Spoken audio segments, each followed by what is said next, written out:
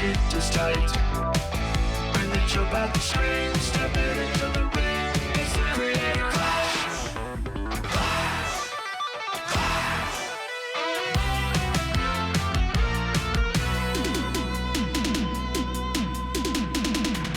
Creator Clash. That is right, ladies and gentlemen. We are back once again in beautiful sunny Tampa, Florida from the Amalie Arena here for Creator Clash number 2. And as you see, the fans are excited. I, your host, Wade Plem, am excited to bring you the return of the premier influencer boxing event in the world. And you can feel that energy, folks. It is because the fans are ready to see their favorite creators coming into tonight. And take a look at our matchups. We have Jack Manifold, Dakota Olave. We have Jayla Ray, Avalita Sabrina, Dad versus AB from the H3 podcast. But that's not all, folks. We have William Hayes versus Chris Raygun, Mika Midget versus Alanah Pierce, Mid versus Brett Hundar Hunley.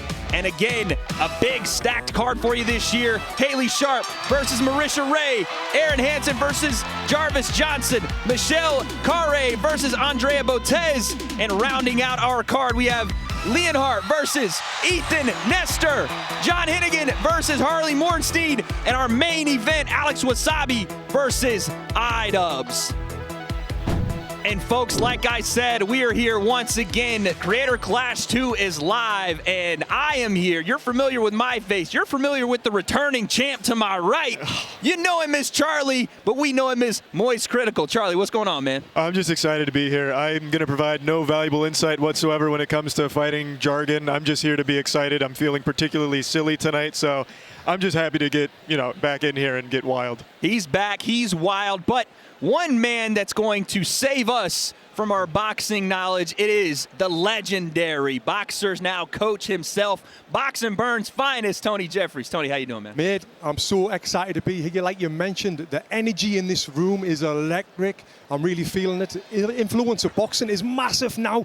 So to be involved with such a huge event like this, yeah, I'm very excited. Well, folks, it is, like Tony said, massive energy in here. And as we go into this card tonight, you guys are going to see everything you came here for. The entertainment value. There you see Dad and his son, apparently, Charlie. We have his son in the building. Well, I knew he was here tonight, and it's just so great to see him.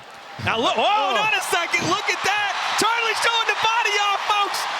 That's bootleg Moist merch. I'm going to have to be sending a lawsuit pretty soon to that poor woman. That pillowcase or something like that looked used. Charlie, I'm going to have to ask you about that later, but the fans are excited. We are here for you guys. And again, let's not forget the biggest reason we're here, fellas. This being one of the greatest charity events that you will find. 15 charities here tonight. So blessed and honored. Thank you to Anissa. Thank you to iDubbbz. Thank you to everyone that supported this awesome event. And the fans are loud. It is one of those atmospheres, Tony Jeffries. Just look at this arena. Yeah, I can't believe it. I boxed in the semifinals of the Olympic Games, and it was nothing like this. That just tells you how big this event is. We haven't even had a fighter walk out. We're not even close to starting yet. And again, I can't tell you how much this means to these people. Their favorite creator. Someone just saying twist it. That's the old dick twist. The old dick twist. You got to make sure you're pulling twist there. That's the technique. But speaking of twisting things, I want to make sure that everyone knows tonight is going to go 5 different directions. Twists and turns abound. These are creators. We really don't know what they're going to bring. But one thing we do know is our first fight is right now. Let's get to Jack Manifold versus Dakota Olave.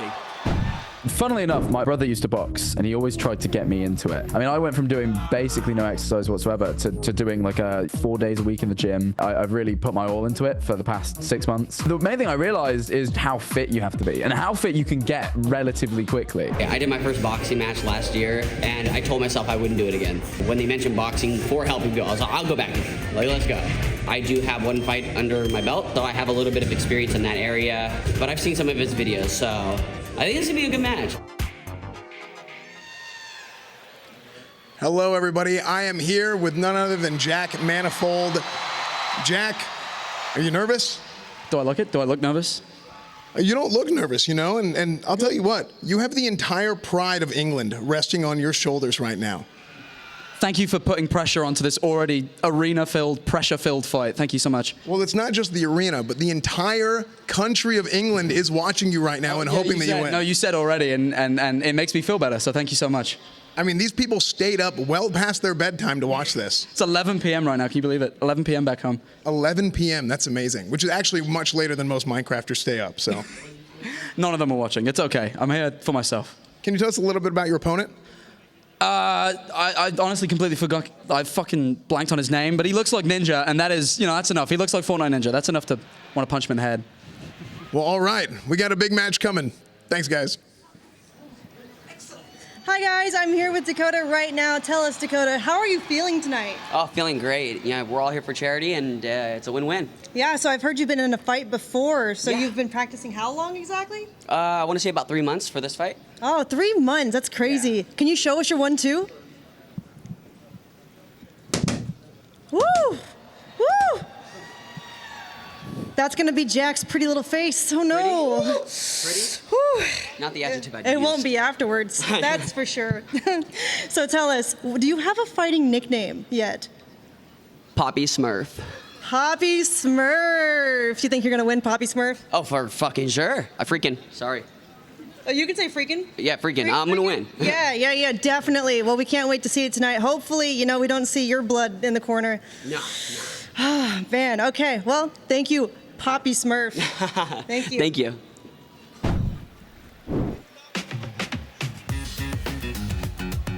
Well, Poppy Smurf, Charlie. There's the new nickname for Dakota Olave. Let's take a look at the tail of the tape. Tony, you're seeing this now. Height, weight, measurements, anything jump off the page? It doesn't, but I did watch Dakota's last fight, and he's a tough guy. Yeah. He's a tough guy. He took some good punches, but I know that Jack has been trained by Charlie Wise, who's a pro boxer from the UK, and he's been taking this fight very professional. So, yeah, I think he's going to do well. Charlie, on the creator side of this, who's got the best look that you saw there in the interviews coming into this fight? Well, Jack Manifold has Minecraft energy on his side, which I don't think does much at all in a fight. It's very jovial, not so much aggressive. So I don't really see a world where he comes out here with any kind of real urge to hurt somebody.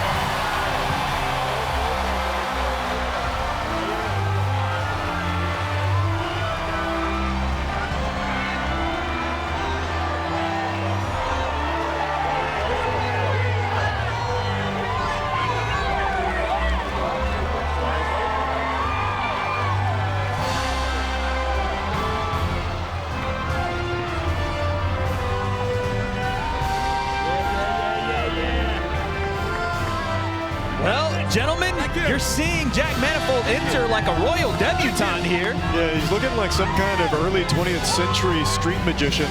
Tony, I know you appreciate the flag. I know you appreciate this entrance a little bit more, yeah? Yeah, I love it. He's representing our country well. Let's just hope he can do it when it comes to fighting. Yeah, listen, you saw some deep breaths coming out of that tunnel. Obviously, a pressure-filled atmosphere, nerves abound, things that Jack's going to have to deal with. But I'm telling you, he goes PvP in the game. Minecraft is not in this ring. The only square is the circle in front of us. And whether he's a part of the mob or not, he's going to have to put those fists up and fight, Charlie. I'm excited to see if he steps up to the challenge. I've always known him as more of a mild kind of guy. I've only met him a couple of times, but he's always very wholesome, positive, and this would be a very surprising side of him. We're going to need to see Jack go from mild to wild because his opponent is about to enter the ring. Nathan's song. Let's go.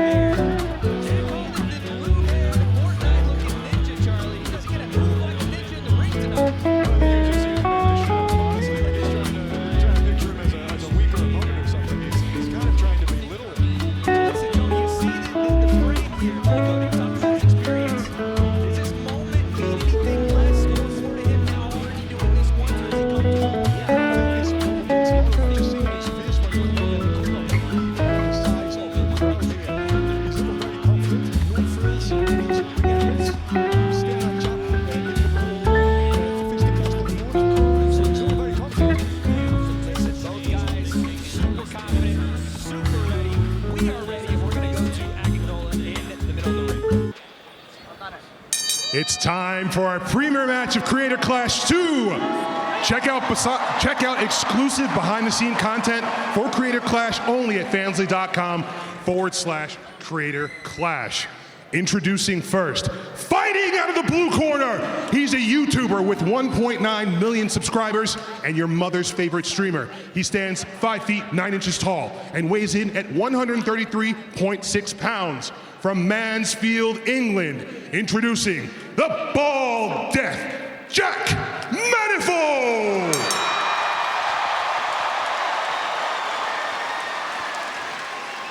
And his opponent, fighting out of the red corner. He's a skateboarder and TikToker with over 9 million followers. He stands 5 feet 9 inches tall and weighs in at 129.6 pounds.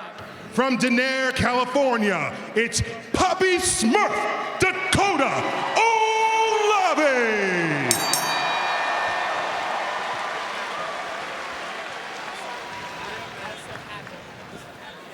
And gentlemen, we talked about this. 5 rounds, 2 minutes. Tony, talk to me about how long that really is in there. 2 minutes is a long time. Again, when I competed in the Olympics, all we did was 4 2 minutes of work. These guys are fighting 5 2 minutes, so it's more than an Olympic athlete when they're in there. So no standing 8 count tonight. 3 knockdown rule is not in effect, and this is sanctioned by the Florida State Athletic Commission. Gentlemen, it's time to get it started. Round 1, nice jab there. Starting the fight out from Jack Manifold. Coming forward, big aggression already. Okay. And he's on this front foot, guys. He's throwing lots of punches, but he needs to keep his chin down. His chin's high in the air, and he's getting caught as he's coming in. And when you're watching this back and forth action, Charlie, what do you want to see from Dakota Olave right now? I want to see him really punish the lack of defense from Jack here. Like Tony mentioned, he's not doing a great job of keeping his hands up the entire time.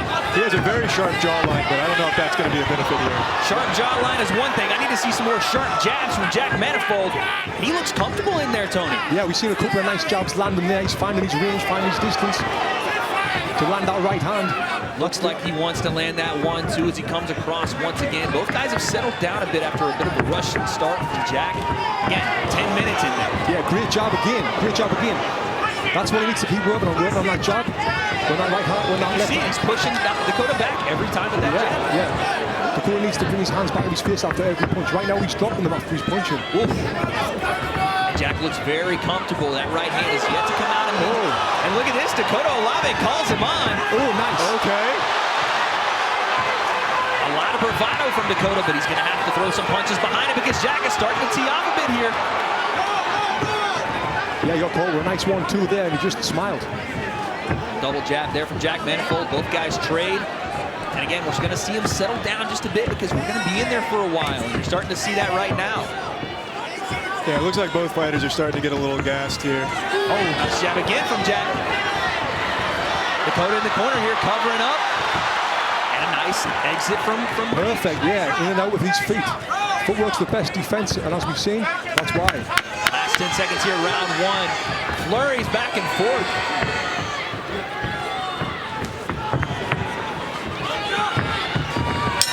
There it is, round 1 in the books. Wow.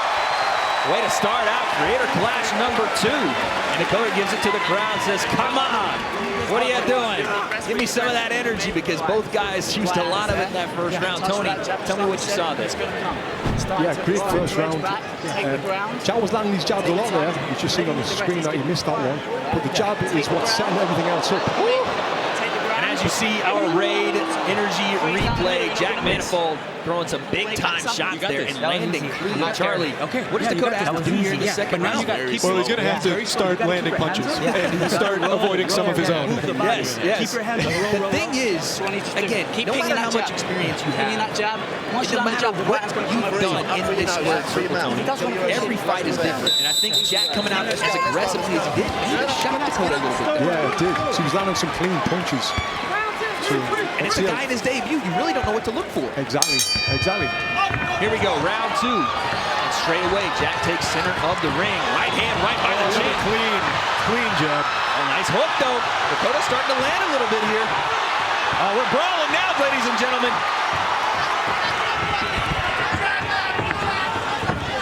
Again, Jack settles back into his jab, but a nice counter 2-3 again from Dakota Olave. Great right hand over the top there from Jack. And it's been said, Tony Jeffries, that the jab will lead you to the promised land. It's what it's doing right now for Jack Manifold. It is. It sets up every other punch. And he's landing that jab. He needs to come over that right hand after he's landed it. Oh my goodness gracious. Dakota's looking away now. Yeah, Jack is starting to really put pressure on him. Now, when you watch Jack here, Tony, when you watch him, the jab is landing with a left hook, not just right in that same spot be open for him. Yeah, he would, but Jack's following him around the ring. He should be putting the ring down rather than following him around. Absolutely. A little step with his right would be great right now. Both guys trade with those jabs. Jack has just got an absolute gas tank on him right now. Charlie. Yeah, I'm surprised by the durability here from Dakota. But it might, okay. Dakota. My goodness gracious. Jack has landed close to 5,000 punches by this point, it feels like. He is just really connecting on a lot of these, but there's just not a whole ton of power behind them right now, but just how many can Dakota take? Great question, and those stats are 100% accurate, confirmed here on the desk. Double jab there. Now listen, Tony, you're watching Dakota get caught in some exchanges here, get caught on the back foot. What's he need to do to settle down this pressure here from Jack? I would like to see him throw some feints and then throw the jab, then move his feet. Yeah. But he's just trying to swing. Last 10 seconds here, round number 2. Want to punctuate this round and go away. And again, both guys trade jabs right here at the end. Right hand just by the face of Dakota Lave. Now, folks at home, you've heard enough from us from now. Let's take a listen into each corner. You're doing good, okay? Hey, hey, listen, he keeps throwing that cross. That's all he's doing, okay? So, jab, push that shit out the way. Okay, push that shit out the way, right? So he keeps doing this, right? He keeps punching. That's the only punch he has. He's only doing one punch. Put your hands up, put your hands up, put your hands up. Right there. Deep breath, yes. Another little bit. Breathe. Yeah, he's only throwing one punch. He's so tired. So smack. Nah. You got this, bro. Am I doing good? Fuck yeah, you're doing great. Am I losing or winning? No, you're winning, bro. Just fucking, you're good, okay? Just stay quick. Hey, off center though. He keeps getting you with the same punch every time. So off center or smack it and come on that cross. On that cross, okay? Let's go.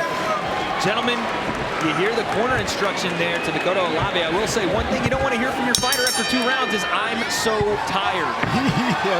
That could spell disaster here. We got 3 more, Dakota. Hopefully you can hang in there. Tony, what did you hear from the corner you liked there? Yeah, the corner was saying he's just throwing one punch, where really he's throwing multiple punches as we can see right now. Oh, nice stiff jab there from Jack Manifold. He is all over him right now, guys. I am surprised. In his debut, the gas tank of Jack Manifold. Yeah, and we're only halfway through the fight right now. There's another clean right hand. And Dakota's doing what he can to keep him off him. There you go. Nice little level change left hook there from Dakota, and they both trade. But Jack is just undeterred by these shots, just keeps walking forward, gentlemen. He just shakes them off with ease almost. It's just like it doesn't affect him, Charlie. Like the shots Dakota is landing just seem to kind of like grease right through Jack Manifold. Probably a little bit of that hair dye falling off and maybe creating some friction there. I don't know, but again. Jack took a few big deep breaths there. Oh, right hand on the chin. Perfect right hand. Real right hand, but he's getting tired now. Yeah. It's been 2 fast rounds. High-paced. The problem for Jack has been a problem for Dakota as well, the gas tank. It's really going to come down to, at this point, guys, the mental toughness of both competitors to keep fighting.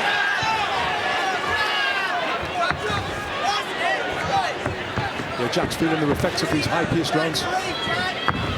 I will say, I love the composure from both guys, and the poker face from Jack, though he is a little tired. Another stiff jab. That jab's cool.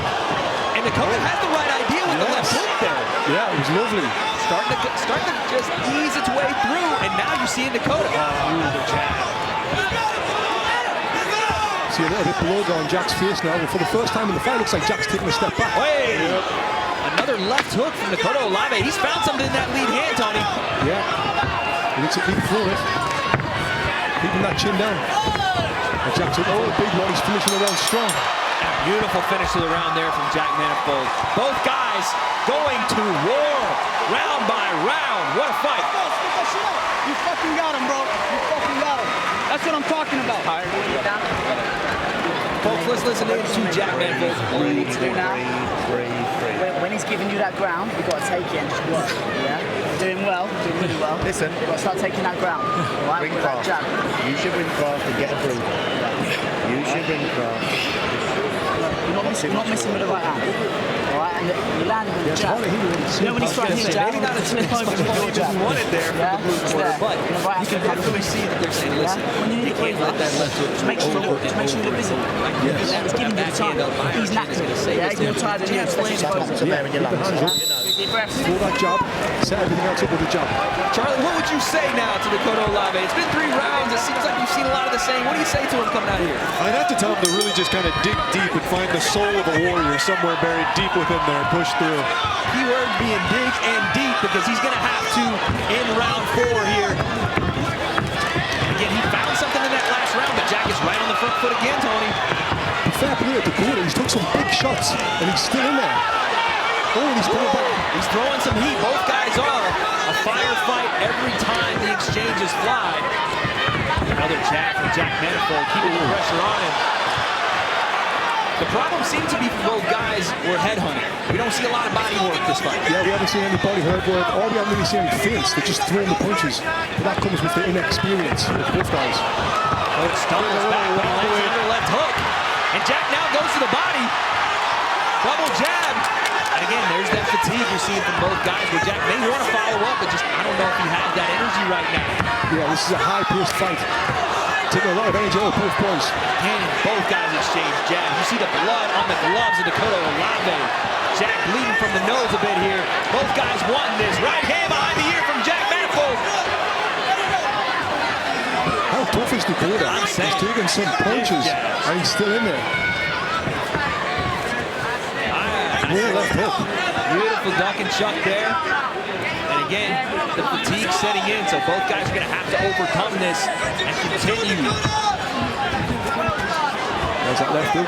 Continues to land. What about jab for Jack? It's great. If you're Jack Manifold here, you have to stay on that jab. I understand fatigue is set in, but that double jab has been taking him to the promised land over and over. He's eating a little bit of punishment now, though. Dakota started it. Oh, right hand. And you can just see the fatigue on both guys' faces. You're right, Charlie. There's been back and forth in this round. I would say more so than the last few. Yeah, and as we end that round, Dakota has some things to go back into the corner and be proud of. He's in this fight. He's fighting back. It's just a war of attrition at this point. Volume has to be on his side in this last round. Well, I've got a little bit of Jack Manifold's blood on my fist right here, and I could probably sell that on eBay for a couple $1,000. Listen, he's getting beat up, but both guys, again, in our Raid Energy replay are showing they're here for this fight, gentlemen. Tony, look at this. Boom. Both landing a jab at the same time. Yeah. As the fight goes on, they're both getting more and more sloppy. Yeah. And you talked about it. You see Jack continuing to slide into that shot. Yes. Continuing to slide into that Be shot. quicker on that jab. And what I do want to say is, thank you to Raid Energy for sponsoring Creator Class 2. Check out raidenergy.com. You'll see them on all the replays tonight, but make sure you pick up your Raid. Fifth and final round, gentlemen. I would say if you're Dakota Olave, you might need a stoppage here, Tony. I agree. So let's see how it goes. Has to be a clean fight. It's got to be. Oh, my Lord. And they're both coming out. Look at Jack Manifold fighting for it. Yeah, Jack's going for the stoppage. Should be Dakota. Again, stiff jab. Tries to slip under the shot. Jack is coming forward. He's letting it all hang out now. He's going hard. Falling a little bit short with a jab. As the fatigue kicks in. Oh, that's a perfect jab right there. Right behind it. And you hear the crowd. You hear the crowd saying a specific chant there, Charlie. I don't know if that's indicative of the fight there. Was that a twist his dick I heard? I think I can confirm. Maybe twist a right hand over, but I don't know about that one. And the doctor, I think we're going to get a look here at Jack's nose. I think it's just a nosebleed. Yeah. He'll be fine. We're all right. Commission taking a look. I think we're good here. Giving both boys a little breather there. Yeah, to finish this last minute strong. Great point, Tony. Last minute of this fifth round. Again, Jack right on the front foot again.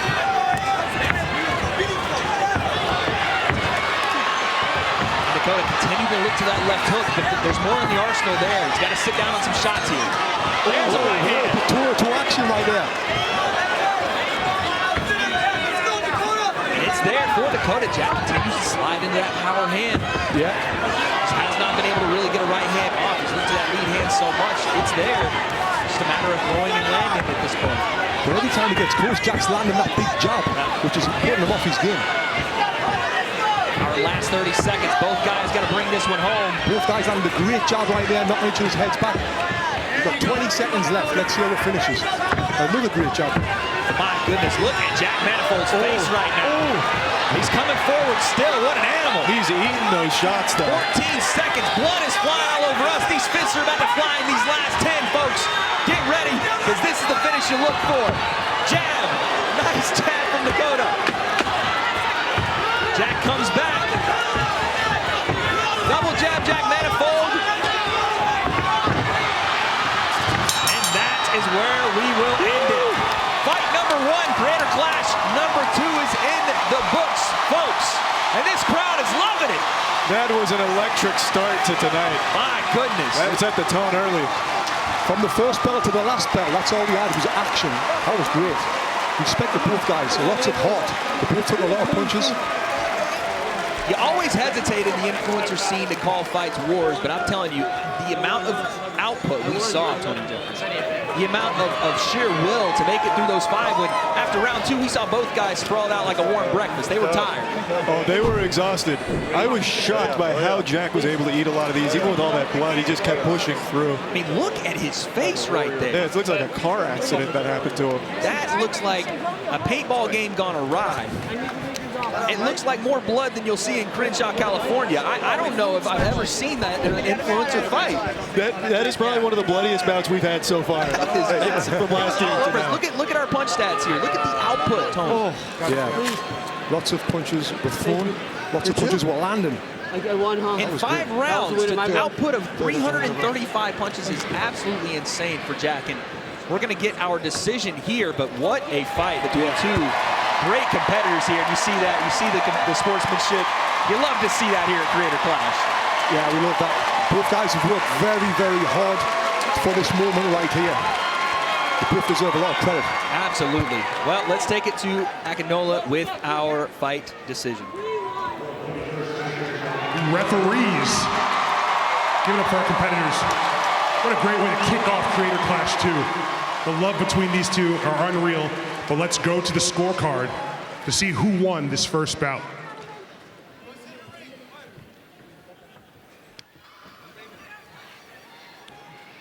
All right, Braden Jackson scored the fight 49-46. James O'Connor scored 50-45. Shammy Shipman scored 50-45. For your winner, by unanimous decision, Jack Manifold!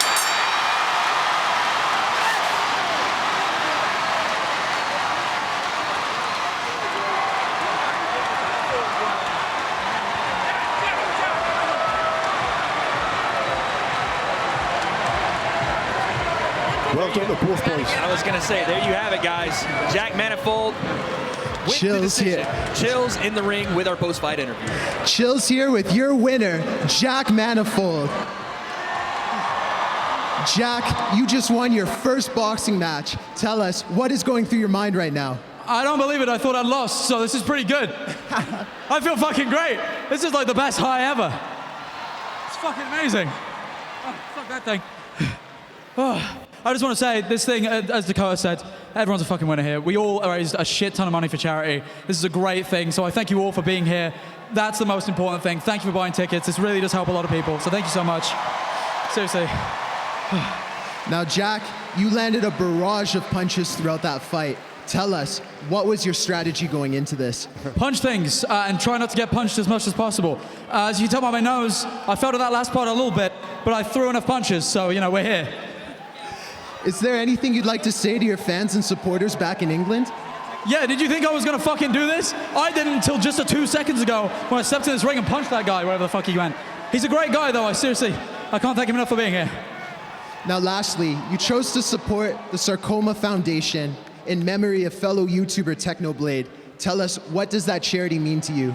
I mean, as people know, around a year ago, I believe, Technoblade passed of sarcoma. It was terribly sad. He was a friend of mine. And we've raised, well, as a collective, all the Minecraft YouTubers have really tried to raise a lot of money for it, and I hope this will help with that. I even had the blessing of TechnoDad before I went out today. He sent me the spirit of Sun Tzu to help me fight this fight, and it fucking worked. So TechnoDad, thank you so much. Jack, congratulations. Let's give it up for your winner, Jack Manifold.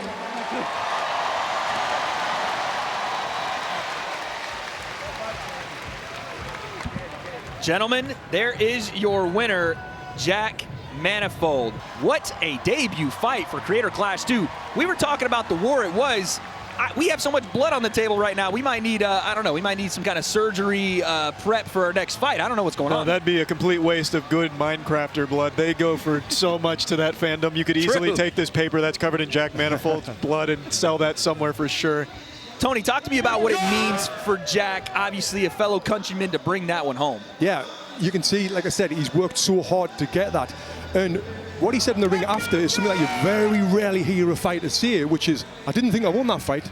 Now, the reason he said that was because he's probably been punched in the face more times in them last 5 rounds than he has been in his entire training camp. Yeah. But the difference was, he punched the other guy in the face a lot more times than he got punched in the face. So that's why he was unsure of the decision. For a debut like that, you never know what you're going to get, but he tuned in and showed up and showed out in spectacular fashion for the Minecraft crew. But look at this, gentlemen. I'm telling you right now, we're just getting started. And Jay LeRae in the back warming up. I don't want to see those fists anywhere near my face until right now. This is an insanely special and unique opportunity that I've been given, and I cannot wait to show everyone what I'm capable of. I've absolutely fallen in love with boxing. I'm very excited to represent not only the Midwest, but women's boxing as well. How do you feel about iDubbbz calling you scary? You call me scary? Sounds about right. Give him another bloody nose. I feel like if I can take everybody's like hits, considering they're way bigger than me, I think I can take Jay. Yes, that was an absolutely electric first fight. Way to set the tone, and I think it's going to continue right here. We're with Jay LeRae. How do you feel right now? Great, fantastic, excited, pumped. I've seen you working on your, I saw you working on your footwork a little bit of shadow boxing, kind of working on that dance game a little bit. How do you feel? Good, good. Dance, power, move, head movement. It's all it's about. Absolutely. Do you have any sort of, do you have anything that you're particularly, you have anything up your sleeve, any secret tactics or anything you want to share with us? Gun 1 and gun 2. Okay, there you go. We're in Florida, baby. That's right. Amaranth, who do you got there? Hey guys, we've got Sabrina here. Now tell us, your fight number 2. How are you feeling tonight? I'm so excited. I'm so excited to be fight number 2, because then I can just enjoy the rest of Creator Clash after this. So true. How long have you been training for this? I have been training for about 7 to 8 months since September of 2022. Wow. Have you ever been in a fight before? Never in my life, unless you count like brawling with your sisters, but... Right, you know, first time, that's crazy. Are you going to keep boxing after this event, do you think? If Creator Clash lights the beacon, I will answer. Awesome. Would you fight me at some point? I don't think we're in the same weight class. How much do you weigh? Normally I'm about 100, but today I'm 115. True, I'm 120. Yeah, no, darn. Oh, darn. We can do a different kind of collab, that's fine. We can pillow fight or something. It's all good. So let's check it out, though. Take it away, guys.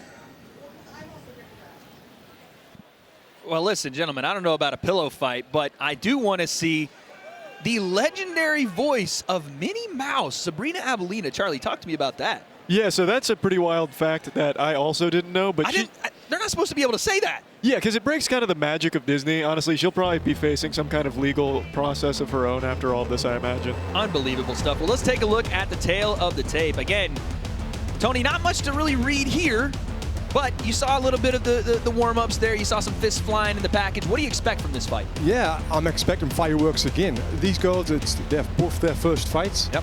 And so they're going to be very nervous. Let's just hope they can bring what they've done in the gym into the ring, which is easier said than done.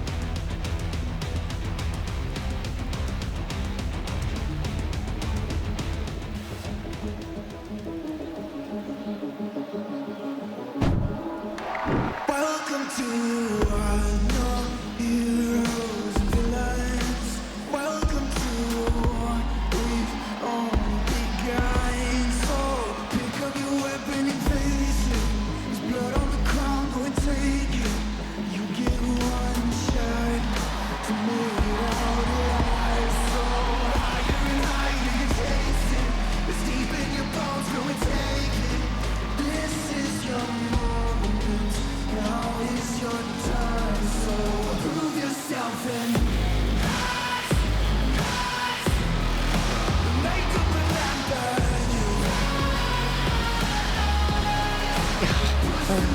Well, fellas, I just got to ask. Listen, I played a little league myself back in the day, Charlie. I was a top lane solo, but what did I just see there?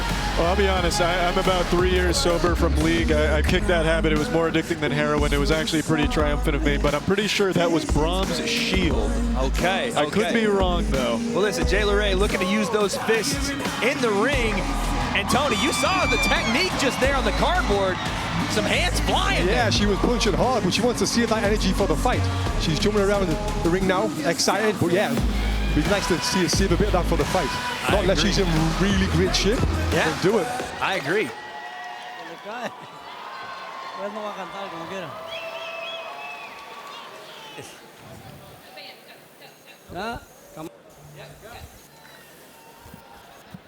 Okay,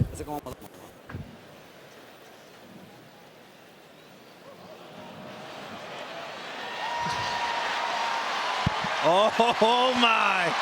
Gentlemen, let's just see what this is. I think I know what this is.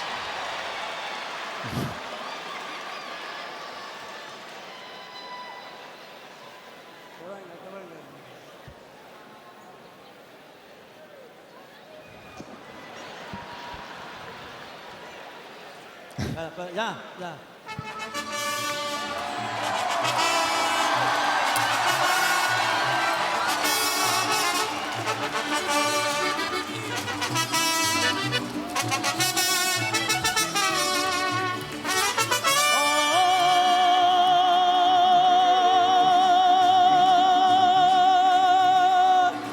Que viene un toro, es el relato, que me toca la sangre chiquita, para jinetearlo, y todo tu rebozo, mi vida, para taporearlo. Gentlemen, the flowers go flying there. Oh! There's a lot of energy coming out here. I've got to imagine that the flowers are supposed to go a little more like upward trajectory, but even still, the heart was there, the soul was there. The effort was A1 there, and you're right. Listen, we know Creator Clash to be, headbutts abound. Look at that. That's a Creator Clash alum right there, Michael Reeves. Michael Reeves is back. Shout out to the man himself.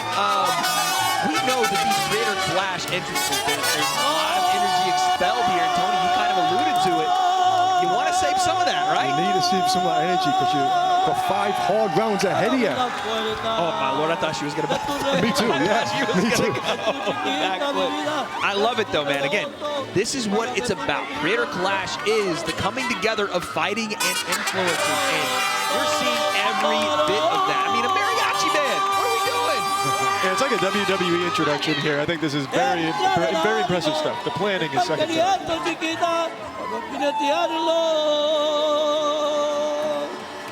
She looks very relaxed, very calm. Very confident. Play into the crowd. You love to see it. But again,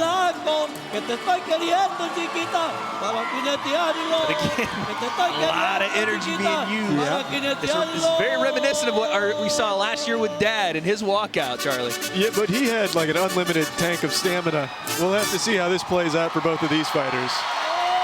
Well, let's send it over to Akinola with our introductions.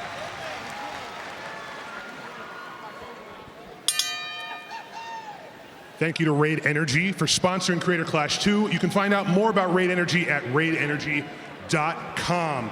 Let's get into our second bout of the night.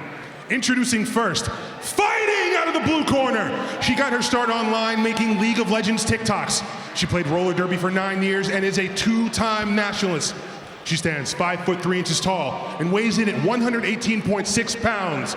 All the way from Kansas, the pride of the prairie, JayLaRae!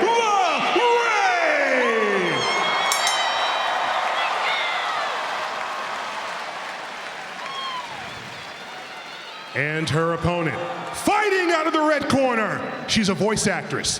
She was just featured in a cooking show on the Food Network, and she used to work at Disney as a Minnie Mouse cast member. She stands 5'1" tall and weighs in at 115.6 pounds. From Montebello, California, Alanah Sabrina!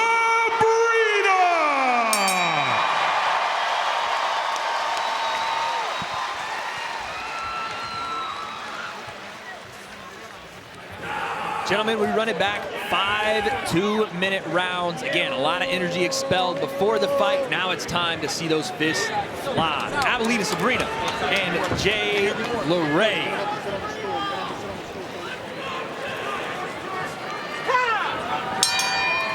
All right, round 1. Here we go. Immediately on the jab, right hand.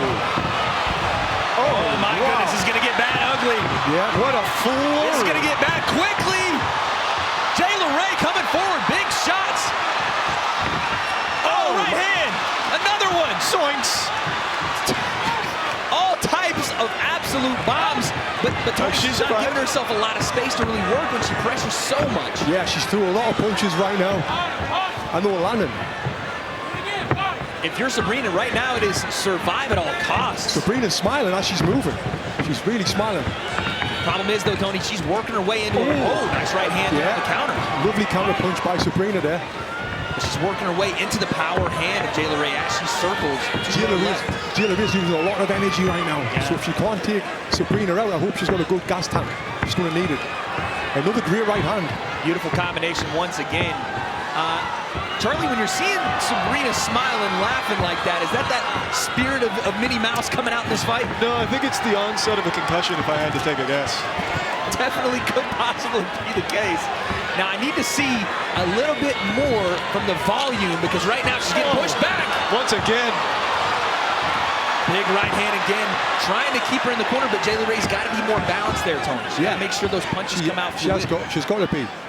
Sabrina as well, she's just pushing the hands out. She's got to keep them hands up, keep them strong, and throw some punches back. Nice jab. Oh, right hand. She lands a lovely right hand over the top. Lovely slip by That was a nice slip, and then JayLaRae. Jab there. She's going right back to it. You're going to see that pace slow. We talked about it in the first fight, and that is when the skills will be set in. A little bit of blood already coming out of the nose of Sabrina, but a nice counter right hand there as well. Sabrina's another one. Good right hand counters over the top. And there is a fast and furious round 1 comes to an end. Brilliant first round. And Sabrina knows that she's in a fight. Listen to me now. No, doesn't matter. You play. The blood doesn't matter. No, I want you. Okay. Look at this jab. Now. And you can see the game plan from JayLaRae. And then both right hands land. It is very much pressure heavy, jab right hand over and over, Tony. Yeah, she's thrown lots of punches. Now, hopefully this next round we'll see a little bit more technique. And you hear the crowd react, Charlie. Every shot this crowd is getting into, they're loving this fight. Yeah, those are some bombs in there, honestly. What you want to see from this second round, 97 punches thrown from JayLaRae in that first round. But you want to see a little bit of the settle down here, right? Let's focus on landing clean shots, but doing so efficiently. Yeah, definitely. Both girls seem to have recovered pretty well after that high-paced first round. So they've been putting the work in. Touching gloves at the middle of the round, at the beginning of the round. And you see again, JayLaRae looking to slip inside of that jab and return. And here we go again, rock'em sock'em robots right away. Oh, the right hand. Oh, JayLaRae over Sabrina here. Another right hand through the guard. The referee's taking a close look right now. He's taking a look at it. Oh, big clinch. Nice turn from Sabrina there. Yeah, it wasn't bad. The clinch and turn from Sabrina, very high-level stuff. Protect herself here, though, Tony. She's getting ate up with that. She is. Yeah, I thought I saw her soul leave her body there for a moment there, but she brought it back. Every jab, every 1-2 that JayLaRae is throwing seems to be landing, especially when she's moving forward and throwing them punches. Sabrina is bringing her soul back like bedazzles on her boots, but man, that jab continues to land from JayLaRae. And she's taking center of the ring. Nice overhand, JayLaRae. Oh, there's another one landed straight on the chin. Now they're wearing 14-ounce gloves, right? Yeah, we're in 14s. Oh! Lovely counter punch by Sabrina. Oh, she's coming back. Coming forward now, working the body. Lots of punches. Some shoe shining there from Sabrina, but again, nothing. Whoa! What a comeback. And a big smile from Sabrina. That was the most success she's had in this fight so far.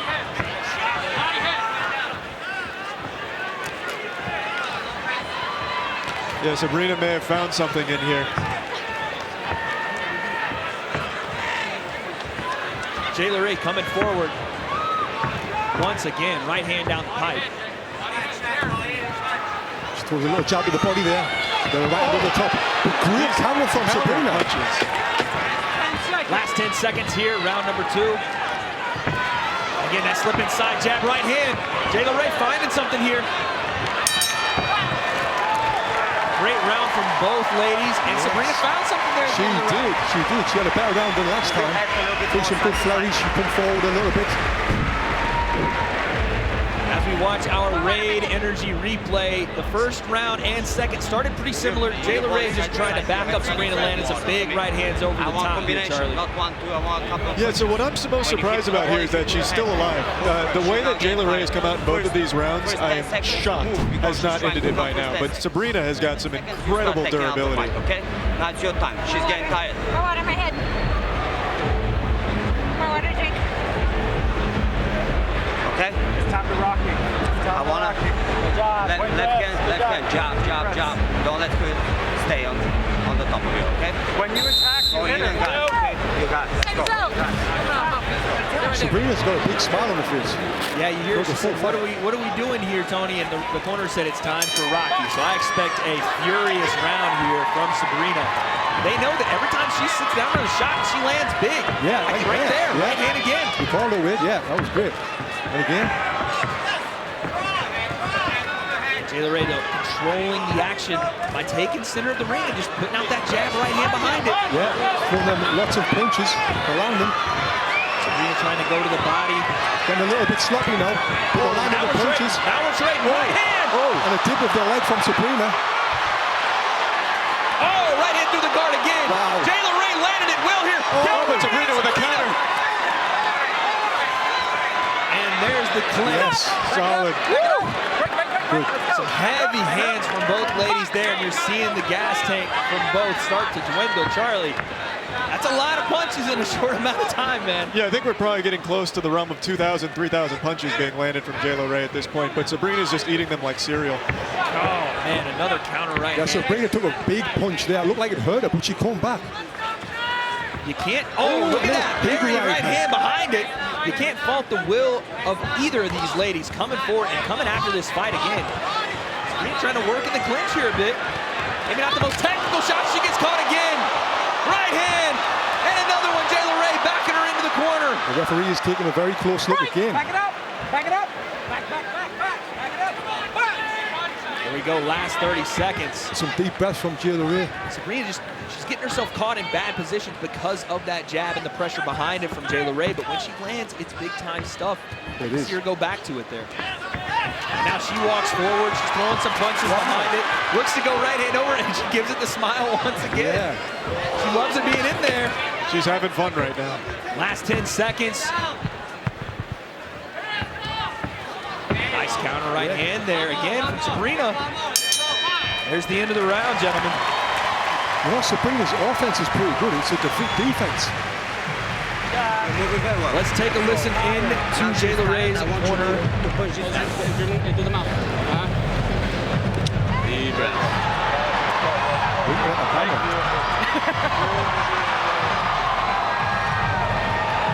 You liking this? Yeah. You having fun still?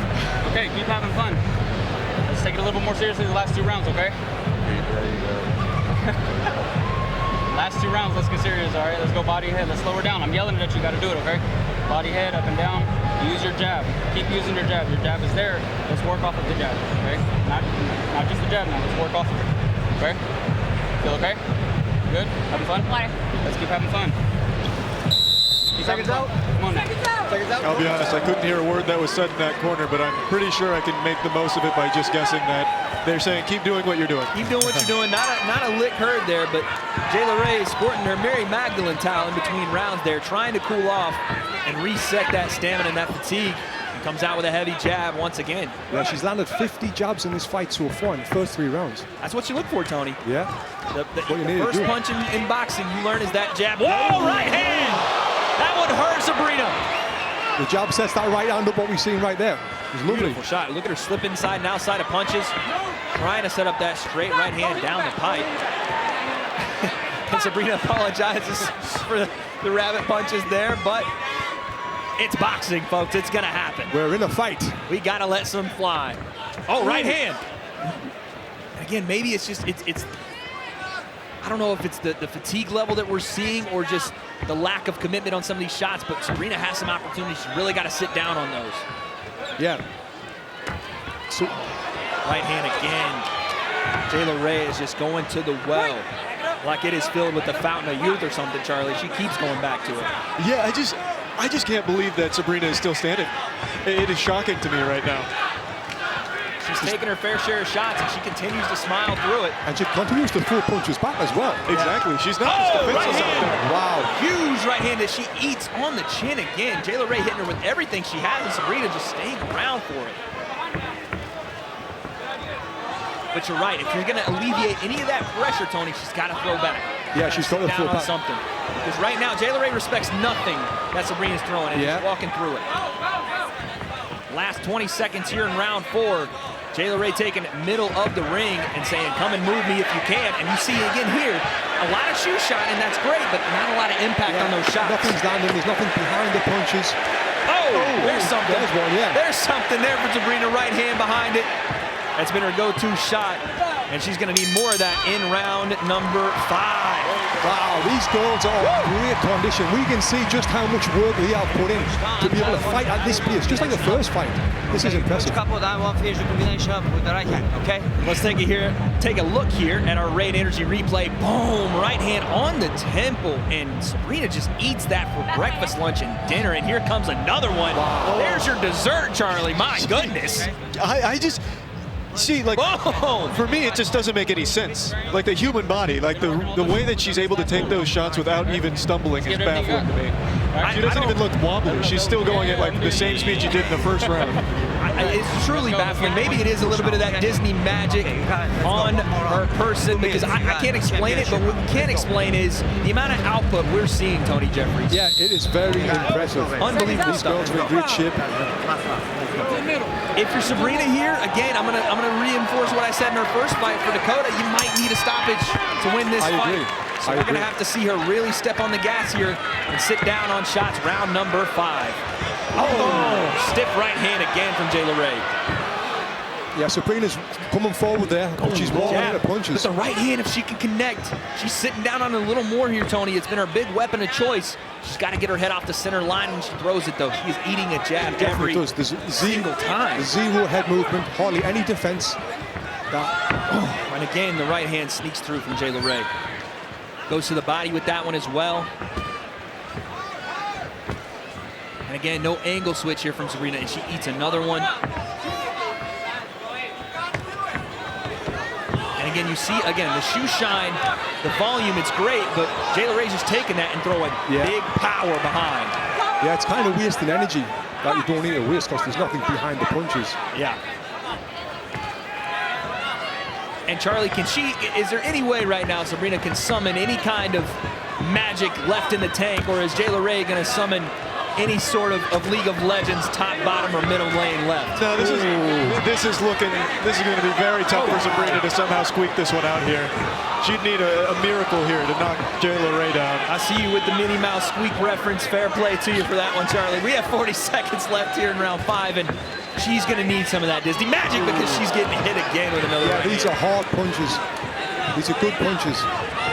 And she's taking them well, but this is a sport of hit and do not be hit, and she has taken way too many here. But she's coming back. She's hungry. She wants it. She's tough. There's a right hand from Sabrina. More of that in these last 20. Jayla Ray smiles. The crowd urging her on. We've got 10 seconds left. Oh, jab right hand, Jayla Ray. Another jab on the way in. Sabrina puts her head down and lands a right hand. The crowd saying, go on, go get it. And there is the fight. Excellent fight. These girls did fantastic. Amazing stuff. Fatigue be damned. These two came to leave everything in the ring. And Sabrina's she's still got that big smile on her face like she did when she came in. Even after taking all them punches. That mouthpiece fooled me a little bit because the teeth say smile, but I wonder what their head is saying right now. My goodness. But no, amazing fight between both ladies. Charlie, how would you sum this one up, man? I would say there was a lot of heart on Sabrina's side here. I do think Jayla Ray probably took this one just from the pure amount of shots she was landing as well as the power behind them. And you're seeing that power here on the Fansly Slam cam. Both ladies coming for it. And again, Sabrina had her moments, Tony. She had good counters. She had some great counters. It was her defense, I think, that let her down in this fight. She had good offense sometimes, but it was her defense that seemed to let her down in the fight. And that right there was the continuation of volume from Jayla Ray. Big right hands over the top. Again, the punch output is absolutely ridiculous. 371 punches thrown and 142 landed there from Jayla Ray. We're going to now go to Akinola in the center of the ring with our decision. Let's hear it one more time for our bout. These guys threw punches like crazy.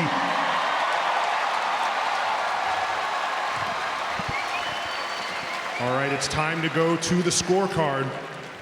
Judge Braden Jackso scores the bout 50-45. Judge James O'Connor scored the bout 49-46. Shammy Shipman scored the bout 50-45. For your winner, by unanimous decision, Jayla Ray!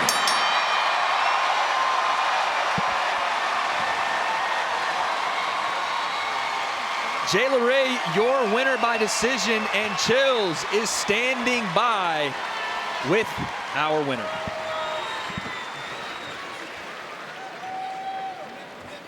Chills here with your winner, Jayla Ray. Jay, you got your start making League of Legends TikToks online. Did you ever think that would lead to you being in a boxing match? No, I thought it would lead to me being a lot more toxic and mean, but it didn't, so that's good. Now, you were throwing stiff punches the entire fight. Was there a specific punch or combination that you thought was the most effective for securing your victory here today? Yeah, I mean, we've had like 9 or so months to train, and it's really hard to get down a lot of combinations in that time. So I really wanted to perfect my jab and my power as well as I could because they're like the most useful punches. Now, you're a 2-time roller derby nationalist. Did you find that experience from that sport help translate over into boxing?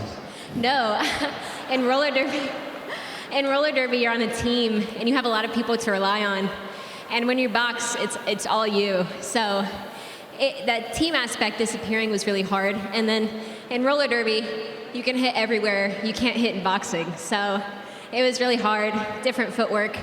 It was a really hard transition, for sure. Fair enough. Well, tell us, what is next for your boxing career? Creator Clash 3, and actually,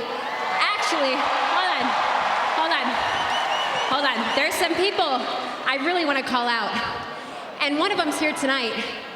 I'm not sure where she's at, but if there's a streamer here, young elderberry, Yeb, I will take you on. I will take you on in 12 fucking months.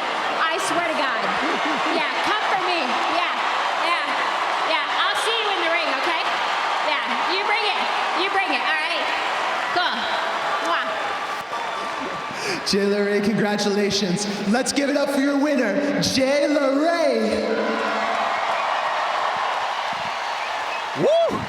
The call out there, Charlie. Well, that's what I like to see right there. I'm hoping that's going to be like an actual bad blood grudge match. I think that'd be fantastic. See a little, you know, a bit of hostility. Yeah. I think is always a nice compliment to a fight. I mean, listen, we're in a boxing ring. Call out your next opponent.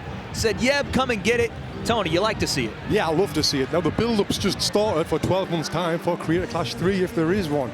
So, yeah, excited. And now, gentlemen, we're just getting started. And speaking of getting started, last year, we started Creator Clash 1. Charlie, you remember all the way back. AB took on the God of War himself, Hundar, and this is our next fight, so let's just take a look back. And Tony, I want you to tell me what you see here, man. Yeah, with this, I remember the same as what we've been seeing. Landing jabs. Woo! He's been knocking down with great right hand. Sean's got some power behind them punches as well.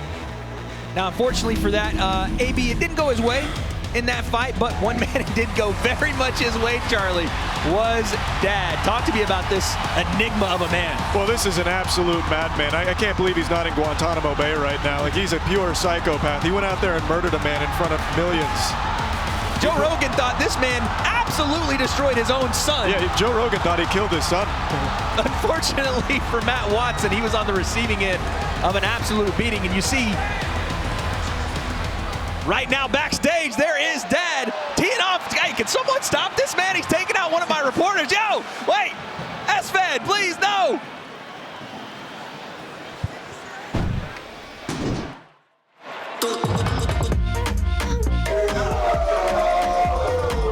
I saw a video of a boxing match between a father and a son, and the father's 42, and the father beats the shit out of him. This will be fun because this will be my first time where I can really show that I can actually box, because I know AB will punch back. Answer's good answer.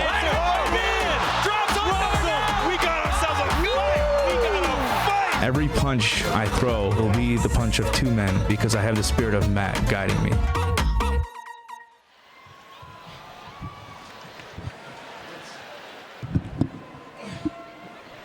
Okay, I'm here with Dad. Hello, thanks guys. Dad, you're ready to go, aren't you? Dad is always ready to go. Now, let me tell you, I'm with my own two eyes. I saw AB drink an entire gallon of PCP right before this. Do you think you can handle that? Unfortunately, he could drink all of the PCP on the entire planet, and it will do him no good against Dad's quantum fists. All right, guys, it looks like Dad's ready to go. He's not gonna have to try too hard for this one. You ready? I'm ready. Okay, please. Hey, Amaranth, stop. Give me that wiener. Wait, no. Let's all pray for S-Fend real quick. Well, AB, how are you feeling tonight? I'm feeling good. I'm feeling ready.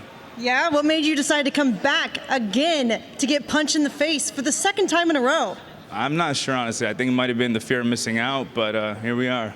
Yeah. Can you tell us how long you've been training now? Now it's been almost 2 years. 2 years. Wow. Are you confident you're going to win tonight? I am. You're going to put Dad in his place. Hopefully. You know, I heard him barking, actually, right before the cameras went live in the other room. Can you bark for us? Yeah, I was barking back at him. I was like, whoa! That's the sounds he was making in the other room. Yeah, that's all I got. I'm not as crazy as him, unfortunately. Oh, it's okay. Well, we'll probably be on the ground barking back at him tonight, right? That's right. Little dog fight in the ring. Let's take it away, you guys. Can't wait to see it. Good luck. Thank you. Thank you. Well, gentlemen, Dad's back. That's all I really have to say. This man speaks for himself. Tony Jeffries, talk to me about our lineup here. I've been talking to all the fighters over the last few days, and all of them are a little bit nervous about the fight, a little bit anxious, apart from one guy. And that one guy is Dad. This guy is crazy. He is so up for this fight. He's been telling me he's been training, sparring 10 rounds each time. He's in great shape. And yeah, I'm excited for this one. Listen, AB cannot be discounted though, Charlie. Yeah, AB showed a lot of heart last year. Even though he may not have been victorious, he really did make it a pretty close match, especially knocking down Hundar, which is no easy task. But you do have Dad out there rocking the Elmer Fudd stash, so I mean, anything can happen out here. It can go either way, and it's about to go down right now.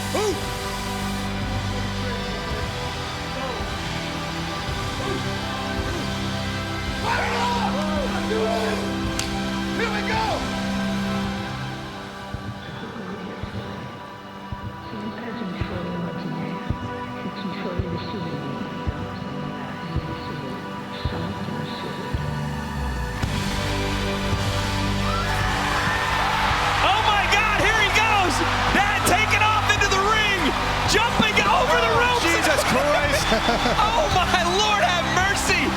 This man is on fire! A feral animal. Right in our face, folks. And I hope you can tell this man's energy is unstoppable. Charlie, he ran a 40 faster than I did in college football. Well, I think it may have cost him his ACL on the way in, to be honest with my Lord, you. he's still jumping around. Oh, I mean, listen, you never are prepared for what this man's going to do. He's putting fist to canvas. He wants to put fist to AB, doing a version of his no-bones dance as he faces the crowd once again. He's a fan favorite for a reason, Tony. What we're seeing right now is a man possessed. We don't know what the hell is about to happen in these next 10 minutes. Listen, I got the message from my producer, hey, he's going to take a while. This entrance is spectacular. The man hit a sprint and got to the ring in 2 seconds. He did some kind of wild front flip getting in there. I thought he was going to lose his arm in the ropes, and he's still going. Just lands flat. I'm telling you right now, this is a man you do not mess with. Dadbot is set to kill. That's a demon out there. Look at his abs. He's in great shape as well. Breathing heavy after that ring entrance.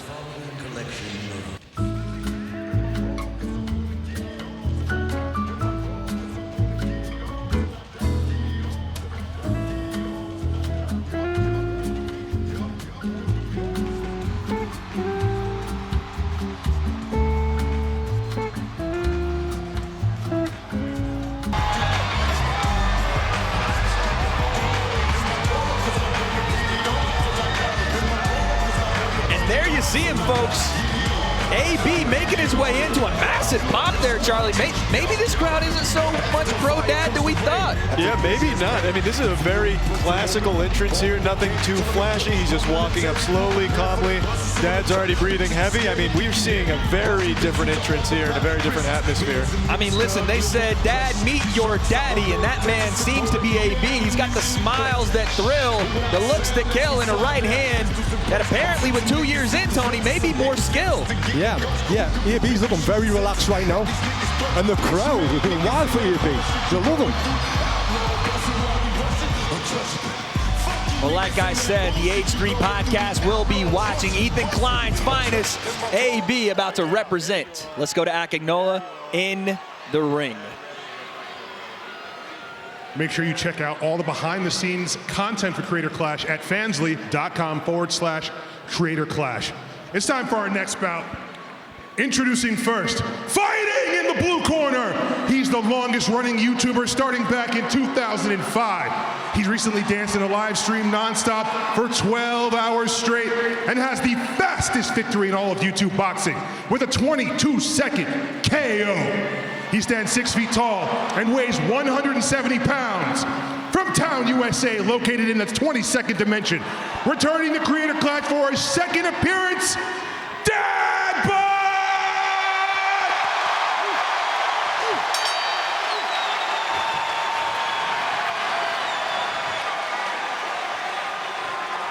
And his opponent, fighting out of the red corner, he is H3 Podcast's heartthrob, Ethan Klein's biggest simp, and a Twitch streaming legend.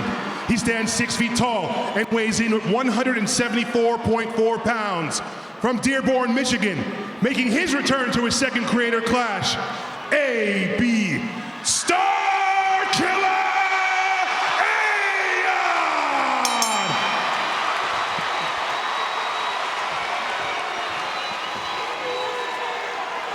Gentlemen, I have a phrase I say a lot in the influencer boxing scene, and it is, don't blink.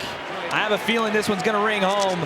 Let's get this one going. Round one, AB versus Dadbot. He's gonna sprint at him.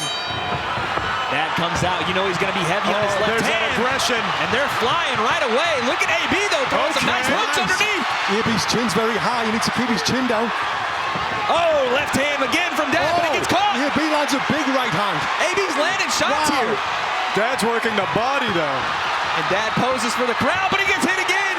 I wasn't expecting this from AB, standing toe-to-toe with Dad. This is what you have to do with that kind of pressure though, Tony. Yeah. Oh, little headlock there. You had to know that AB was prepared for this kind of onslaught, and Dad gets close with the left hand there. Yes. Oh, left hook! What a left hook by AB right on the chin of Dad. And immediately you've seen Dad go into a different gear, not in a good way. He slowed down heavily. He's slowed down. He's right breathing hand. hard. AB's landing flush. Dad trying to power through left hand to the body. And they're both absolutely swinging for the bleachers. Wow, AB's landing clean punches. His head straight up in the air, though. Tony, look, his head straight up. Yeah. And he's starting to smiling backward. Left hand from Dad. Right hand AB. Both guys were a minute in, and you're already seeing that fatigue weighing in. Dad comes forward, left hand on the pipe. Tony, if Dad would straighten those shots out, he'd be better served throwing the straight left hand. Definitely would. Oh! So would AB. If AB throws them straight punches. Oh, AB's getting very tired already. Very tired. Already. Dad coming forward, but you're seeing the fatigue on his face as well. Big breath there from Dad as he stalks forward. Yeah, those arms are feeling heavy right now, it looks like. And both guys clinch. Dad shucks him off. Last 18 seconds. Again, he tries to go around the guard with that left hand, but he better serve to throw it down the pipe. Nice body shots by Dad. Lead hand shot again. Trying to back AB into the corner and land big shots to end the round. Right hand, left hook. And there is round one. He survived Dad for one round. That's an accomplishment in its own right. Wow. Yeah, that's for the stats right there. What a round. Don't rush it. Don't rush it. Hey, patience, my guy. Okay, patience. Work the jab, work the 1-2. Body head.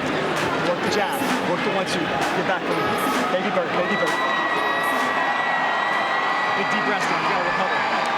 He's tired, bro. He's tired. 1-2. Work your angle. Right. Patience. You don't have to finish this guy in one round. You don't have to do that. Patience. Breathe. Work the jab. Work the jab. Wait for your opening. Body head. You got this fight, man. Patience. Yeah. Good round. Okay? He's taking the body well. I know, but you go for head. Sure round. Sure round. No, I think AB's calling it. AB's done on the stool here? Yeah. It looks like we might be done. Those body shots. Dad wins. My first round stoppage is AB. I'm not sure what happened, but that looks like it's going to be it, and that's all, folks. I don't know if Dad knows he's won this fight, but something's happened to AB. And now Dad is declared the winner in between rounds. It was those shots to the liver. The body shots added up, folks. And my goodness, we said that he survived one round. Charlie, we were wrong. Yeah, we were a little preemptive on that one. And we're going to take a look at a replay here. You hope for the safety and health of AB here. He got hit with some big shots to the body in that round. We're going to get doctors checking on him. But let's take a look in between rounds here. And again, nice check left hook to start the fight here. Perfect hook by AB. Perfect left hook. He had a great start. Yeah, he was doing great. And then you saw Dad start to accumulate shots. Again, right hand. But again, the left hand behind it. Dad started to find a home for it. He was going to the body. He was finding success doing that. And again, you can't question the heart of a guy like AB, who took shots from Hundar. We call him the God of War for a reason. Big, strong guy. Dad, we know, throws absolute leather in those left hands. So again, it was just a matter of time, and Dad made sure it was not past round one. Let's go to Akintola in the ring with our official decision. Ladies and gentlemen, the referee has stopped the match at 2 minutes left at the end of round one. Your winner by TKO, idubbbz.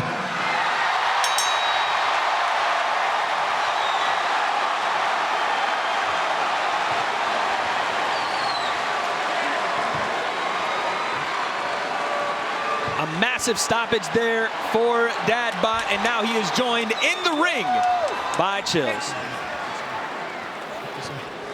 I am here with your winner, Dad. Coach. Dad, at the last Creator Clash, you had the fastest victory in YouTube boxing history. After this win here today, are you feeling unstoppable? Dad feels amazing. I feel amazing.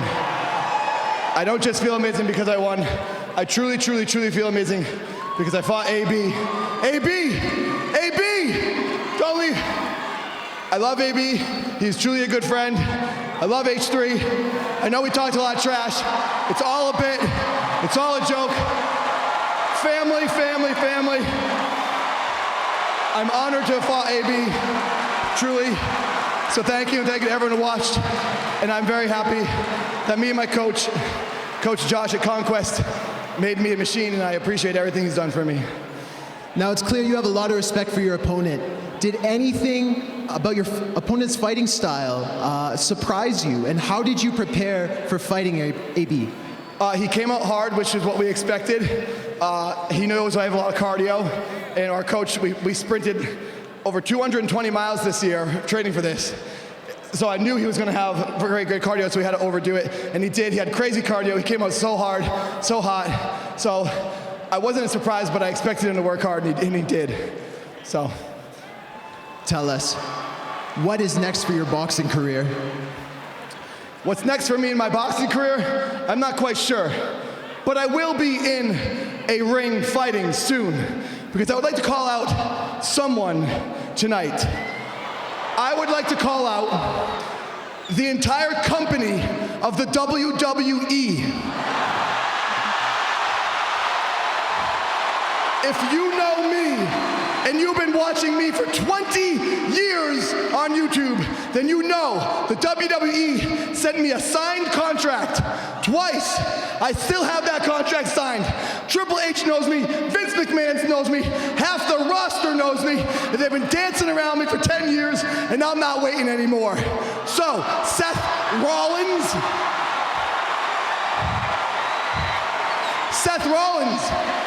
you want to go toe-to-toe with a phony YouTuber, a con artist? How about you go toe-to-toe with a boxer, a YouTuber from the original days who actually wins his fights?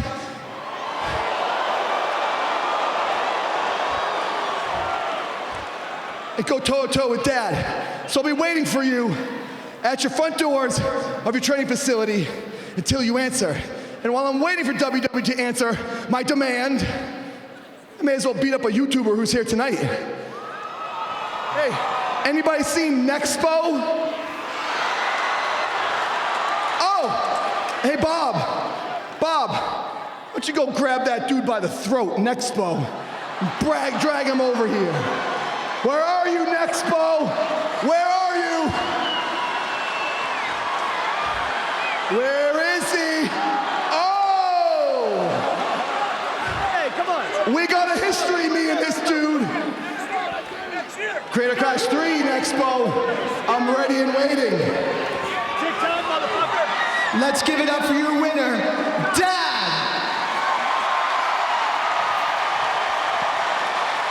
Gentlemen, he absolutely knows how to put on a show. Called out the entire company of the WWE. Seth Rollins, Triple H, had John Hennigan in his corner, but that's not the biggest thing I need to tell you guys right now, because the main reason we are here tonight, gentlemen, is for charity. And tonight's proceeds will benefit the following charities: the Able Gamers, American Heart Association, and the Critical Role Foundation. If you want to donate to one of these charities, go to thecreatorclash.com/charity tab. Once again, go to creatorclash.com/the charity tab.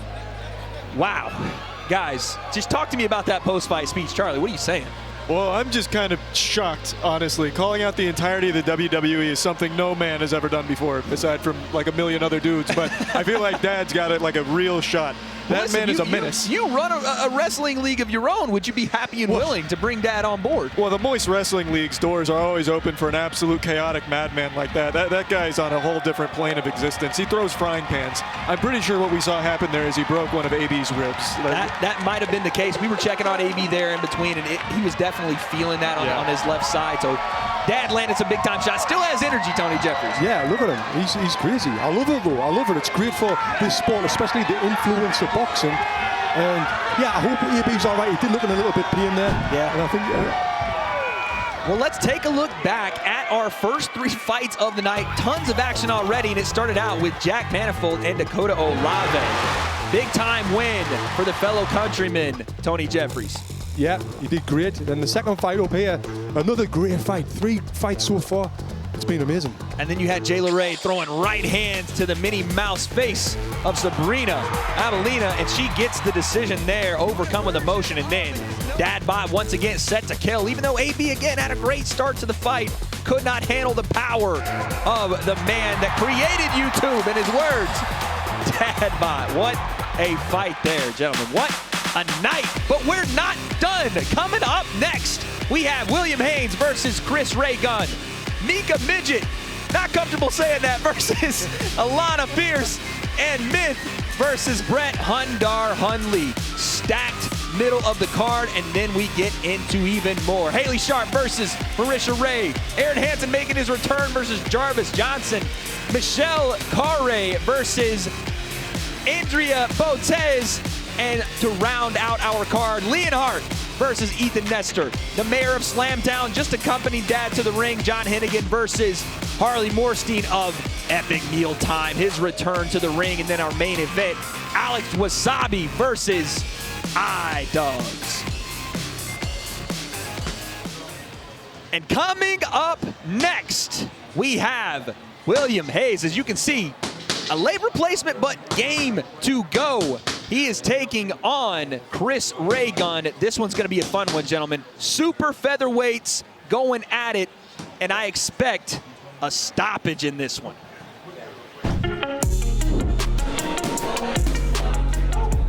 I recently got into boxing. I'd be watching boxing for hours. Boxing is all of a sudden cool to me. My time has come. My backup plan is I'm just gonna put my glasses on, and I'll just be like, you wouldn't hit a guy with glasses, would you? And then I'll win. I've been training constantly. I've been fighting like nonstop. It's exhausting and painful, but it feels amazing. Guys, I am here with William, and he is ready to go Super Saiyan. How are you feeling? I'm feeling amazing. Life is so beautiful, isn't it? Now, William, you've come in here at the 11th hour. You've gotten ready in 3 weeks. I heard you lost 13 pounds in 3 weeks to get ready for this thing. Is there any rhyme or reason as to how you were able to do that? Yeah, my trainer was just like, you gotta do it. So, yeah, I've never lost weight before in my life. I've always been the skinniest person. So, yeah, losing a pound nearly every day was insane. That's incredibly impressive, the fact that you're able to get ready on such short notice. You look good. You look ready. You're Vaselined up. I see that. You're ready. You're looking jacked. Very good. Yeah. I can't wait to see what you do out there. I'm ready to see what I do, too. And I hope Chris is ready, too. I know he in that room over there. I hope you hear me, mother. Amaranth, to you. Yeah, we heard you. Well, Chris, how are you feeling tonight? Do you think you're ready? I am very ready. I've been preparing for this for so long. I'm amped to just get in there. How many months of training have you put in? 40 years. 40 years? Yeah, I'm a lot old. No. I've been training for like about 8 months, which is a while, you know? That's pretty good. Have you ever been in a fight before this? I punched a kid on a school bus a long time ago. I think that counts. Did you win? Well, yeah. Yes, I won. I don't want him to see this, though. Gonna make some new memories tonight. For sure. I don't want him to have like flashbacks. That's okay. You're gonna cause another guy trauma tonight. Indeed. So tell us, do you have a fighting nickname? I hope I don't, because I don't know it. And if I don't know it, then it's probably not a nice one. But I'm gonna go ahead and I'm the Puerto Rican Demon. And I'm coming for you, William. The Puerto Rican Demon, he's coming for you! And we're coming for you too. Let's toss it over. The Puerto Rican Demon coming for William Hayes. I want to know a little bit about this weight discrepancy you're seeing on screen here, Tony Jeffries. Yeah, and William said he's lost 13 pounds in 3 weeks, which is a lot of weight. And as well, I was talking to William's coach, and he was telling me that William had no boxing experience 3 weeks ago. So to go from that to fighting in front of this crowd, you know, it's a big ask. So I'm very interested to see how he's done. It's a big ask, and even jumping in the ring for their first time each is a big ask. Charlie, what are you seeing here? Well, I'm seeing 5'4" versus 5'10". That's pretty tough.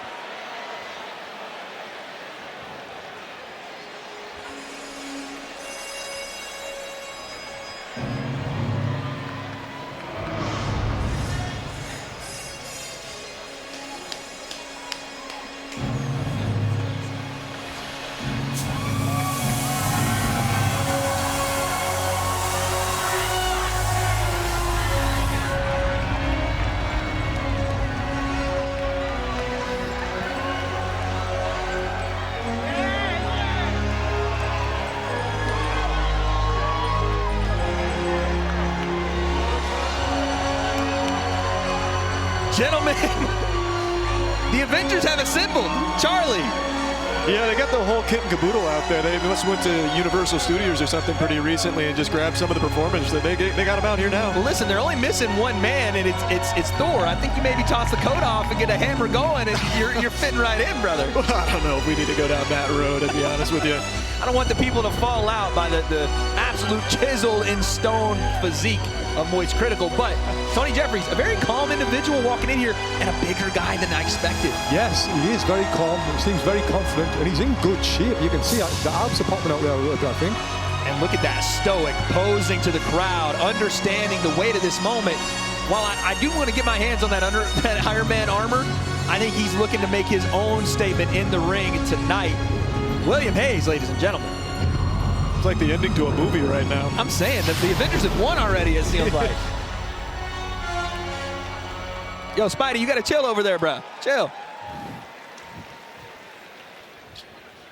Suavemente, bésame, que quiero sentir tus labios besándome otra vez. Suavemente, bésame, que quiero sentir tus labios besándome otra vez. Suave, bésame, bésame, suave, bésame otra vez. Yo quiero sentir tus labios besándome otra vez. Besa, besa, bésame un poquito. Suave, besa, besa, besa, besa, bésame por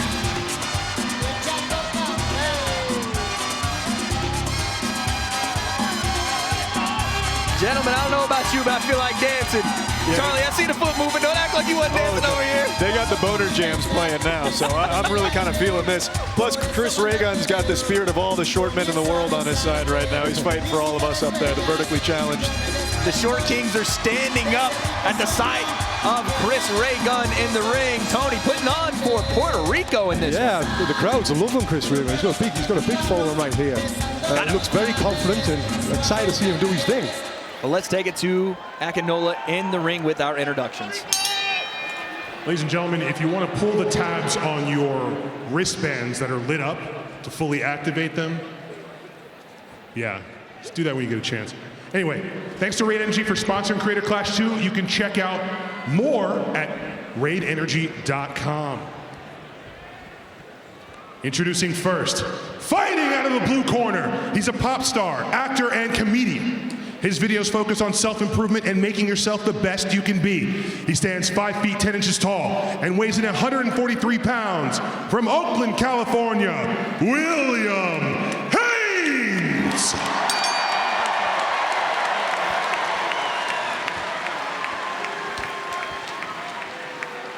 And his opponent, fighting out of the red corner.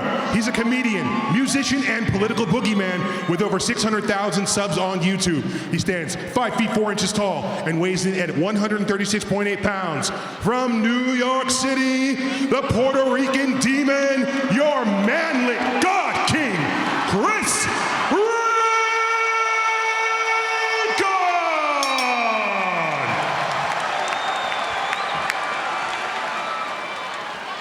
Once again, gentlemen, 5 rounds, 2 minutes. The manly God King, Chris Raygun, versus the pop star himself, William Hayes. The size difference is ridiculous here, man. It's going to be interesting. Debut fights for both guys, 5'10", 5'4". You're going to have to see Chris get inside and work the body, maybe come upstairs after. If you're William Hayes, stay with those long, rangy punches. Round 1, let's go.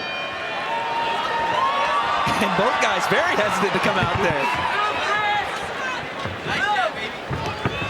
And Chris, 1-2s down the pipe. Okay, well now we're heating up a bit here. He's getting in there. Tony, you're seeing that jab from William. That's a nice jab. That's what he needs to improve, but I'm not seeing much real defense from William. Both guys swinging. You got to watch with your chin high in the air as a tall guy like that. Yeah, and that low left hand against the shorter guy. Chris trying to work his way in, footwork. He's got to let that shot go, no hesitation here. 1-2's right hand lands, but a left hook behind it. Right hand from William Hayes, that lands. And Chris bouncing around the outside here. Goes 1-2 to the body. And a right hand behind that. Tony, how do you get inside here if you're Chris? Yeah, he's got to move his head, throw some feints, and then get in. But his feet closer, because right now when his feet's far away, he's going to fall short with every single punch. Like there, you see, he's short with the punches. His feet need to be closer to William to land the punches. Throwing some combinations there, but William fires back ones and twos. Oh, right hand, but then he gets clipped with a left hook. Right hand again, William Hayes. Back and forth we go. Referee warns him about a shot to the back of the head. It does look like when William throws, he's not throwing with a ton of power, but he's landing with some vicious intent. He certainly is, and he looks like he's had a little bit more experience for just 3 weeks. Very calm in there. Charlie, you have to tell me, as a short king yourself, how do you get through this guard of William Hayes? Well, you have to just start praying, honestly, at that point. Maybe just throw like some kind of major flurry to throw him off balance. I'm not really sure. Chris is trying his best. He's trying his best, but that jab is keeping him right at bay like the Tampa we're in. My goodness, right hand again from William Hayes. 10 seconds left, round one. Oh, short right hand and drops him. That right hand puts Chris Raygun down. The first knockdown of Creator Class 2 goes to William Hayes. He set it up lovely behind his jab, threw a couple of jabs, then boom, a right hand straight on his temple, and down he went. That looks like that's going to be the end of round one right there. And man, what a finish to the round for William Hayes. Now that was what we call a flash knockdown. Yeah, it was Chris a flash seems knockdown. like he's recovered, he's back here, but let's listen to the corner to find out. Sometimes double just jab, right hand. Keep using that jab. You see how you blinded him with it? Let that right hand go, baby. You want to sweat off my forehead? Got it. You got it, boss. Hey, stay nice and relaxed. Hey, keep him at a distance. Don't be watching him too much, right? Work that jab. Sometimes double it. Sometimes feint him, right? Feint him, pop, pop, boom. Okay? Stay nice and relaxed. Stay nice and relaxed. Boom. The jab is the key. And when he come in with that ugly shit, right hand, right? You can catch and shoot it too, okay? Straight right hand. When he try to come in like this, boom. Okay? Take your time. You're doing good. Keep using your jab. Line your right hand. All right. Yeah. Keep your hand. Our Raid Energy replay is showing, boom, that short right hand that put Chris Raygun down just for a split second. But you hear Coach Kiwi, who did train the likes of Michael Reeves last year to be an absolute monster in there, Charlie. He's saying go with that right hand down the pipe. Well, he also called some of Chris Raygun's shots ugly shit, which I'm going to be personally offended on behalf of Chris Raygun.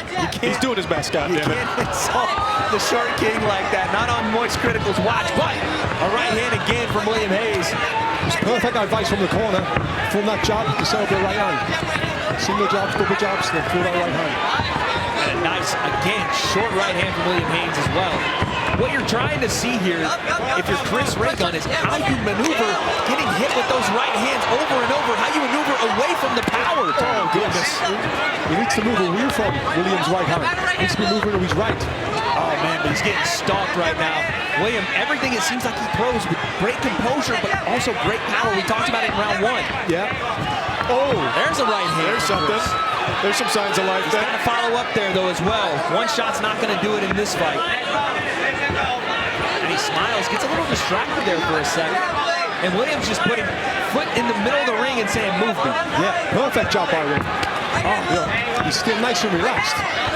Oh, and once again, and sweat flies all over us, Charlie. And if you notice, Chris is moving onto William's right hand. He needs to be moving away from the right hand. And William calls him on. He says, come on, bring it. I'm standing right here. If you're Chris, you're going to have to mix it up, man. You see? And Williams is taking shots here. Block nicely. Yeah. But Chris is moving to his left where he should be moving to his right. Absolutely. See, he's stepping to his left. He's walking straight onto that right hand. As William comes forward, right hand again. He's catching him on the chin. This is bad news. Referee taking a look. That's it. That's over. That's all. We're waving that one off. William Hayes with a second round stoppage. She is waving that one off. Your winner by TKO stoppage. Let's go. William Hayes. Come in the middle of the ring, baby. It looked like the referee took the punch there. Yeah, the referee ate one there. She caught one. We can put that on the scorecard for Chris Raygun. That's another big shot landed as we look to our Bansley Slam Cam replay. Just lefts and rights all night here. Chris was constantly moving onto William's right hand. And then the referee takes one at the end. Took one on the end there. And I understand the frustration there if you're Chris, but unanswered shots continuously like that, the referee's going to have to step in. Amazing work from William. 3 weeks. weeks. Notice. You're hearing them. 3 weeks. They're saying 3 weeks of training.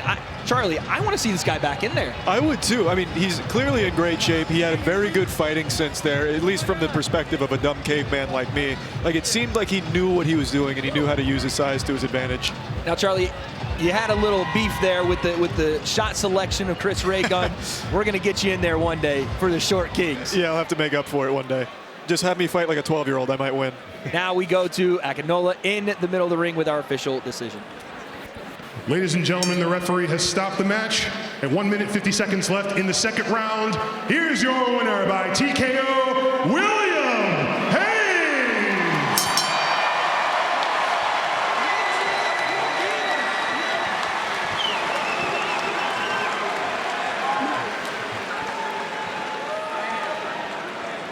Chills here. I came here to take ass and bring names, and I'm all out of bubblegum, bitch.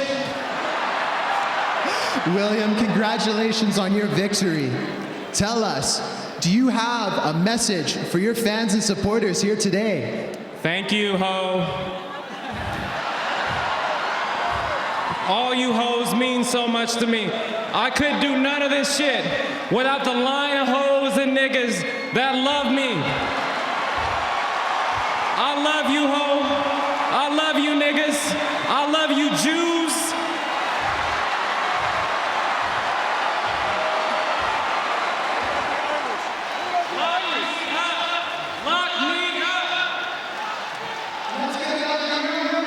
William Haynes.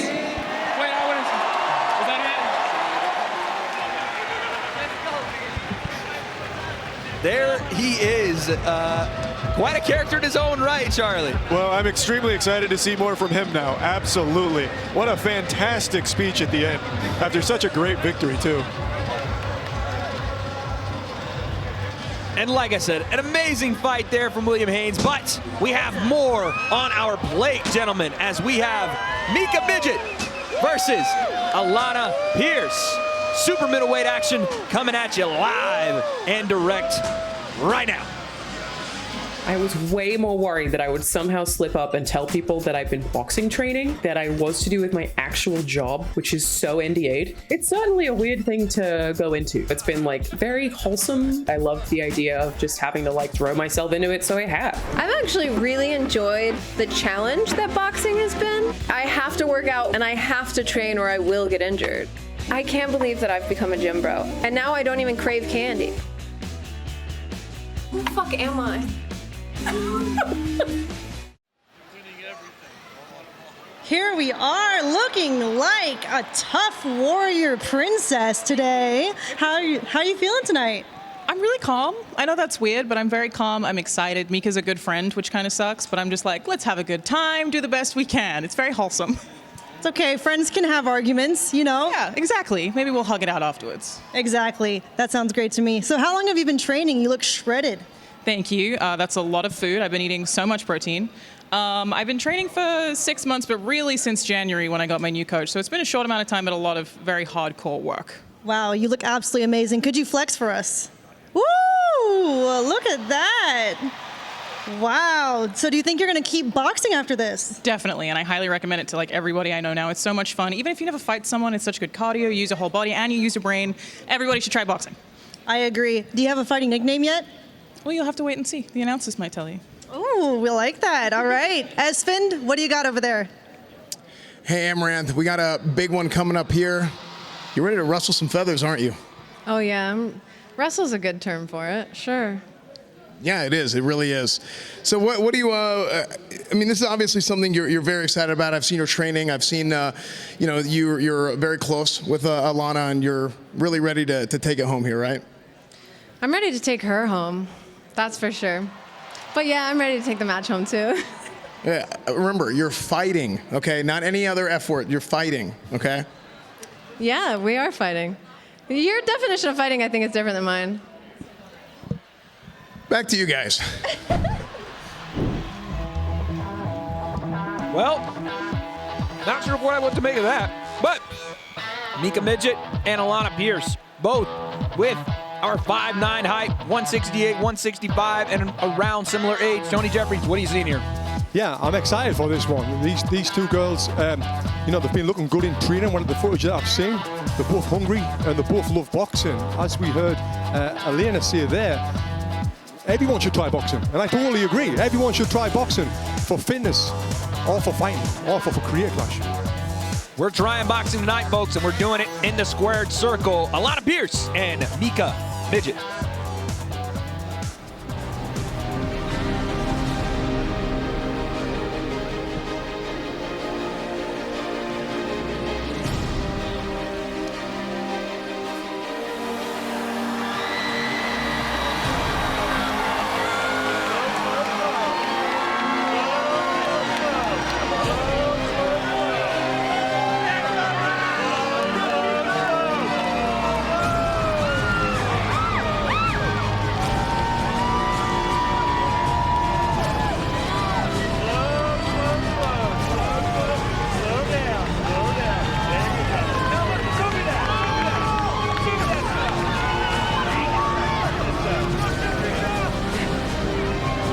Gentlemen, is it just me, or does it feel like it's a build to a war here? It feels like a triumph is incoming with this music.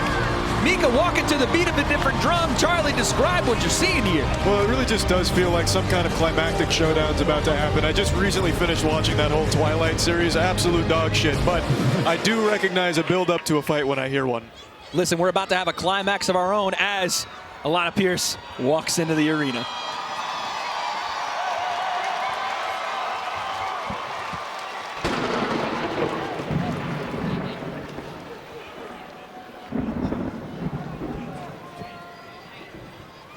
Boy,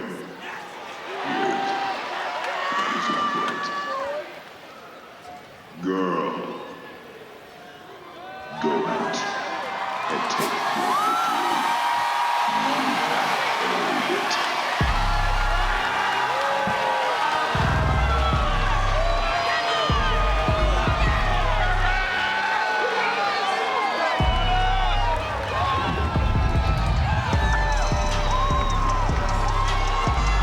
Charlie, speaking of war, we had our God of War last year with Hundar. You would call her the goddess of war walking out. Talk to me about this. Yeah, so she's clearly got the whole crew involved here. You can see the Atreus cosplay as well. I mean, she did work on God of War Ragnarok, so this is clearly something that has real meaning to her, and I hope that she does the whole franchise proud tonight. Listen, worked on God of War Ragnarok, a writer for IGN, but I got news for you, Charlie. None of that saves her in the ring tonight. She's going to have to bring that warrior spirit to this fight. But let's get to Akinola with our fighter introductions. Just remember, if you go to fantasy.com/creator clash, you can check out all the behind-the-scenes action for tonight's event. Let's get into our next bout. Introducing first, fighting out of the blue corner. She's a variety streamer on Twitch, a self-proclaimed horse girl, and an inspiring voice actress. She stands 5 feet 9 inches tall and weighs in at 168.4 pounds. From the Outer Banks, North Carolina, fighting out of Austin, Texas, Mika Midget!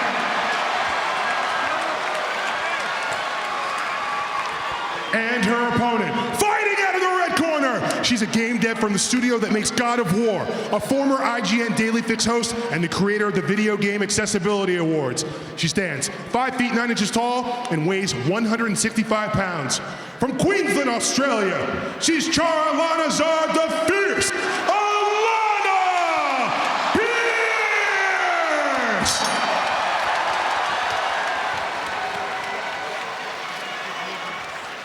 The fans are behind this one, gentlemen. This has got a big fight feel. I cannot wait to see what happens here. Again, 5 2-minute rounds. Oh, we get a hug here. Don't usually see that in the boxing ring, Tony Jeffries. I think that's the first time I've ever seen a hug like that in the boxing ring. Listen, all of it goes to the side now because fists are about to fly. Round 1, Mika, Alanah, let's go.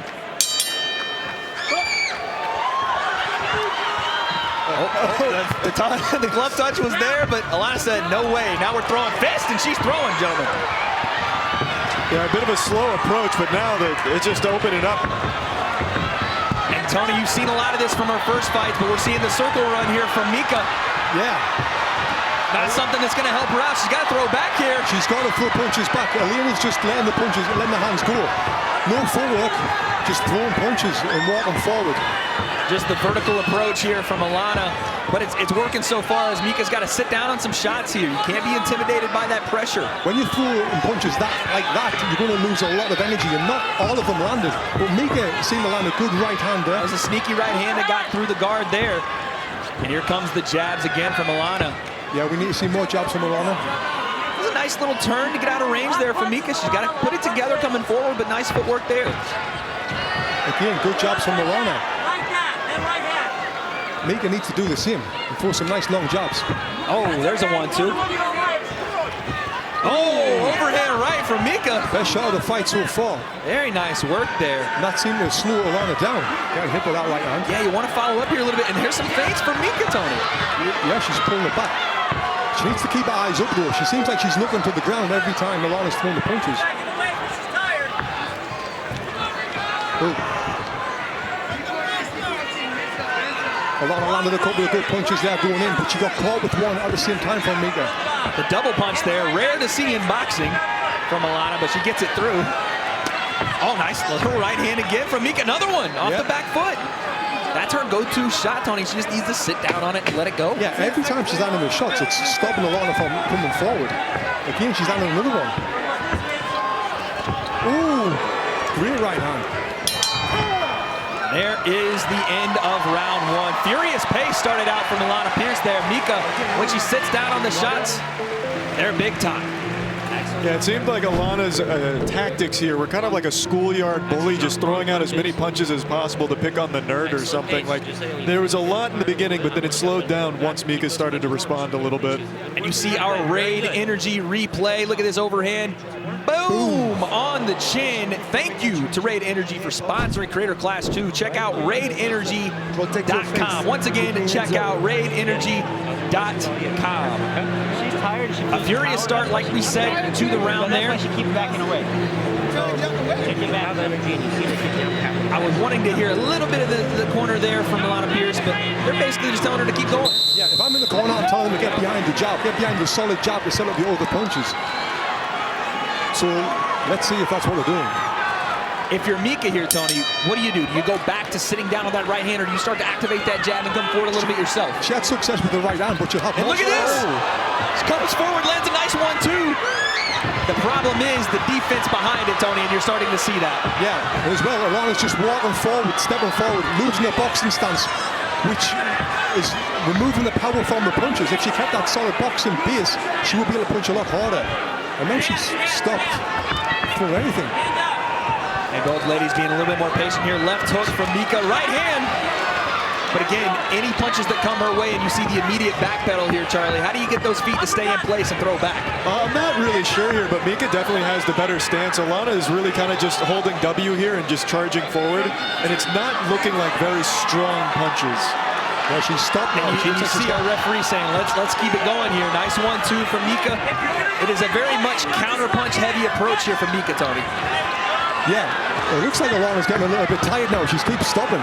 Like now, she's stopped. Yeah, right here, it doesn't look like either girl really wants to initiate. It's more so, let's throw counter-punches as somebody leads it. Perfect right hand by Mika. Now Mika needs to be putting the pressure back on. Yeah, this is where you turn the tide, where the goddess of war had started out very quickly in round one. If you're Mika, now it's just space and opportunity. And there's another right hand. Now you follow up there. That is where you capitalize instead of letting a lot of recover here. Seconds go by. This is where you need that action. Exactly.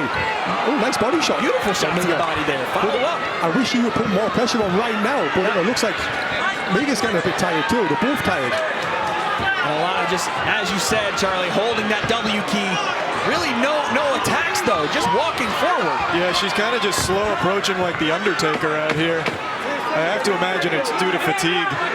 Someone call Paul Bearer because we need to activate an attack as Alanah throws some. And there's the end of round two. A bit more of a stoic, paced round there, Tony Jeffries. Yes, yeah. We've still got 3 rounds left as well. These girls look tired. Yep. So let's see what the corner says. And don't follow her pace. You see that she likes to slip and throw back afterwards. Don't give her that, okay? Try what we talked about. The uppercut came in a couple times ago. I want you to try that when you have an opportunity. It's okay. Deep breath. Fill your lungs. In through the nose. All the way out. Full breath.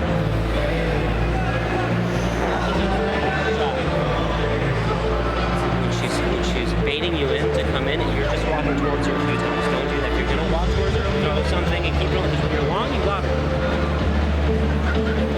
And if you do get inside, that's when I want those uppercuts in. Because you got him a couple times pretty good.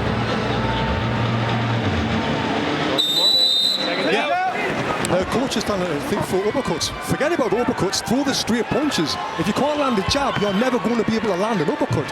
So she should be working behind the jab. I love it, man. Listen, this is a close fight, gentlemen. This is anybody's fight to win. You just have to go and get it. Exactly. Look, she's not doing anything. And again, it's clear what Mika wants to do. She wants to bait in that pressure and throw counter shots over the top. Because she's not leading this dance at all either right now.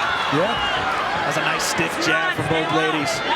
Someone's got to go out and get it. And there's a nice 1-2.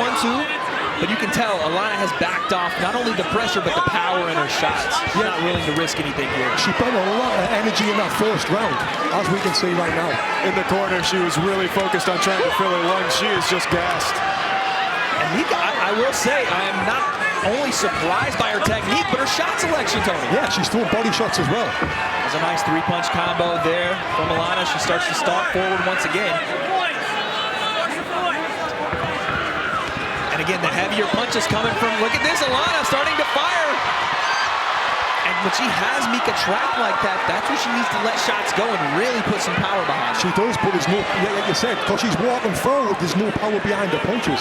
And she's exhausted now. And while Mika does have some pop in her shots, there is no follow-up. So it's a dichotomy of two people here that we're trying to get the best of. And again, you see that right hand, and immediately Alanah comes back with some flurry. So she's throwing this flurry that might look good to the crowd, but there's nothing behind it. There's no power behind it. And what it's doing, it's just zapping the little bit of energy she's got left, zapping it out the body. And it's very easy for Mika to just escape there and just slowly get out of it. I mean, Mika is turning her back and running from that pressure at certain points because there is no fear of what's coming behind it. She's just trying to get back to her spot. Yeah. And the overhand, not quite there for Mika, not set, her feet not in the right place, Tony. Yeah, no, if I'm Mika's coach, I'm telling her to go forward and throw that right hand. And even there, Tony, you want to see, she goes double to the body there. That right hand over the top has a home. It definitely does, it definitely does. Another round in the books. Let's go into Mika's corner and see what the strategy will be. How are you feeling? Good. Good? Right. Hey, save energy. If you don't go to her, she's not coming to you. So she's getting tired too. Right? Same old thing. Keep the jab, keep the distance. Move your head. Try to throw some hooks now. Right? Left hook, you get a power one. Jab, boom, hook to head, hook to the body. Every time you feint, she reacts. Right? Wait, you get that. Tony, what'd you hear there? Yeah, I heard throwing some hooks to the head, hooks to the body, which is great advice, and the hooks to the body is what's working. But I would love to just see her throw that overhand right because it's working. Just about every time she throws it, it lands. So let's, a couple of jabs, boom, overhand right. You heard one of Mika's coaches say, listen, every time you feint, she reacts. And you see it there. Jab, feint, left hook. Mika doesn't look tired when you look at her face, but she's not throwing enough punches. And there comes Alanah once again with the forward stumble punches. Charlie, how do you fix? Oh, right hand from Mika. How do you fix the mentality here from Alanah? She's got to open up a little bit more. I don't know if you can. I think it's just a matter of stamina. I don't think there's a whole lot left in the tank. It's just going to have to really dig deep and try and find something. And here comes Alanah once again, and you're right, Tony. You're going to hear the crowd react to this, and everybody go crazy, but there's just, these are landing shots. Fair play to her, but there's just not a lot of damage here. There's not a lot affecting Mika. Yeah, she's standing. Now both ladies just stand square and say, well, we're going to fight. Look at our referee is having a laugh as well. He's trying to figure out if we're going to exchange some leather here. That double jab, Alanah, stay away. This might be the longest time And now we throw some bunch of separated fighters in a boxing match. But it is because of the danger that Mika has shown, and from Alanah, she's put it out there and gotten caught for it. I understand the withdrawal there, the hesitation. And there's another right hand.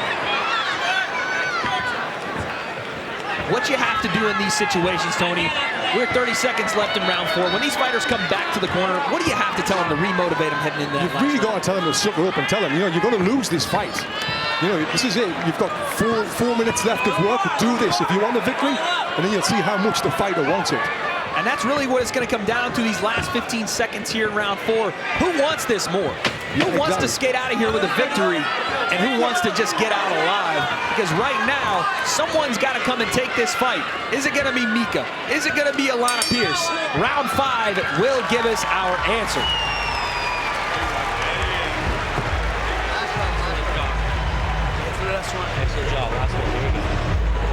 And again, gentlemen, a close fight.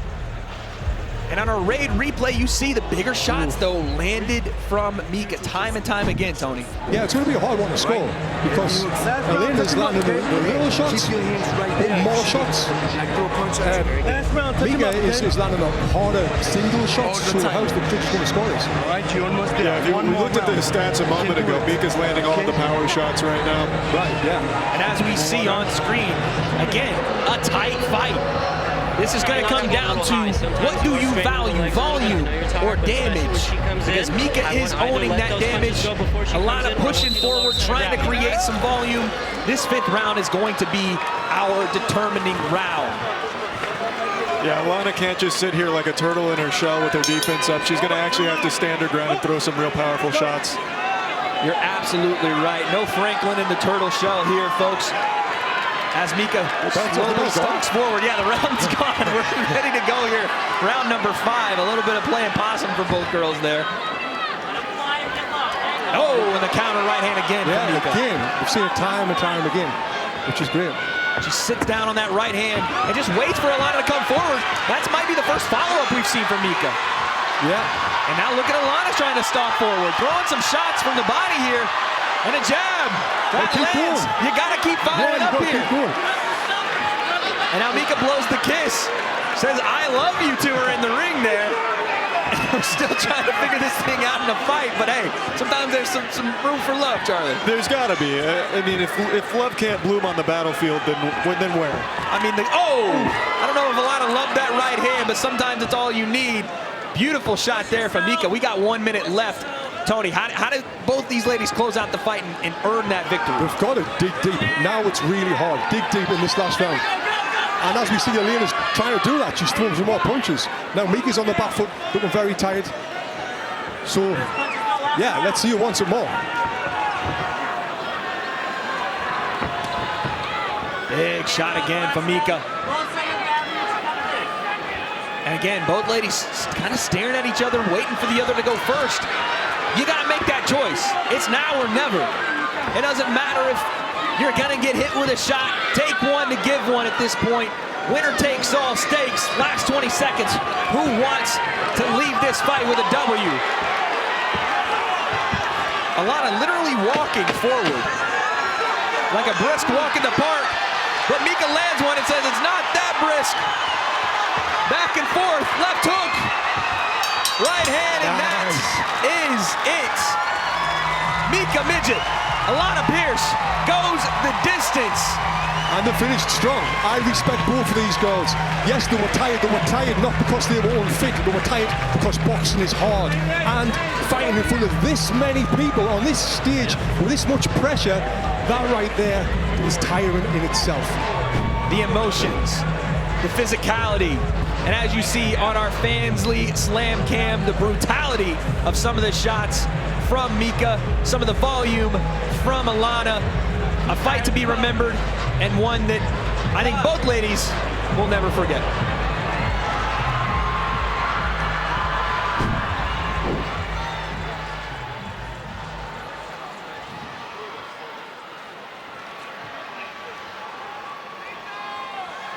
Yeah, as we see there. And there's our stats. Yeah, Tony, we see some volume from both ladies, a tight round. But listen, Akinola is in the ring. He's going to give us that final decision. Ladies and gentlemen, we're going to the scorecard. Judge Braden Jackson scores the fight 48-47 for Mika Midget. Judge James O'Connor scores the fight 48-47 for Alanah Pierce. Judge Shammy Shipman scores the fight 48-47 for your winner by split decision, Alanah Pierce!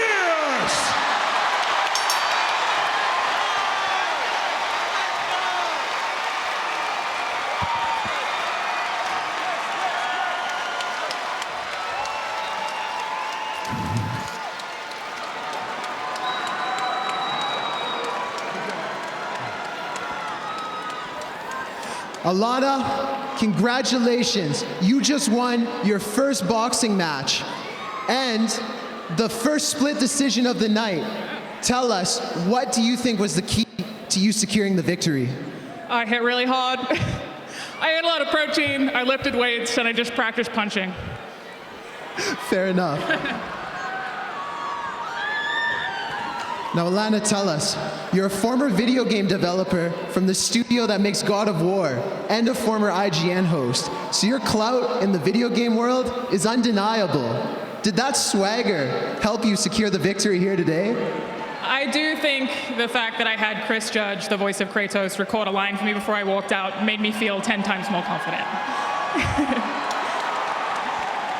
And lastly, how does it feel to fight in front of this massive crowd? Amazing, you're all amazing. But thank you. What matters more to me, hope I don't cry, is my family's watching at home in Australia, including my stepdad who's watching from hospital. So I just wanted to say, John, I love you, and thank you so much for all of your support. Let's give it up for your winner, Alanah Pierce. Congrats. And there is your winner, Alanah Pierce. Hard-fought victory there, but something else we're fighting very hard for today, gentlemen, is the charities involved with Creator Clash 2, and proceeds from tonight's events will benefit the following charities: the Kids Cancer Foundation, the Longest Day Alzheimer's Association, and the Merrimack Hall. If you want to donate to one of these charities, go to thecreatorclash.com/charity tab. Once again, thecreatorclash.com/charity tab. Again, folks, that's why we're all here. This is the reason Creator Clash exists. I cannot thank all of our fighters enough for being here, but one fighter we're going to see again this year, Charlie, is the God of War himself, Hundar. Yeah, Hundar was pretty impressive last year. He looked very composed. He's obviously a very big guy, and now he has even more training under his belt. I know he's going to be dangerous. Boom, big shots. And he took that victory versus AB, and now he is backstage, ready for his return. Tony Jeffries, what are you seeing here? He's definitely the toughest looking man on this full card. He looks so intimidating.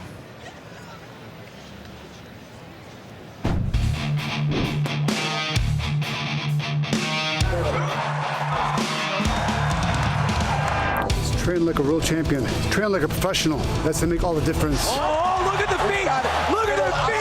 Shuffle. He's cooking! Well, guess what? It's a new year, there's a new Creator Clash, and somehow I'm fighting in it again. Did I forget all the pain of boxing camp last year and the physical toll it took on my increasingly ancient body? I guess. Here we are with Mr. Barbarian himself. How are you feeling tonight? Very good, very good. Yeah, how long have you been training for this? 4 months for this round, yeah. 4 months is crazy. You already look sweaty. Is that part of your tactic? The punches are just going to slide off of you? Maybe that's helpful. I'm mostly just warming up and getting, in the zone, so, yeah. Yeah, I was watching your punches. You look incredible tonight. Are you hoping to take home the win for sure? Yes. Does anybody say no? Are they like, fuck it? Some people have looked really scared about it when I asked them. Okay, yeah, no, I'm taking home the win. Cool. Of course, yeah. Going to put him on the ground for sure. Can't wait to see it. Let's go, Asfin. What do you got? I'm here with my friend, the man, the legend, the myth. What's up, best fan? How you doing? I'm doing good. You did chess boxing 3 months ago, so you're already recovered, you're ready to go, you're ready to fight again? How do you feel? I feel great, man. I've been, these past few days, I've just been super excited to get back into the ring and show people what I got, so I'm ready, I'm locked in, dialed. You're a man of many faces. You got You do the variety game, and you're piped up right now. You got guns looking like Fortnite 2018. Yes, sir. What face do you have today for us? What are you going to show us? Violence. Violence. Get ready. Myth is coming. Myth is here. I'm telling you right now, the age isn't the only difference between these two. Myth picking up the sport very quickly, Tony Jeffries, but a seasoned veteran in Hundar coming back. What do you think of this one? Yeah, I wonder how much this age difference does play a part in the fight. But Myth has got chess boxing experience, and then Hundar is coming back from last year's from the win from AB. So yeah, it's definitely an interesting one. It is going to be a fun one. We have Myth, we have Hundar ready. Let's get into the fight.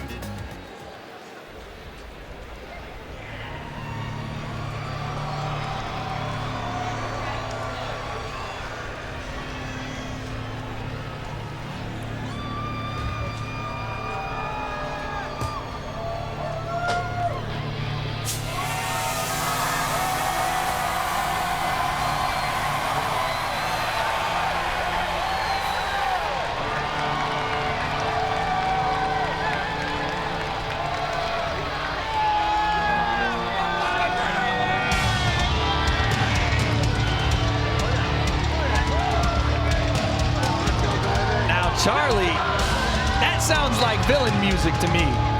Yeah, but I don't think he's trying to be the villain out here. He's usually just a really nice guy overall. I think he's just out here to have a good time, and he chose something that sounded cool on Spotify random playlist.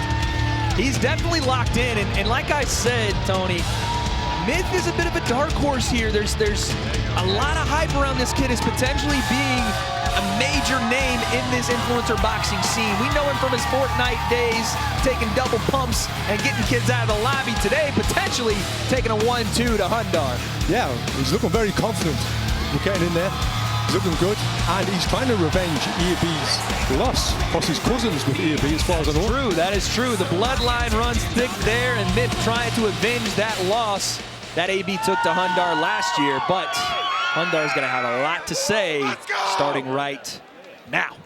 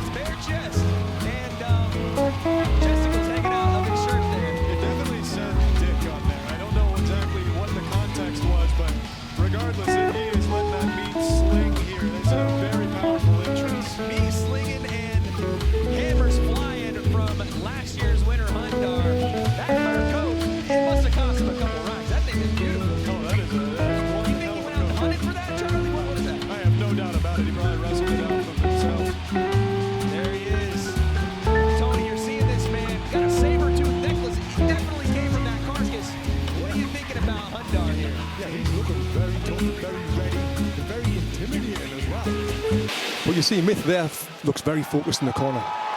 Let's go to Akinola in the ring with our introductions. Thank you for Raid Energy for sponsoring Creator Clash 2. For more information, check out raidenergy.com. It's time for our next fight. Introducing first, fighting out of the blue corner. He's a chess boxing champion, YouTube streamer, and Fortnite legend. He stands 5 feet 11 inches tall and weighs in at 184.8 pounds. From Dearborn, Michigan, Ali!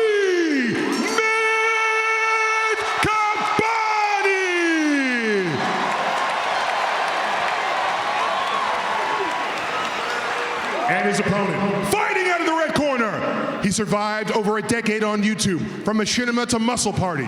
But more importantly, he's got 100% completion on Bloodborne, Elden Ring, and Sekiro, Shadows Die Twice. He stands 5 feet 11 inches tall and weighs in at 186.6 pounds. from the desolate, emotional wastelands of Los Angeles, California, Brett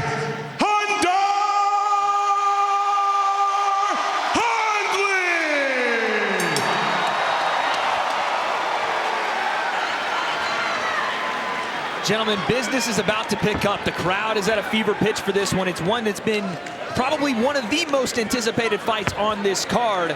I can't tell you how excited I am for this one. Breakout star performance potential. Hundar versus Myth. Round one. Let's get it started. And Myth comes right across and goes straight after Hundar. Wow, nice jab. He is lighting him up, Tony Jeffries. Wow, Myth means business. He's throwing hard punches. They're not just any punches, they're throwing real hard punches. He looks comfortable, too. Comfy, sticking the jab, combinations. Hundar covering up here, but he's going to the body, Tony. He's going to the body. But he needs to save some energy because every one of them punches is not landing. And that's a big boy in front of him. Hundar, chock full of muscle. Those body shots are going to add up, but it's going to take a bit. He goes right back to the jab, right hand underneath. Both gentlemen clinch. Double jab. Hundar hanging in there, though. He is. Myth's used a lot of energy in that first flurry.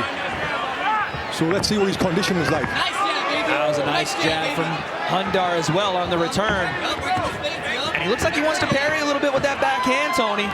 Yeah. He's seen a couple of those jabs from Myth. Maybe he's seen a pattern a bit, and he smiles at him. Oh, lovely jab from Myth. And a right hand.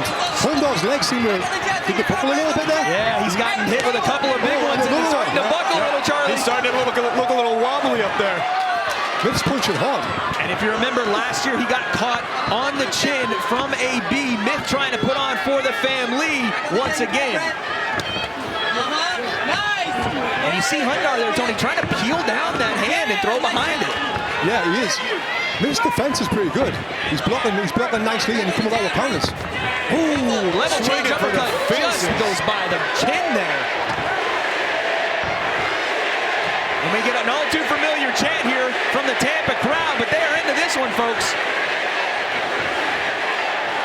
And both guys get a little bit of a smile and they get right back to the action. Myth is long on that jab, and Hundar having a hard time. Oh my goodness! Hundar goes down! He's back up on his feet!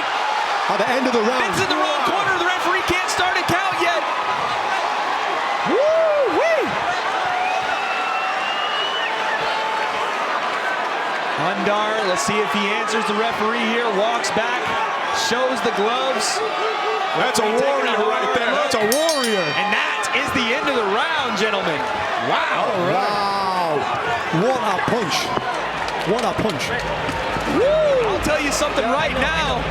Gentlemen, there is no better time than right now for our Raid Energy replay as Myth throws a right hand down the center, Tony. Perfect. Right on the chin. Turned his lights off on that one. Reggie. It's going to be very hard for Hundar to recover from this in only 60 seconds. But let's see if he does it. That was a big shot. Doctor's taking a look, but thank you to Raid Energy for sponsoring Creator Class 2. Check out raidenergy.com. The fight's over. Once again, check out raidenergy.com and energize yourself like Myth has just done to this crowd as the referee waves off Hundar in the corner. Myth is your winner by TKO stoppage, and all behind that massive right hand. Look at the energy, and your winner tonight. He was looking really good up there. That was some very clean boxing from Myth tonight. Tony, I want you to speak more to that. You saw him land a flush right hand, but that wasn't the story of that first round. It was the jab to set it up. Yeah, the jab set everything up. And so far, I'm most impressed with Myth's technique out of everyone on the card. It was great. His defense, his offense, and his power. Simple. You hear him in the camera said, that is what we came here to do. But one thing we have to do to make this fight official is go to Akinola in the ring with your official decision. Ladies and gentlemen, the referee has stopped the match right at the end of the first round. Your winner by TKO, Ali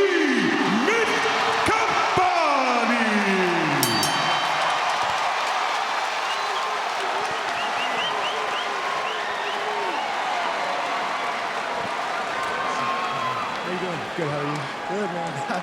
Chills here with your winner, Myth. Now, Myth, you're a chess boxing champion, and you just won here at Creator Clash 2. Tell us what is going through your mind right now. Man, I'm just so happy that all that hard work paid off. That's really it. And you know what's funny? Like, right before I threw that punch, Hundar went, hey, you're really fun. And then we fucking clocked him with that one. So that was kind of a cool moment, I'm not gonna lie. It's a good memory, good memory. It seemed like throughout that first round, you were throwing a barrage of punches, focusing also on the body, but it was that headshot that ultimately landed in the knockout. Tell us, was that your game plan coming into this fight? Yeah, I mean, our game plan went pretty flawlessly. I mean, we knew that we're gonna come in and stick him with the jab. He broke down after those first few jabs and opened up everything for me, so grateful for that. Now, this was one of the most anticipated fights coming into Creator Clash 2. Is there anybody you'd like to call out here right now? Shit. Honestly, I don't have anybody. I'm sorry. You know, one thing I do want to say, though, is I'm sorry that it was only one fucking round. No, fair enough. But what a round it was. Let's give it up for your winner, Myth. What a performance, guys. I mean, Myth, he said it.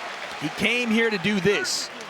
As he feints that jab and then throws it in the right hand behind it, Tony. What a shot. Yeah, he got his body weight behind it, as you say here. Boom, turned straight into it. The hand was almost as straight as it could be, flush. And yeah, that's what happened. And you're seeing when Hundar stood up, he wasn't right. And I thought, 60 seconds wasn't going to be long enough for him to recover, and it wasn't. Hundar went down faster than my account after going to fansly.com. But we're back in the ring, guys, because Chills has a special guest.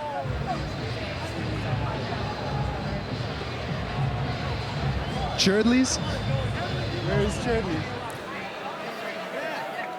As we wait for Chills to go ahead and find our special guest on the night, I do want to say congratulations to Hundar to get in there, man. It takes not only to do it once, but to do it twice. It takes a lot of heart. He came out, fought a good fight, Tony, and it just didn't go his way. Yeah, he did. He gave it his everything. Just like everyone does on this card. They're giving it their everything. They're dedicating their time. And like you keep saying, Wade, it's for charity. They're making a fortune for charity, so respect to everyone on this card. And he looked fine. Like, he wasn't out there looking like shit or anything. He was out there putting up a good fight. Just Myth ultimately looked better, landed the more impactful shots. And Charlie, do you want to see, I mean, it's hard to say no to this, but you of course want to see Myth back in there. This guy is a potential star. Yeah, it would be such a waste of potential if Myth doesn't continue to pick up boxing and keep going somewhere with it. He looks very comfortable in the sport. He said he didn't have anyone to call out, but I have a feeling there's going to be a lot of guys calling him out after that performance. I think he just woke up the influencer boxing scene, but now we have someone else to wake up the ladies and gentlemen watching this broadcast, and we'll go to Chills in the ring with our special guest. Sorry. And now,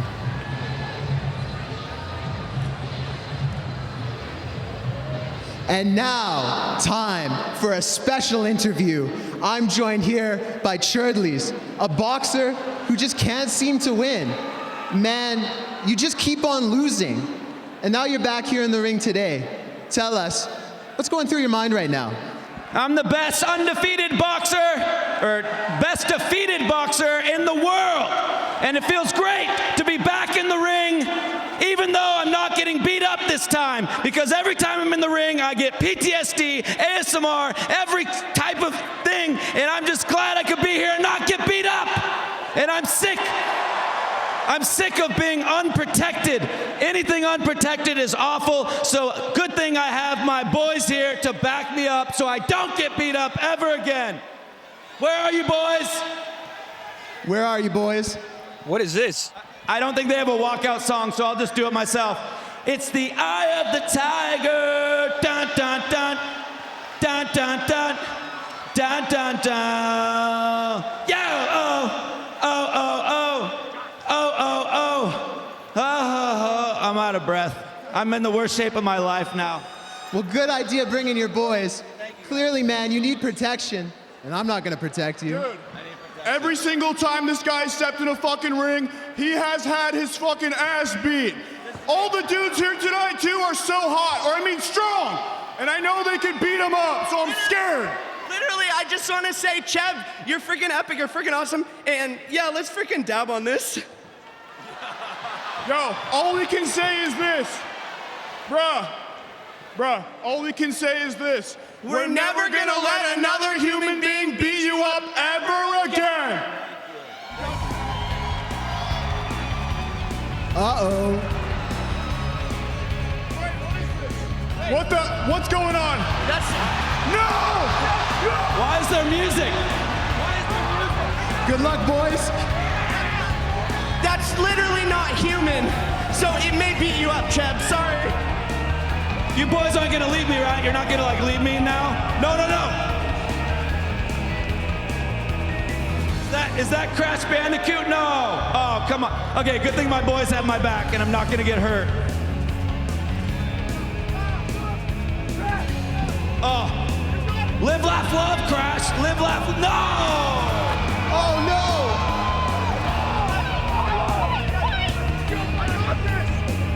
Oh, good thing he has his beans. Good thing he has his beans. Yes. Oh, okay, finally. The beans will take over. Okay, yeah. Crash has nothing against the beans. Yes! Oh, come on. Oh. My friends suck. My friends are awful. All right, the selfie stick. Oh, thank goodness. The selfie stick will help. I'm done. Crash, just be nice. You're going on Facebook Okay. Live, idiot. Oh, great. That's my dream. No, Crash!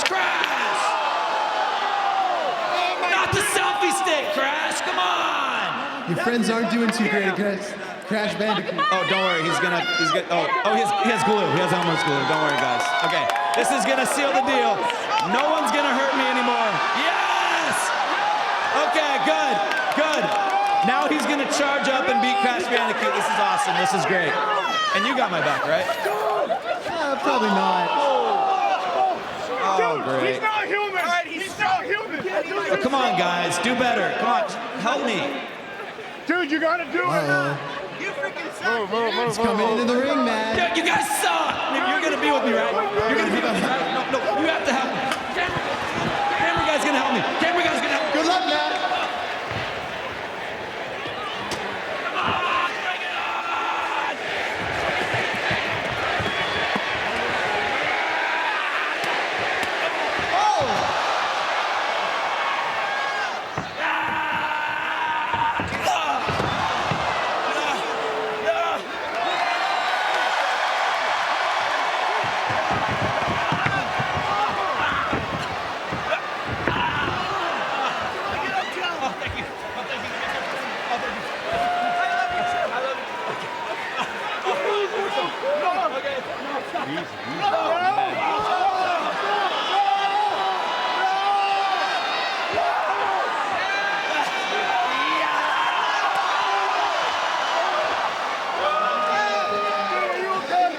Winner, Crash Bandicoot.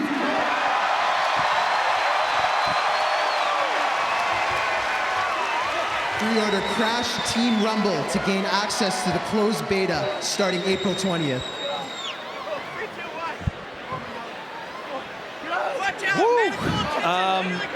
Yeah, I think we're gonna have to just put that out of our mind, Charlie. I've seen something I quite literally have never seen before in a boxing ring. I think we're gonna have to get back to the boxing because I've never seen a worse sale in my life. I've seen better sales on my granddad's old shipping boat.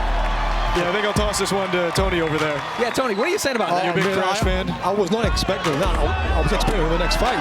What the hell was that? I mean, it was Crash Bandicoot, but that sell in the pro wrestling was more crash and burn.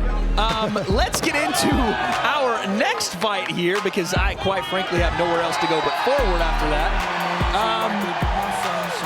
Like I said, gentlemen, a fantastic night of fights so far, but we still had a whole lot left to go. Starting with Marisha versus Haley.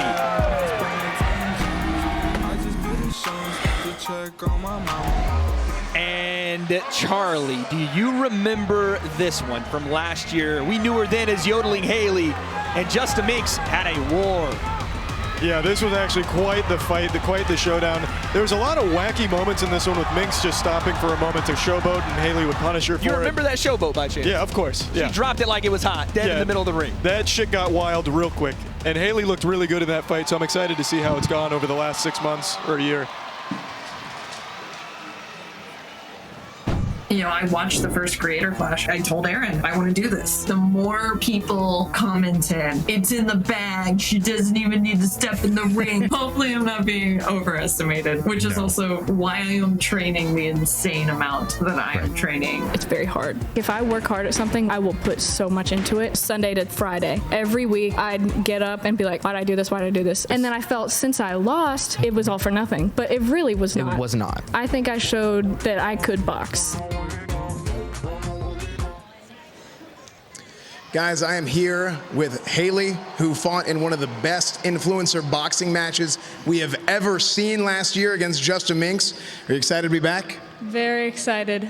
When you walked into the arena, do you have any flashbacks or anything of last year, just kind of taking it all in and remembering anything? Just remembering how much fun it was last year and how glad I am to be back and how I'm never going to do this again.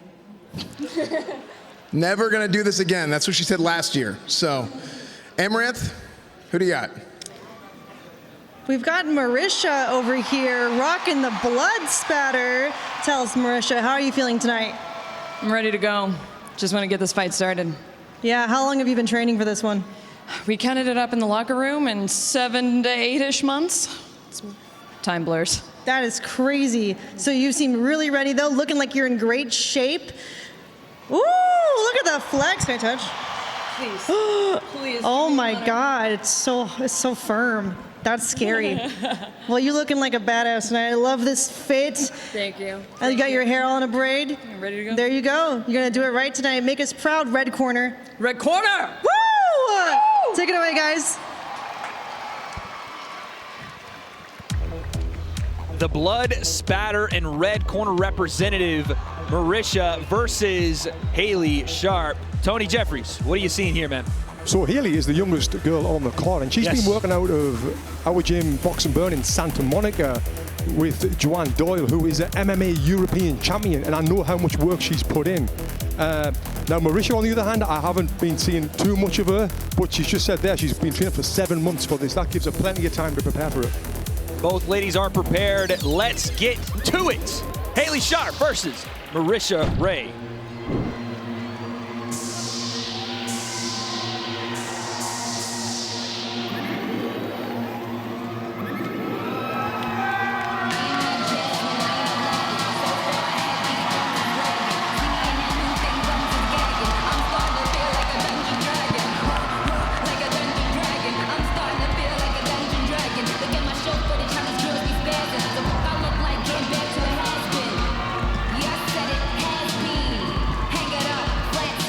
Now, Charlie, is this a little bit of a sneak diss from Haley? As we know, Marisha is a Dungeons & Dragons player, comes out to the Dungeons & Dragons song. I'm not sure. I'm not too familiar with Haley and her tactics when it comes to talking shit, so it might be, or it might be purely a coincidence, because she usually has like a smile on her face, so maybe just a pure coincidence. Could be, but I'm gonna lean toward a little bit of the smile in your face and throw that dish your way. Let's see if Marisha has anything to say about that one.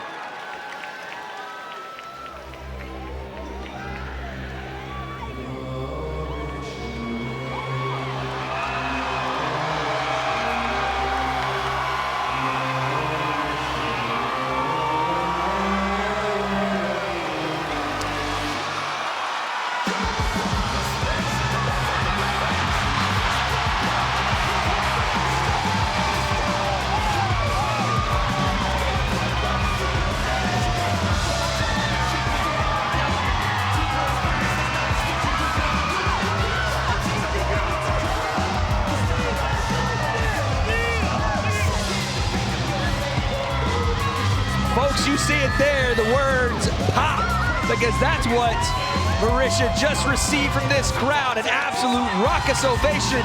Charlie, the longsword following her there.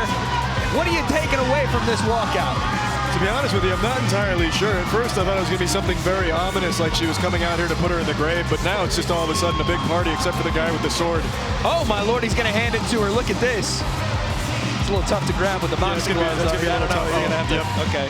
You gotta watch, don't Kurt, yeah. Oh, okay, we're just gonna leave that there. She doesn't need the sword. She's got 2 fists, Tony Jeffries, to bring into this fight. Yeah, she's used a lot of energy coming to the ring. Seems very relaxed, seems very confident, and definitely Marisha is the fan favorite here. But just like Minx was last year, but Haley kind of won the crowd. It was like kind of a Rocky, an Ivan Drago scenario last year. Let's see how this fight goes with our introductions, as always. Akinola in the middle of the ring. Make sure you check out fansly.com/Creator Clash for all the behind-the-scenes action for tonight's Creator Clash. Let's get into our next bout. This should be a good one. Introducing first, fighting out of the blue corner. Her dancing videos have propelled her to TikTok stardom, gaining 3.5 million followers online. She stands 5 feet 8 inches tall and weighs 136.4 pounds. From Huntsville, Alabama, making her return to Creator Clash, Haley Sharp!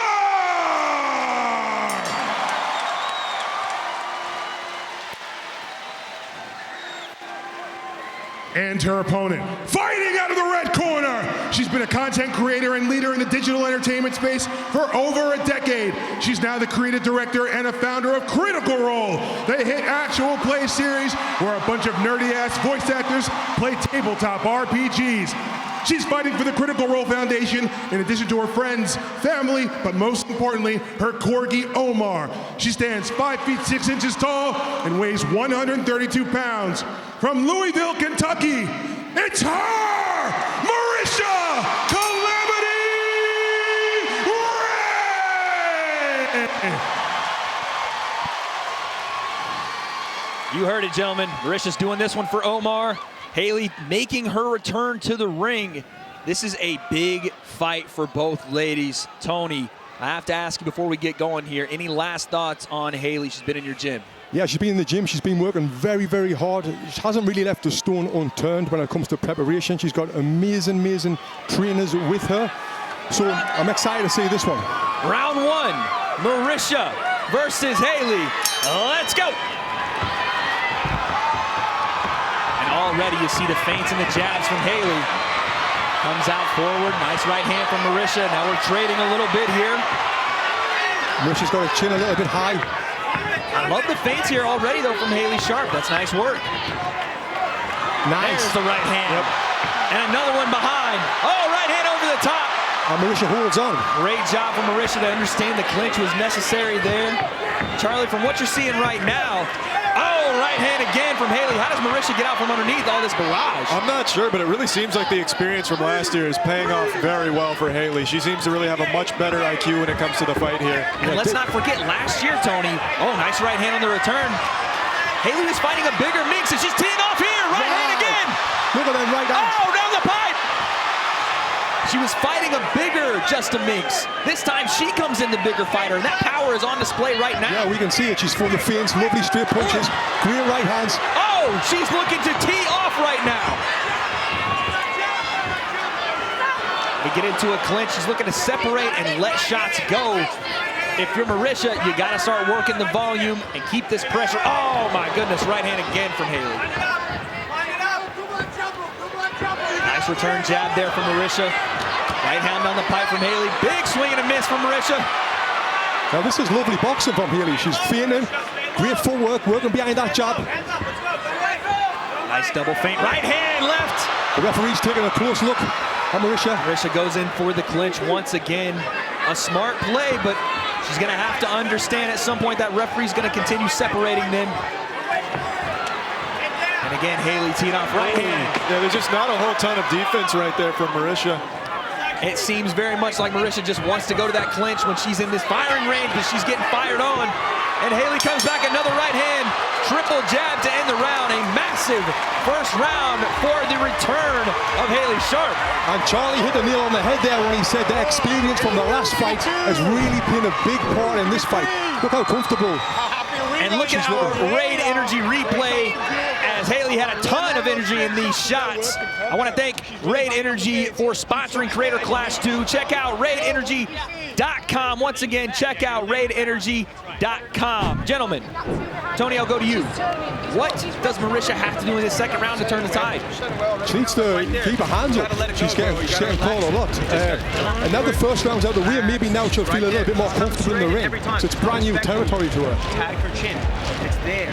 The Haley's smart in the corner, looking very comfortable, relaxed. We got this in the. Got to go get James there, her coach is telling her, keep with the feints, keep throwing the punches, and that's exactly what she needs to do. Another round like round one, and I can't see this going much further.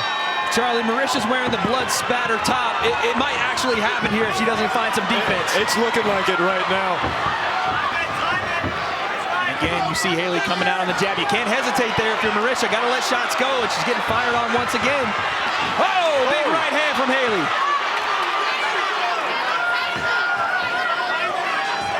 And again, Tony, you're talking about that head movement. You're seeing the feints into range. Haley popping in and out, keeping herself safe. This is great work. Bringing her hands back to the face. Marisha's getting a warning there from the referee. Try not to hold too long in that clinch. Yeah, Marisha's just loading up a big right hand. Haley's not again. If you are Haley here, do you want to see her stay at range versus closing that gap too much and keep that distance so she can keep firing shots? Yeah, I think she stays out of range now because she's got a reach advantage over Marisha. Oh! Massive overhand. And it's working. And a right hand down the pipe. Haley is teeing off, folks. Stalks her way in. Jab, right hand. Oh, another one. No. And another one. She's throwing some fucking frying pans up there now. I mean, put the grease on the pan. The eggs are flying. And turn it sunny side up on Marisha's face. My goodness. Those shots would fry out any kitchen. And she's continuing to throw. Triple jab there, Tony. Yeah, lovely.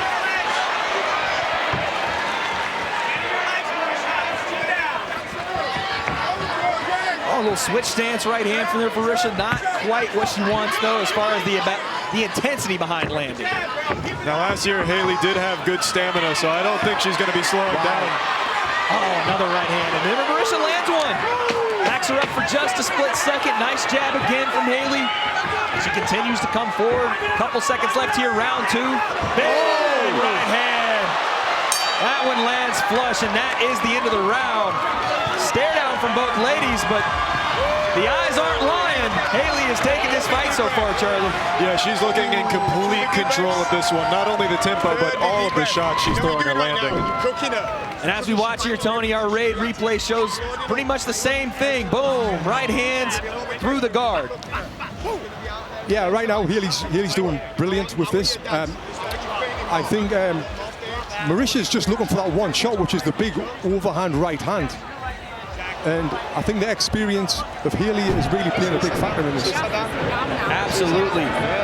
What you're seeing this time out from Haley is a complete transformation. Yes, she had the intensity last year. Yes, she was there for the fight.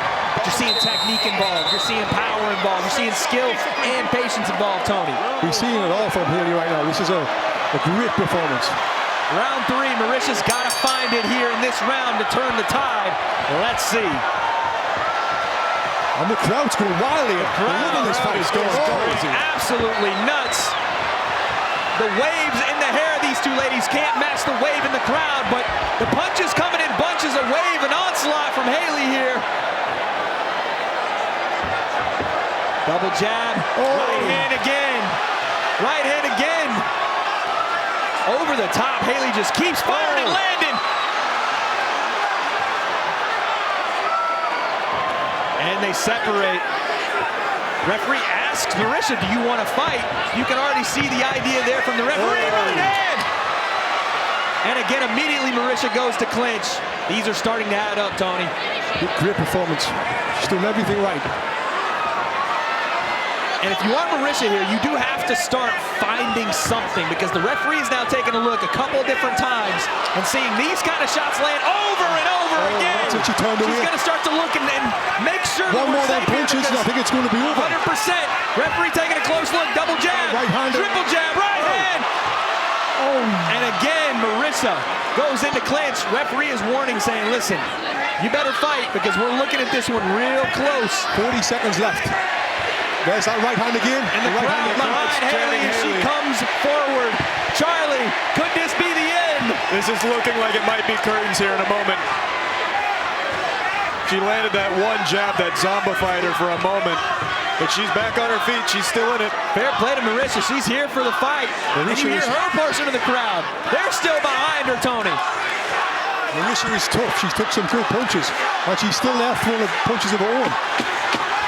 Last 10 seconds. Right hand down the pipe again, big right hand.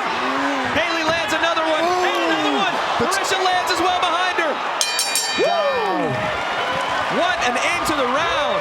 My goodness. You want to talk about punches and bunches. You want to talk about entertaining fights. We're getting that tonight, folks. Wow, that was very, very close to being the end of that fight, I think. Stay tight, relax it.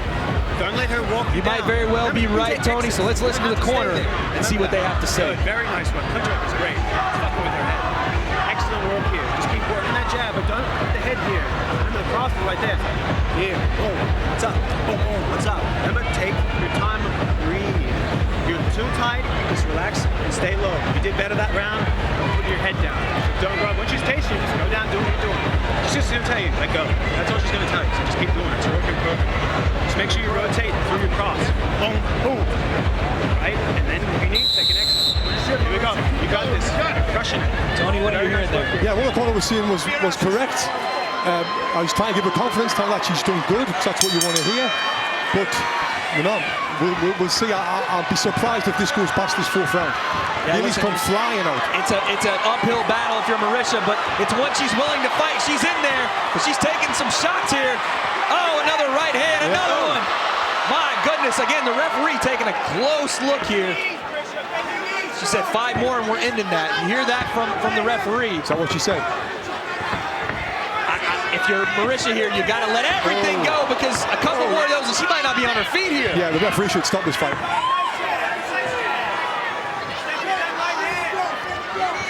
The referee needs to stop it. Another right hand, yeah. We might have to start to look to she stop needs to this stop one. it.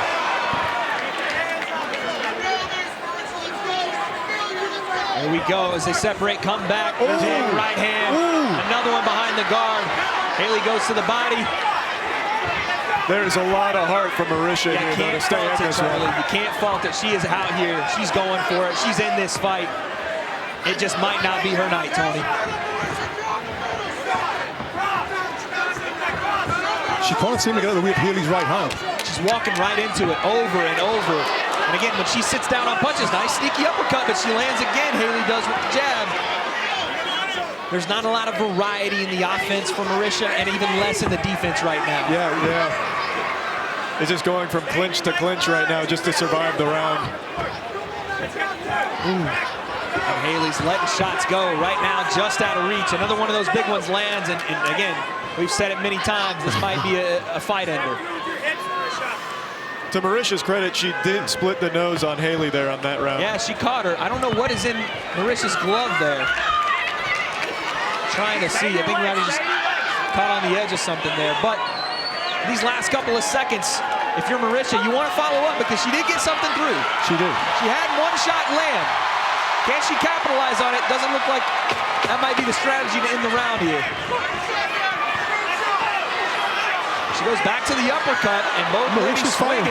She's swinging for it. Fair play to her. And that is the end of the round.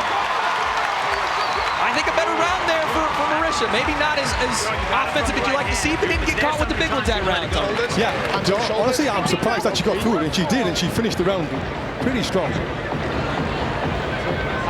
Let's check in She's going to keep punching, let her keep punching. It's not a problem at all. But hold on nice and tight. You're schooling this girl. I just want you dancing more now. Touch and move. Keep on top of those shots. Make sure those hands are touching. A little bit of blood ain't shit to us, right, coach? She's just looking for that uppercut now. That's all she's looking at. She's seen me know. But that's fine. Just straight shots. Those straight shots, those 1 and 2, that double that, triple that jab, pass around there. That's not over this chick. Double and triple up. Double and triple up. Give her no way back into this fight. She gets full off. Tony, what are you hearing there? Yeah, James Doyle, the coach, giving great advice there. Keep them 1s and 2s, keep them straight punches. Exactly what she's been doing for the last 4 rounds. Just keep doing that. Round 5, our 5th and final. Oh! Both ladies land big shots there. Marisha's best punch of the fight. Haley wears it well and comes forward. Marisha going to the body, but she takes another right hand. My goodness. Back and forth we go. Marisha starts to fire back. Yeah, Marisha's getting a little something cooking right now. The right hand has found a home there, but again, the intensity is still there with Haley on the shots. Putting that front foot pressure on. Putting that pressure on, throwing the punches. And when we get into these firefights from both ladies, it's not even about, at this point, accuracy. They're just throwing to hit something. Yeah. A little bit wild, as you would expect in round 5, but I'll tell you this right now, the crowd is here for it, and both these ladies laying it all out there. The overhead from Marisha, emptying what's left in the tank. Last minute of our last round. Nice right hand jab from Haley again. And nice separation there from Haley. As the clinch was coming in, she separates, lands a big right hand behind. And there it is again, off the separation. She's starting to find that. A nice smile from Marisha. 38 seconds left. Marisha comes forward. Watch again for Haley on this right hand as they separate. Big overhand, swing and a miss there for Marisha. Lands a solid right hand there. Haley still coming forward, putting that volume on. That's 20 seconds. Both ladies, whatever's left in the tank, they're letting it fly. Marisha comes forward. Couple of shots, and then Haley with the right hand behind it as well. Back and forth. Last 10 seconds, right hand, Haley. Oh my goodness. They separate. And there is the bell. What a finish. What a finish. What a fight. And what a fight. What a fight. Wow. Marisha just refused to go down a couple times during that fight. I thought for sure we were going to see her go to the mat, but she stayed on her feet. Yeah, respect to Marisha for that fight. Yeah, she did. No, she's tough. She's tough. She took some big punches there. Big punches. As we look at our Fansly Slam cam, these jabs and right hands were slamming into the side of the head of Marisha there. And like you said, Charlie, she took those shots, came back, showed the heart of a champion, a heart of a warrior. But Haley, I think it was her night tonight, Tony. Yeah, she was in another great fight like we seen last year. This time it was in her favor. And yeah, respect to both the girls. What an entertaining fight.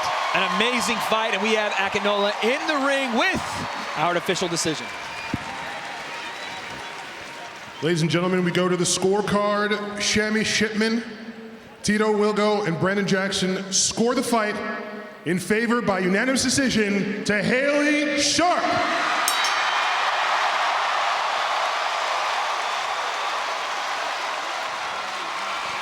Haley Sharp is your winner, and she is now standing by with our in-ring interviewer, Chills. Take it away, brother. I'm here with your winner, Yodeling Haley. Haley, you just secured your first boxing victory. Tell us, what is going through your mind right now? I want Krispy Kreme.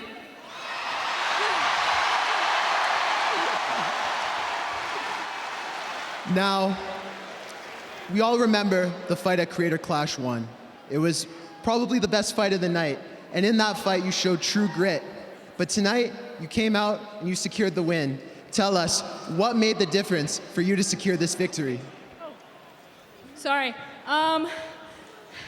Just worked hard, trained for 5 months.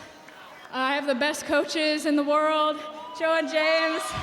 I have a great family and friends who have supported me, and yeah. Congratulations. Let's give it up for your winner, Yodeling Haley. Fantastic win there, gentlemen, and you can see the emotion pouring out of Team Haley there, Tony. Talked about what it means for them. Yeah, Joe and James Doyle have put their heart and soul into this training camp like true professionals. She's trained like a professional athlete, professional fighter for months now, and it's great to see it all pay off. And gentlemen, I keep saying it, but we keep rolling on. Charlie, you remember this gentleman, a familiar face from last year. Arin Hansen is back. Yeah, I'm actually shocked to see him here again, to be honest with you. He went up against Harley Bornstein, who was just like an absolute fucking Sasquatch up there. He took a beating, but he showed heart. He didn't give up. He's like an anime character. He just kept going. The one, the only, and listen, I watched Arin in our open workouts this year for Creator Clash 2. This man has gotten a lot better. Look at these shots. Yeah, he's looking good. He's looking sharp. He's looking ready to go. Arin Hansen makes his return right now. What did you do for your training getting ready for this fight? I did a lot of boxing for my training, which was pretty intense. So where did you get that idea? A lot of people told me that that was probably the best way to go about training for boxing, so I got really good at it as a result. Daddy, do you finally notice me? I agreed to do it because I wanted to like shake myself out of something, shake up my routines and stuff. I had to get new routines. That's been tough, but it's been good. I think my whole vibe is my opponent will like tweet that they're gonna obliterate me, and then I'm like, cool, sounds good. Guys, I am here with Arin Hansen. You were looking wide, hard, thick, and strong.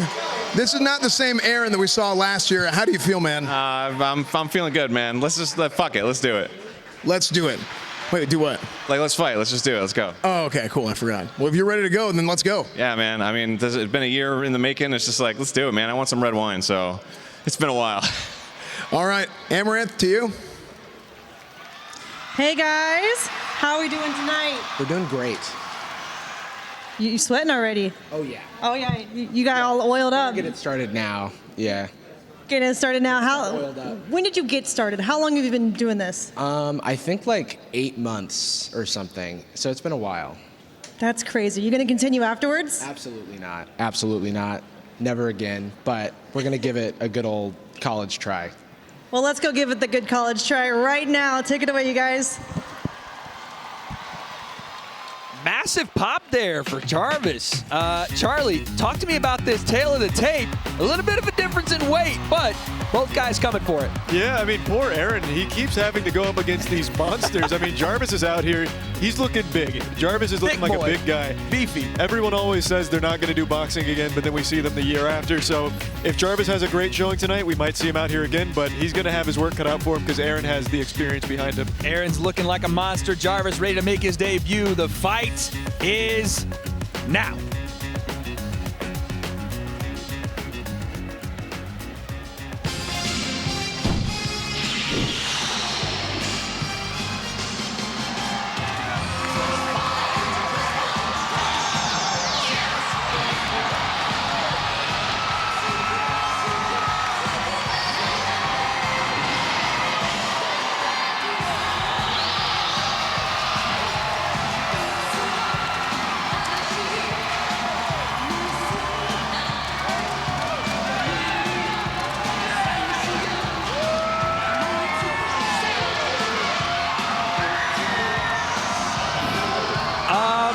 Gentlemen, Charlie, I have no words. I'm pretty sure I just saw a robot in a bikini. Can you explain what this walkout is at all? I wish I could, but I'm not entirely sure. This is like some Thundercats or Ginyu Force style shit here. Regardless, it's a beautiful thing we're witnessing here. It is, and if that makes my man Arin Captain Ginyu, I don't want him to look my way because I'm not trying to change bodies right now. I don't want to get in that ring. I'm comfortable where I'm at. But Tony, this is his second time in there. A lot of experience, a lot of dedication. What are you looking for out of Arin Hansen tonight? Yeah, he's got that experience, just like we've seen Harley in the last fight. She had that experience from last year, so hopefully this might work in Arin's favor as well with this fight. Listen, if the Thundercats have assembled, this man is going to try to claw his way to victory, but his competitor is about to take flight in his way to the ring.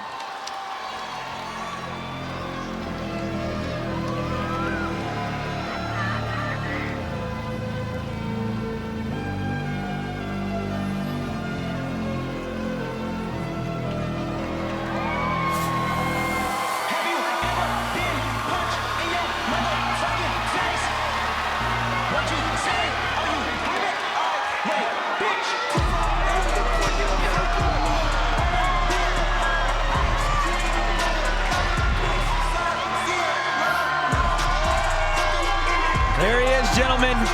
Jarvis, Johnston, and quite frankly, Charlie, that bass dropped hard. I think he's trying to drop Arin even harder in the ring here. I think you might be right. He looks so calm right now. He looks like he's out here for just a good time, but once he gets in the ring, I have no doubt that attitude is going to completely change. It's different in there, Tony. It's his first time. What do you expect here? Yeah, it's his first time in the ring, and as well, for the first time tonight, we've got heavyweights.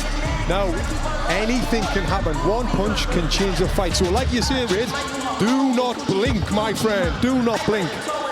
Well, ladies and gentlemen, let's get to Akinola with our fighter introductions.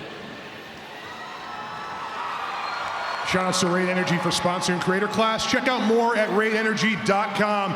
It's time for our next bout. Introducing first, fighting out of out of the blue corner. He wipes from front to back, gives the best kisses, and actually really likes Sonic the Hedgehog.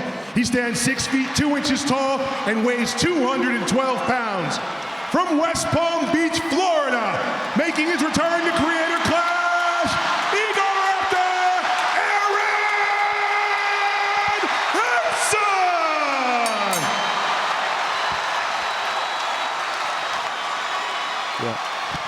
And his opponent, fighting in the red corner. He's a former software engineer at Patreon, one half of the comedy podcast Sad Boy, and is easily scared. He stands 6 feet 1 inches tall and weighs 232 pounds. From Los Angeles, California, introducing Jarvis Johnson!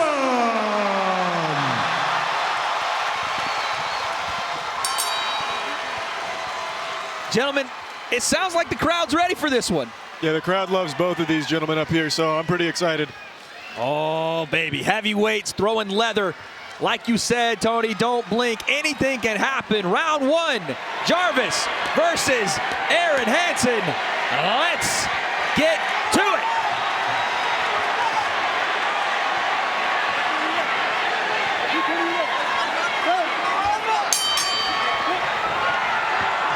Jarvis comes out southpaw here, Tony. First one we've seen tonight. Oh, look at this. Right hand from Arin. Woo, big swings and misses. Left hand from Jarvis. Absolute chaos is right, Charlie. It's pandemonium. Oh my goodness. What the fuck is happening? Oh, left hand from Jarvis. That left hand landed clean. Uppercut from Arin as he fights his way back. Now he's on the front foot, Tony. Yeah, he needs to keep his composure. Both of them. Right hands to the body. Upstairs from Arin Hansen. Both guys swinging for the absolute 15th row bleachers here, Charlie. Yeah, they're trying to take each other's heads off right now. They came out with an absolute point to prove. Oh my goodness, this flurry is not going to stand for long, Tony. We know this. Yeah, the techniques have went out the window, and they're just standing there wanting to fight, wanting to knock each other out. Which takes a lot of energy. Oh, right hand down the pipe, Arin Hansen. Oh, both men have said gas tank be damned. We're throwing leather. This is just pure reckless abandon, no concern for safety.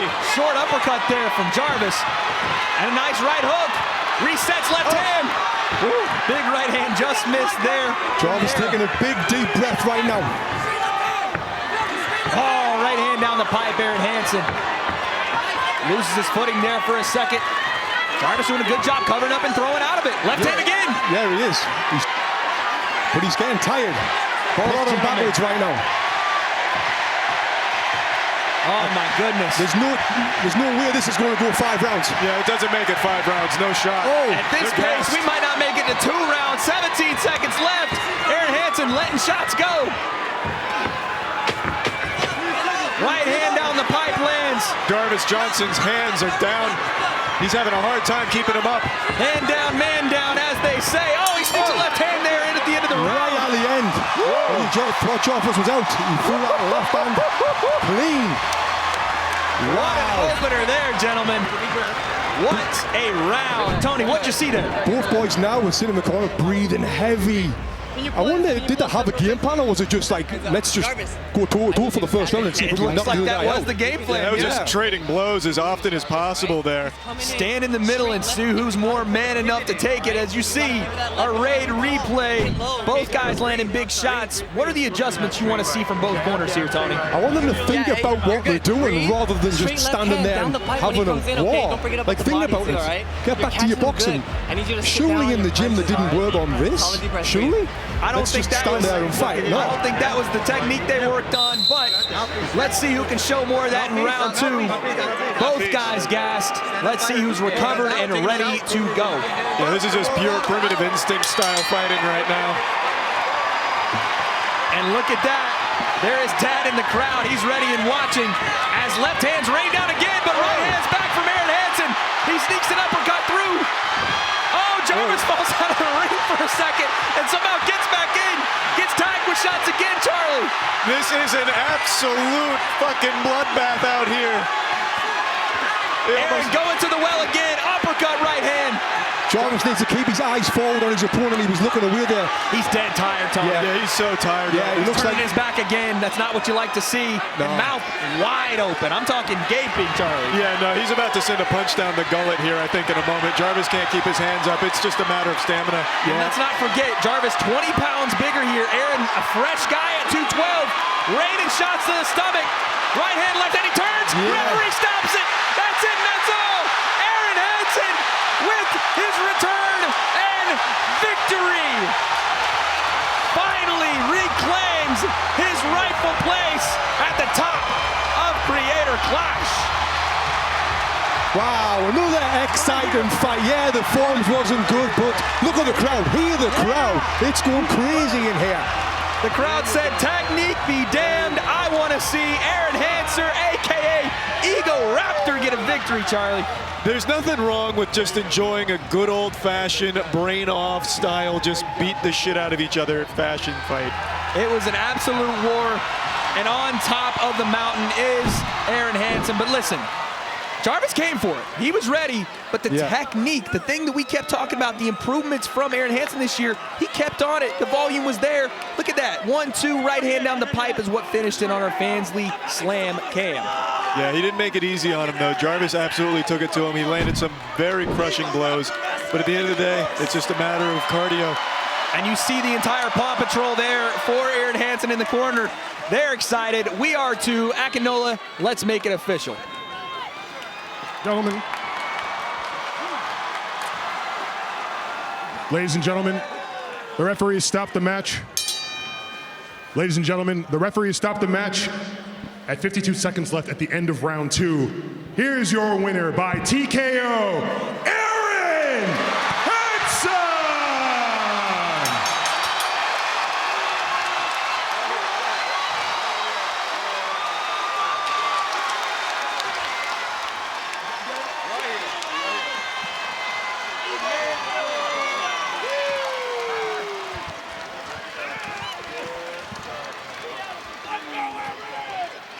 I am here with your winner, Arin Hansen.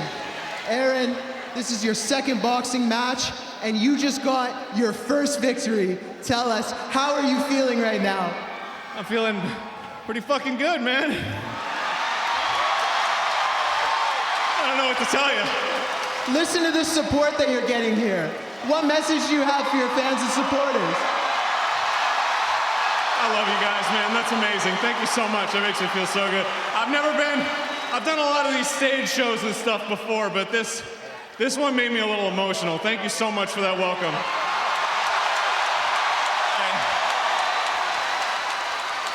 I want to say to Jarvis, that was amazing. I didn't expect the amount of power and tenacity that he was coming out with. It's fucking incredible. Thank you so much, Jarvis, for agreeing to fight me.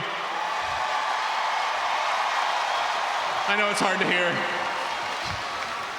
Tell us, what is next for your boxing career? I don't know about boxing career, but I'm gonna crack open a bottle of red wine. Congratulations. Let's give it up for your winner, Arin Hansen.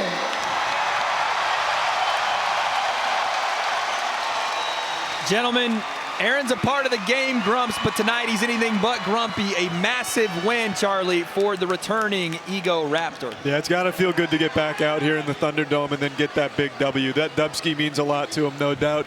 And like I said, Jarvis didn't make it easy. This wasn't something that he just got out here for free. Jarvis did put up a good fight. Oh, but look at this one, gentlemen. Andrea Botez, fresh off a chess boxing victory. Tony, she's looking sharp, man. Yeah, she's looking good. She's fighting my friend, my girl, Michelle. So excited to see how it goes. Now listen, we know that, Tony, you got a fighter in the opposite corner. We're gonna keep that one between me and Charlie. I'm gonna try to hold you back when the fight's going on, but Charlie, we're about to see a massive fight on our hands right now.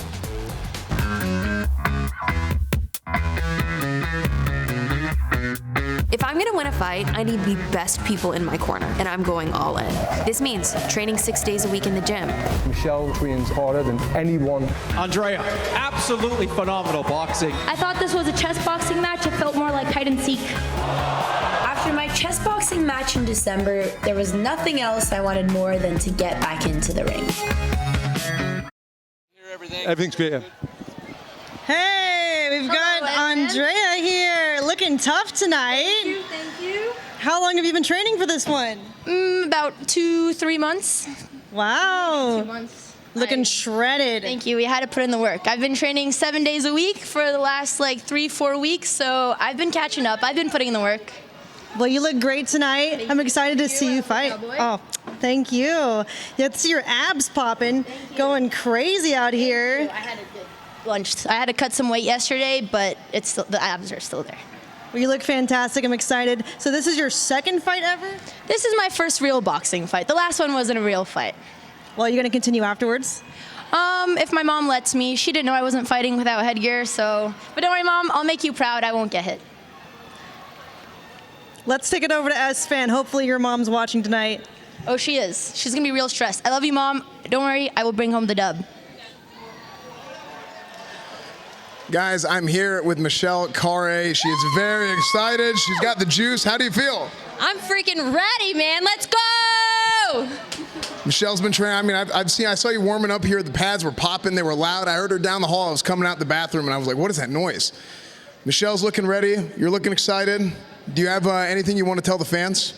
Thank you for being here, and you're about to witness a showdown. All right, back to you guys. Well, a showdown sounds pretty good to me, so I'm going to toss it over to you, Tony, since you know one of these fighters pretty well. Yeah, I'm excited for this one. Michelle's been putting in the work, training like a real professional athlete. And Andrea, she's had the one chess boxing match. She's got the big weight advantage over Michelle. But it's going to be an exciting fight. It's going to be an exciting fight. I'm looking forward to these ring entrances right now.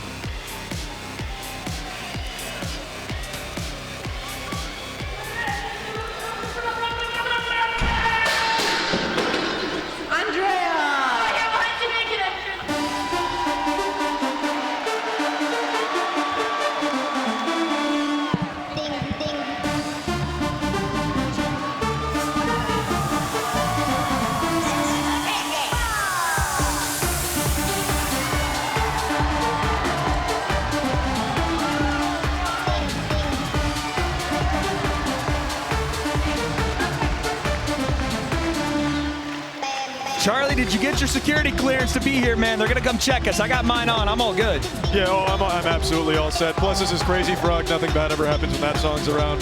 Can't hate the song. Tony, like I said, you got a fighter in this one, but looking across the aisle there, what are you seeing from the opponent here? I'm seeing Andrea very confident. She's in great shape. She's the bigger of the two. She's got the fight experience as well. She's had that one fight. But yeah, Michelle's trained great as well. But yeah, Andrea looks in phenomenal shape, and she's only just turned 21 as well, so she's young. Young, fresh, ready to go, showing off the guns, ready for her fight. But her opponent about to make her way in, Michelle Carre.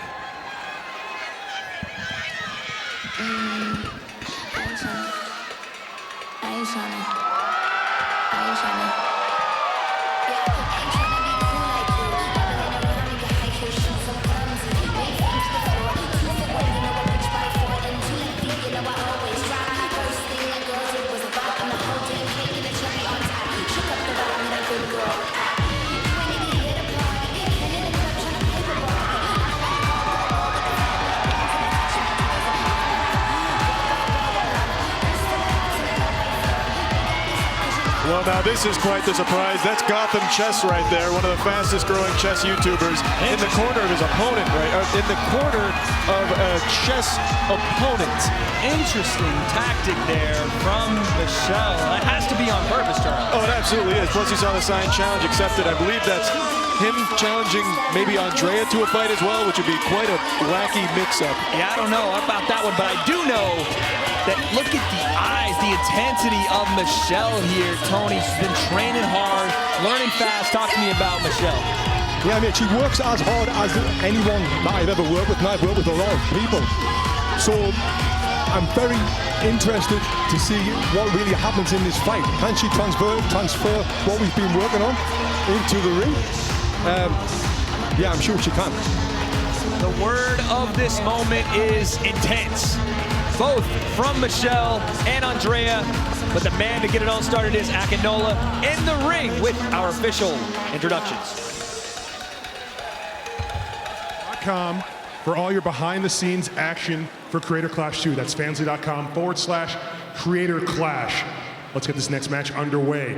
Introducing first, fighting out of the blue corner. She's trained with NASA astronauts and Olympians. She's trained with the FBI and the US Secret Service, all on her viral YouTube show, Challenge Accepted.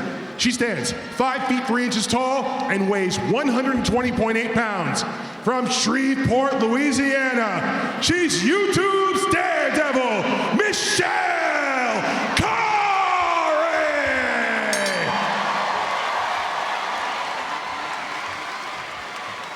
And her opponent, fighting in the red corner. She's a chess boxing champion, competitive chess player, Twitch streamer, and YouTuber. She stands 5 foot 6 inches tall and weighs 126 pounds. From Vancouver in British Columbia, Canada, Andrea Botez.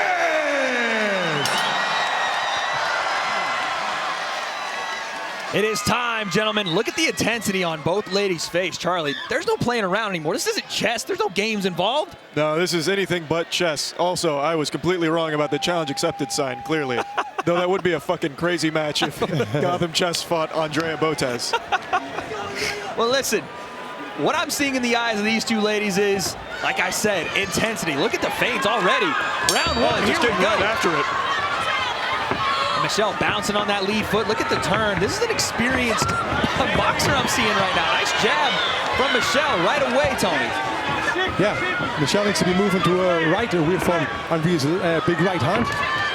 Ooh, combination there from Michelle. Well, you see her footwork is on point. Bouncing in and out of range, off that lead foot, turning angles. Andrea's in a fight here. Charlie, if you're watching Andrea, and she's handling an onslaught right now, how do you turn the tide on something like that? I'm not sure, but to my little smooth brain, I can say for sure Michelle looks like a very experienced fighter. Yeah, she's bouncing on the toes here, in and out movements, good feints. Like Tony said, moving away from the power hand here. And if you're Andrea, you might have gotten in the ring with someone you didn't know the experience of, and she's throwing. But Andrea trying to keep center of the ring here and keep that position so she's not overwhelmed with that pressure. Michelle doing a good job bouncing around the outside, not staying in range for the exchanges, popping her jab and getting out, getting to safety, and working efficiently. A great stylistic matchup between these two ladies so far, I will say. And look at that, Andrea starts to cut the ring off a bit versus chasing. We get a clinch here. Nice shots to the body there in the clinch from Michelle. 40 seconds left. And Charlie, I think it goes without a doubt by saying this might be our most technical fight of the night so far. It's looking that way. It really seems like both fighters honestly have a pretty good handle on the sport here.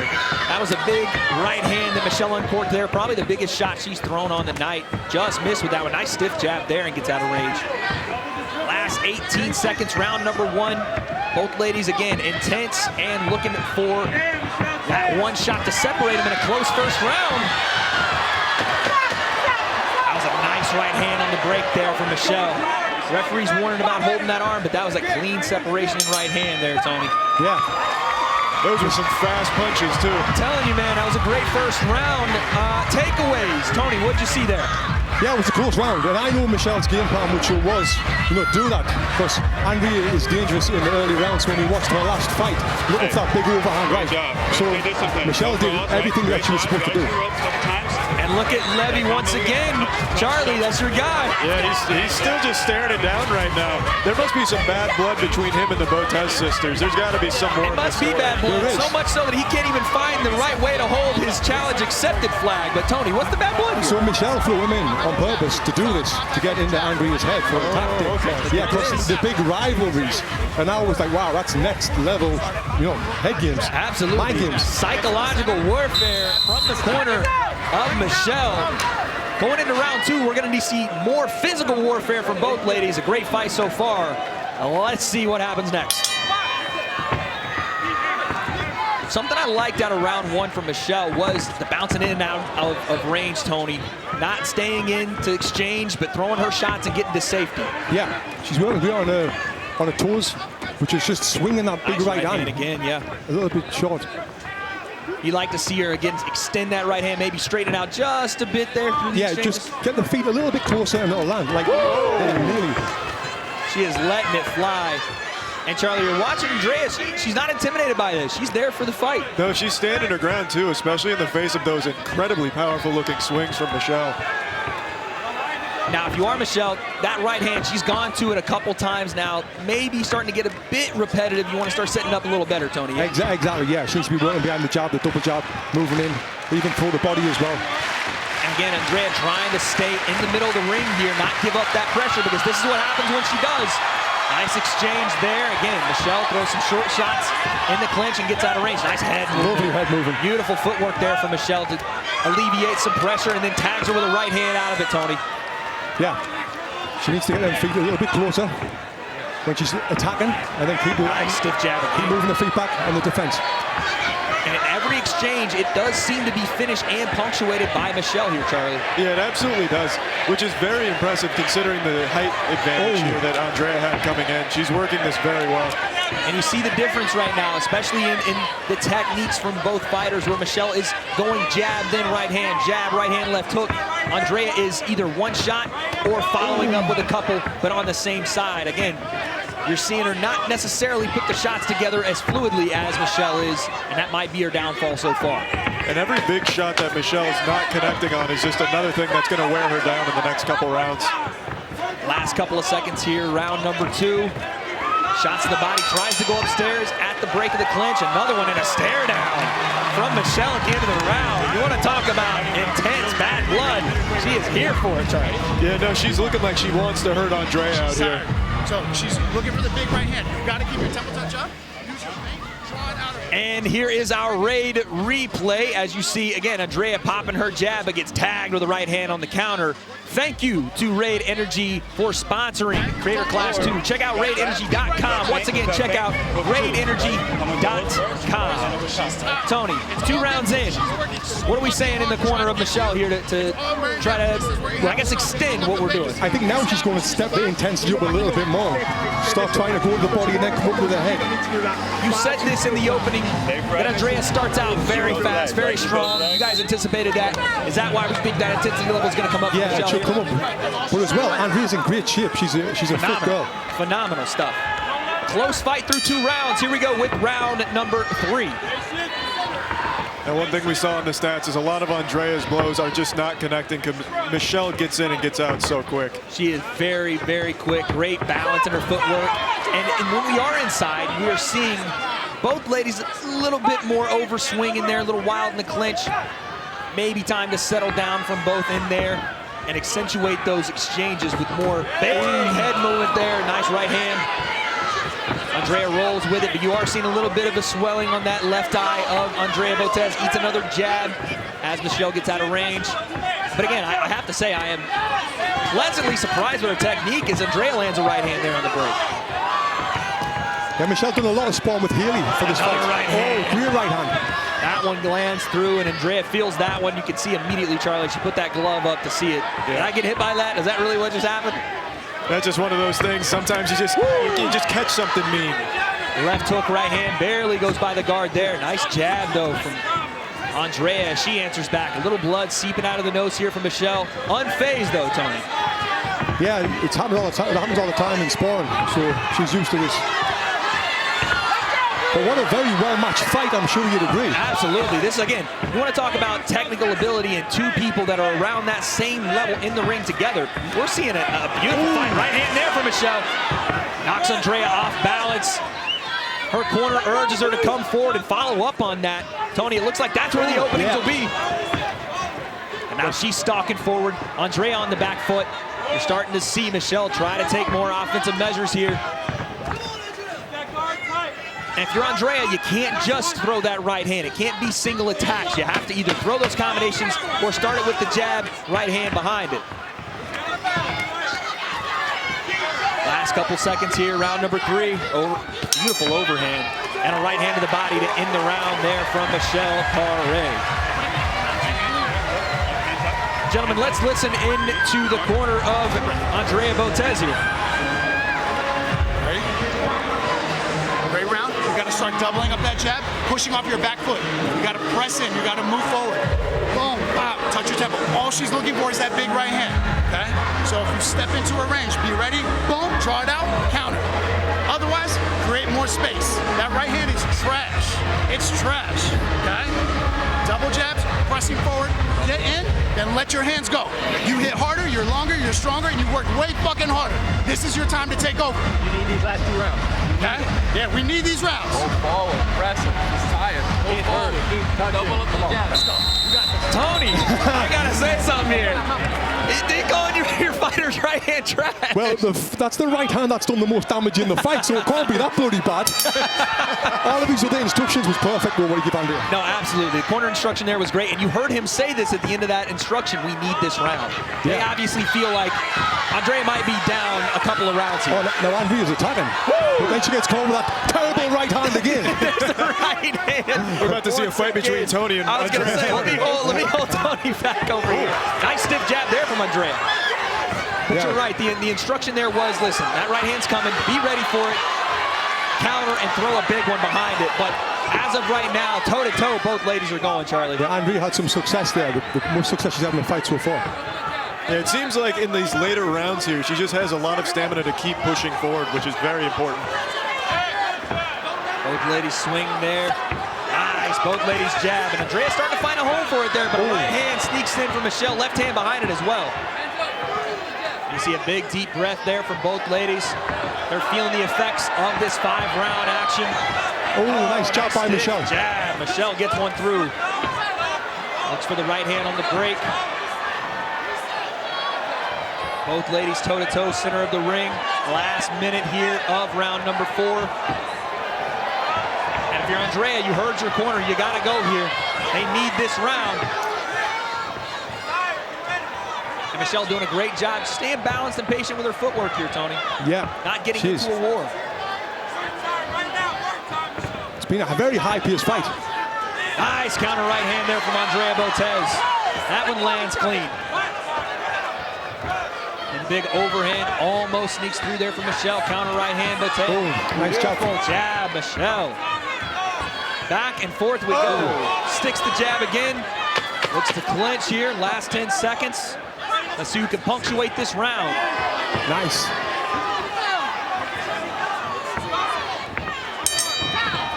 What a fight! What a fight! Beautiful round. You saw that little bit of stumble, that little bit of happy feet there at the end from Andrea Botez. I think you're going to see in this next round the fatigue really setting in for both fighters. Yeah, it's been a very high-paced fight, so yeah, we're already seeing some of that set in now. A lot of Michelle's early footwork is kind of starting to dwindle a little bit as she's getting to these later rounds. Let's hear what her corner has to say. Break free, make room, shoot that combo, right? Break free, make room, shoot those combos.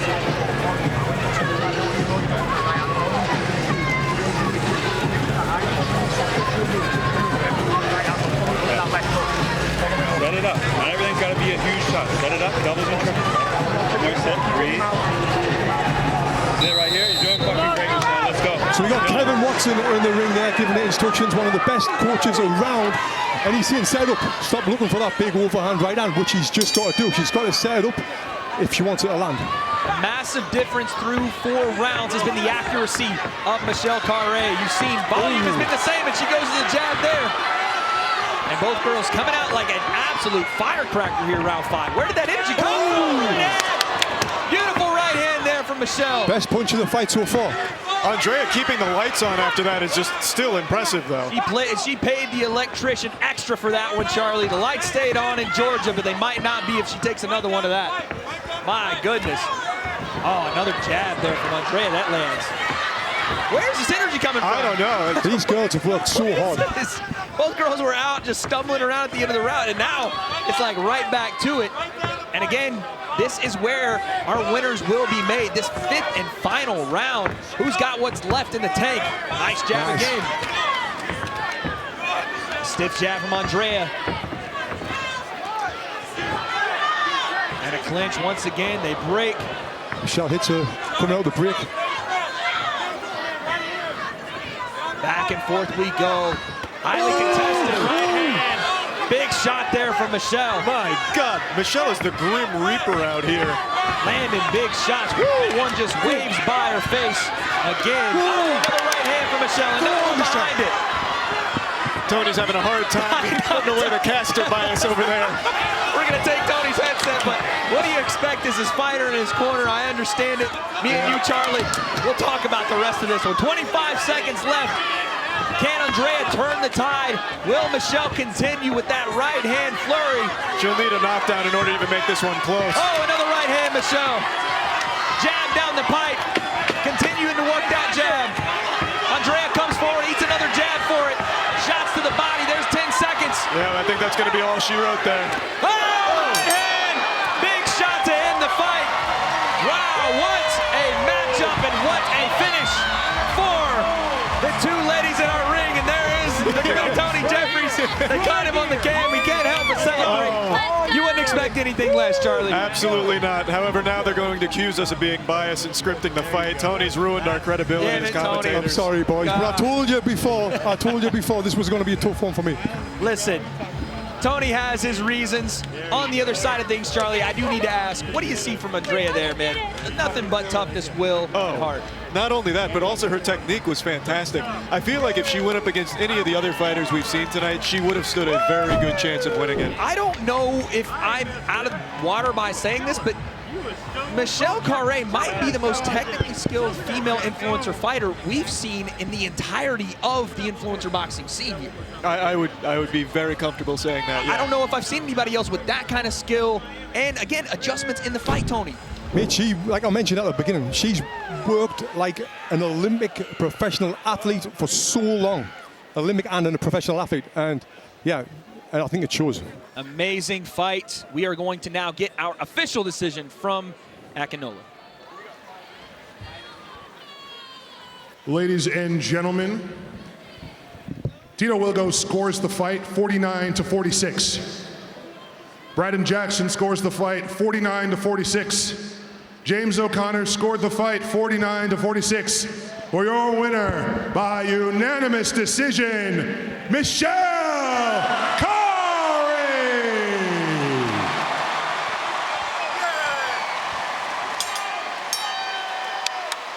Michelle Carre with the win, and she is standing by in the ring with chills. I am here with your winner, Michelle Carre. Michelle, you had more combos than McDonald's out there. Tell us, what was your strategy going into this fight? Well, first I want to say a huge hand to Andrea because she was amazing. And both of us took this fight on extremely short notice. So I just think it's amazing what she's done. This is the greatest challenge I've ever accepted. And all I've ever wanted to do is inspire other people who might not feel comfortable in certain spaces to explore them. And I'm so honored because of Ian and Anissa to be the last female fight. Hey, Tony, I did this for you. Now, Michelle, your resume is absolutely stacked. I just want to rattle off some of the organizations you've trained with. NASA astronauts, Olympians, the FBI, the US Secret Service. What aspect of that training helped you most to secure this victory? Well, I feel like I'm just constantly putting myself in uncomfortable situations, seeking discomfort, and I think that that's a muscle just like anything else that needs to be trained, so I definitely feel like I had that edge in this fight to just keep going. Michelle, congratulations. Let's give it up for your winner, Michelle Carre.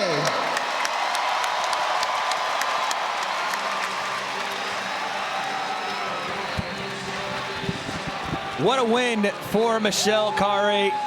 Tony, talk to me, man. That one was emotion-filled. She got it done. Yeah, I'm so happy, so proud of Michelle, the work she put in. And Andrea as well. What a competitor. She's tough, she's fit, she's just turned 21 years old, and she's competing in an arena like this. There's something got to be said for Andrea as well. So that was great. I'm so happy.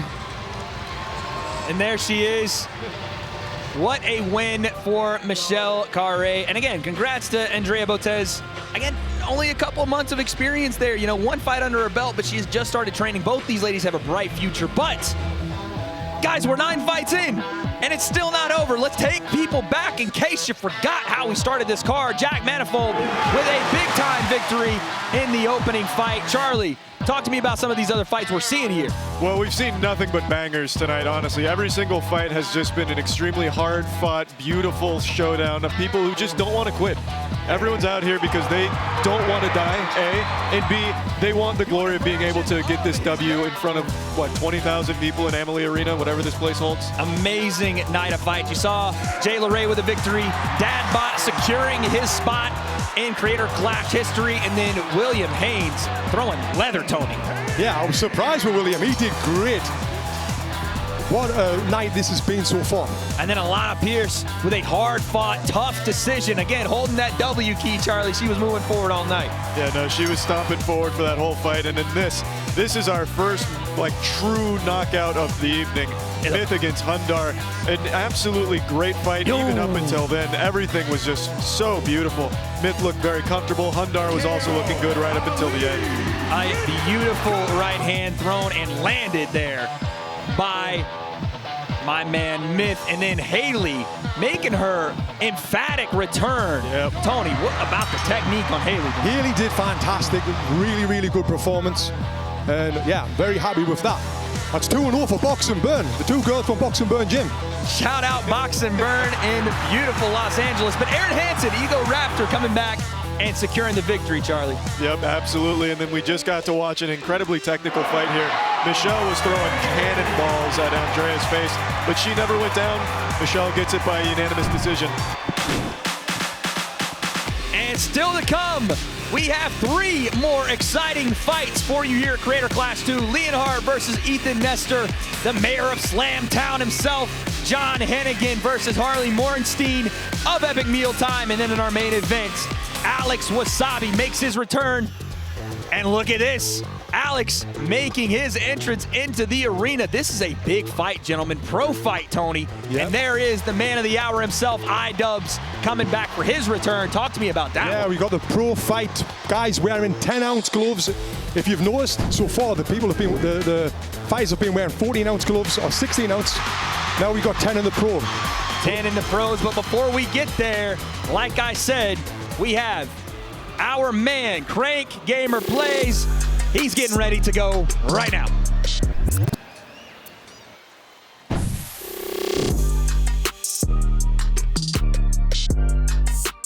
As many of you know, I'm going to be in Creator Clash 2. I've been training hard, but nothing can really prepare you. It feels like this is the culmination of my fitness journey. This is a whole new ballgame. Getting into the actual ring and fighting someone who's your friend, that's something I'm not used to, but I'll be ready. I know that Ethan's training very hard as well.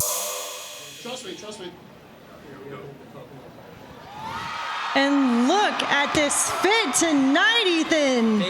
It's here. I'm ready. Do you have a favorite color? Goodness. I do. It's this color, which is amaranth. So.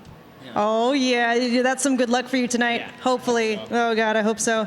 How long have you been training for? I've been training now for about 9 months. So I've been making a little boxing baby in here. And I'm going to give birth out there in the ring.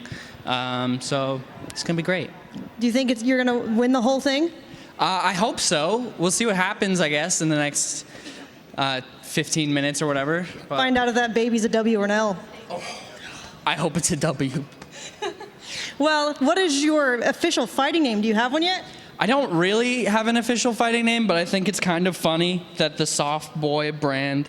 So we'll see how soft I am, I guess.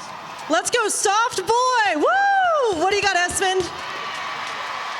Guys, I am here with a real Pokemon master, Leonhart, showing off the shoes.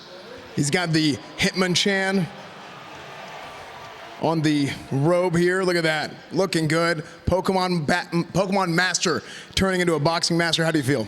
Hey man, it's been an amazing 4 months training for this. I feel amazing. I feel ready to go.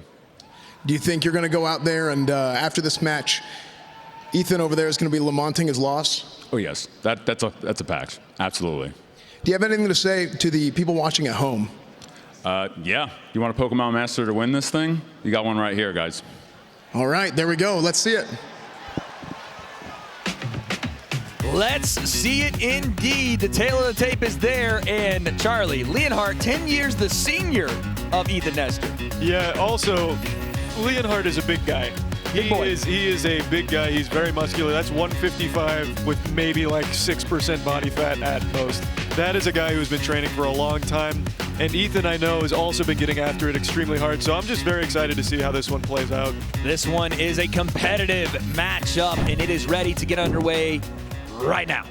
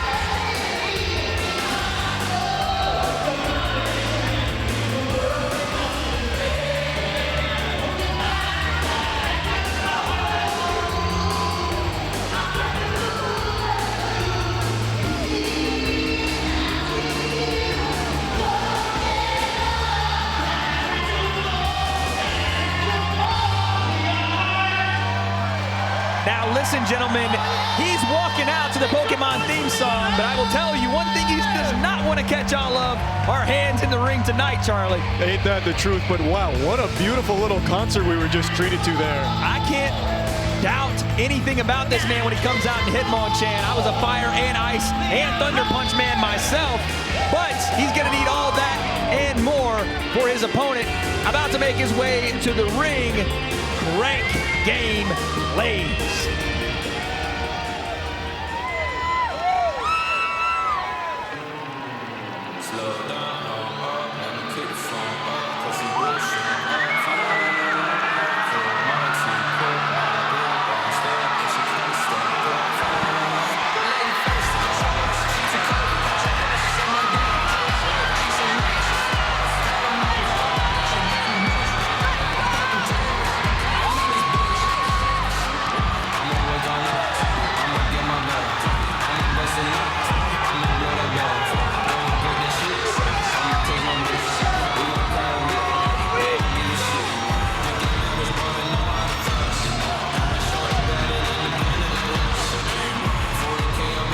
There he is, folks.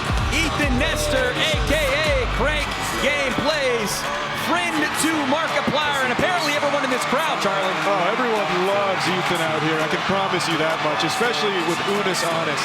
Unis Honest was an internet phenomenon. Hold on one second. You said Unis Anus? What did you say? Yeah, Unis Honest. Oh, sorry, yeah. okay. So they made videos for a year. At the end of a year, they deleted every single one of them. People still reminisce about those days, and Ethan has branched off from then and just only grown and come up and grown into even more of a man. That's what happens when you wipe the anus. Akinola now, about to get our introductions. Creator Clash is sponsored by Raid Energy. For more information, visit raidenergy.com. For our next bout, introducing first, fighting out of the blue corner. He's a former attorney that quit to open Pokemon cards full-time. He's a lover of shiny cardboard and the co-founder of RareCandy.com. He stands 5 feet 10 inches tall and weighs 155.2 pounds. Fighting out of Maple Ave Boxing Gym in Dallas, Texas, Leonhart!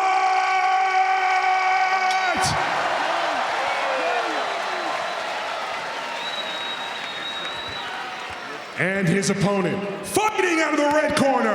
He's a YouTuber, Twitch streamer, and general maker of weird shit online. He's a co-host of the upcoming podcast Brain Leak with Jacksepticeye. He was the Unis of the Dead, Destroyed, and Forgotten channel, Unis Honest. He stands 5 feet 8 inches tall and weighs 151.4 pounds. From Portland, Maine, he is the soft boy, Ethan Nestor!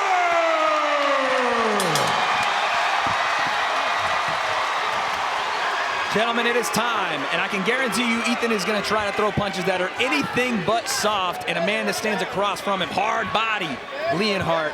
Charlie, are you ready for this one? Oh, I'm ready for this one. I'm excited to see exactly what kind of energy they're going to come out with. If it's going to be more of a technical fight or what we saw more with Jarvis Johnson versus Arin Hansen of just absolute, like, primordial, primitive brain, like, chaos. Just pure chaos. Tony, if anything has been an indicator for Creator Clash tonight, both these guys are going to stand in the center and throw leather. Yeah, moving forward. They touch him up. Here we go, round one. And right away, both guys working the jab. You see Ethan, decent head movement to start here. Oh, fires off a right hand. It gets through as well. And slips out of range. Yeah, Ethan's looking a lot more relaxed than Leonhart right now. Yeah, Leonhart a little stiff so far. He's fighting with like a sense of urgency almost. Yeah, it's like he wants to make sure that he establishes something quickly because it feels like Ethan is very calm and starting to be methodically pressing forward here, Charlie. Yeah, that's what it's looking like to me as well. And again, on that front foot, Tony, maybe setting up but he gets caught with the right hand there. I was going to say maybe setting up a little pull counter action being on that front foot so heavy. Yeah, he really is. And he's really short with his punches. He looks very stiff, Leonhart. Jabbing away as they both stand center of the ring. Right hand doesn't quite get through and they clinch. They separate. Leonhart points to the crowd and said he hit me in the back of the head. But here we go once again. And if you are Leonhart, you do need to relax just a little bit because even if you're not doing a ton, being that stiff with your chin that high in the air, Tony, it's not a good look. Yeah, neither of them big windmill punches weren't a good look either. And he takes a big deep breath there.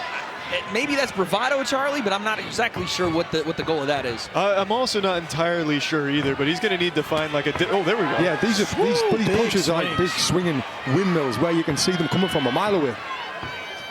You saw that one coming from the Bucks Stadium there, Charlie, yeah? Yeah, looking like it. Oh! Great right hand from Ethan.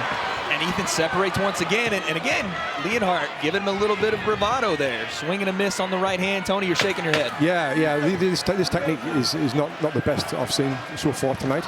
He's really short with his punches, really short with his jab. If he can't land a jab, he's never going to be able to land a right hook. Oh, there's the bell. One sneaks in late there for Ethan. But there's our first round, gentlemen. Charlie, talk to me. What are you seeing? Well, I'm seeing exactly what Tony's seeing here. I too have a trained, keen eye for boxing prowess, and it is looking like Leonhart is just kind of stiff out there, very robotic.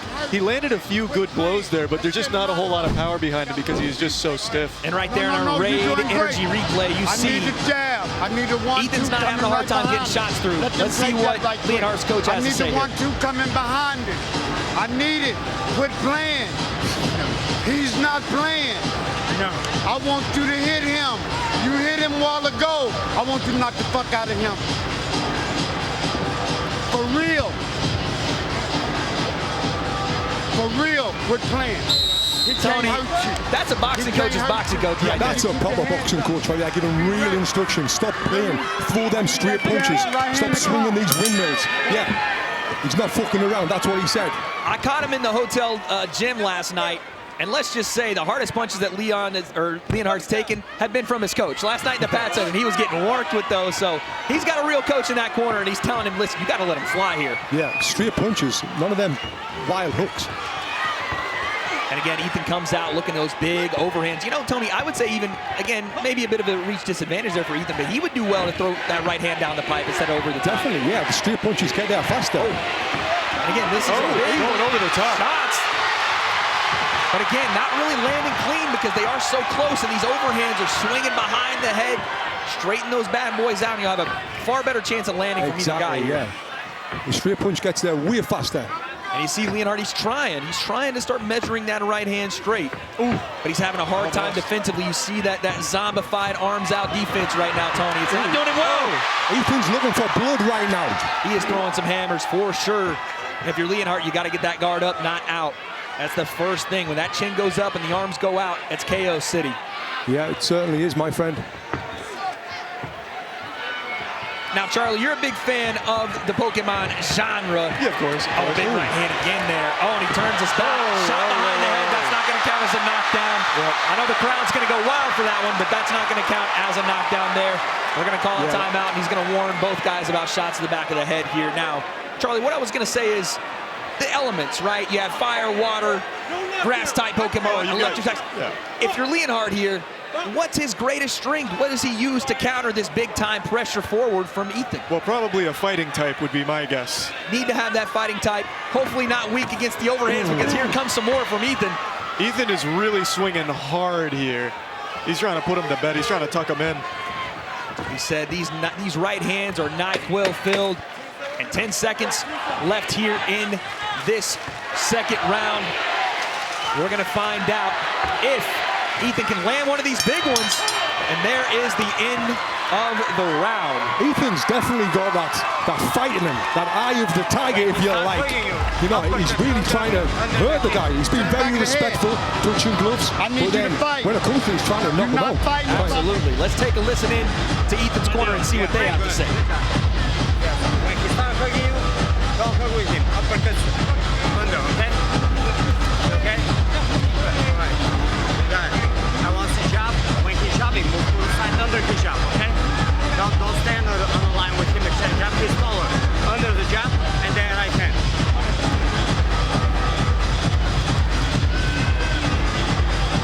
Breathe in, breathe out.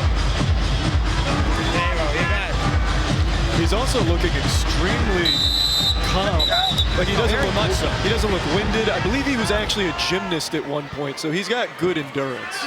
And great instincts for the sport. You hear Tony in the corner, get under that jab, then come with the right hand. Because right now, being straight on the center line with that jab, he's not building the momentum to finish that right hand. Oh! Whoa! Huge! Jesus Christ! He's over Leonhart! And Leonhart goes down! Oh, shit! Oh, my goodness! Wow! He said thank you for shopping, but the store is closed. Absolutely. That's it. It's over. Leonhart gets dropped, and that is all she wrote. You were right, Charlie. The lights were on, but no one was home. My goodness gracious. What a right hand and follow-up from Ethan Nestor. Wow. Wow, he set it up perfectly. Perfectly. Just as we were saying it, Tony, you dip under that jab, and Lynn, absolute hellfire behind a right hand there to start the beginning of the end. Great work from Ethan. What a killer. What a killer. And I think you nailed it, Charlie, when you said, listen, this guy looks so calm and collected. And then when that bell rang, it was like he switched it on. Jab, look at the high guard, double touch with the jab, bang, on the ear. Beautiful shot in our Fansly Slam cam. And again, you see it from a different angle. Massive shot, and Leonhart had never been hit like that. The follow-up came behind it. Another big shot right behind the ear. And that was all she wrote. Crank Game Plays, your winner. And to the ring we go with the official decision is Akinola.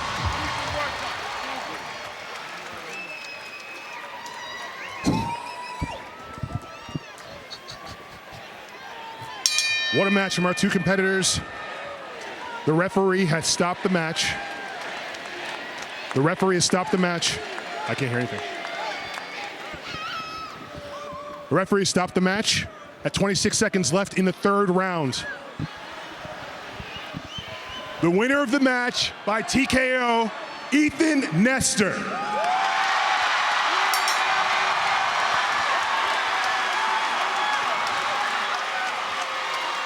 He is fired up. Ethan Nestor with a win, and he is with our in-ring interviewer, Chills.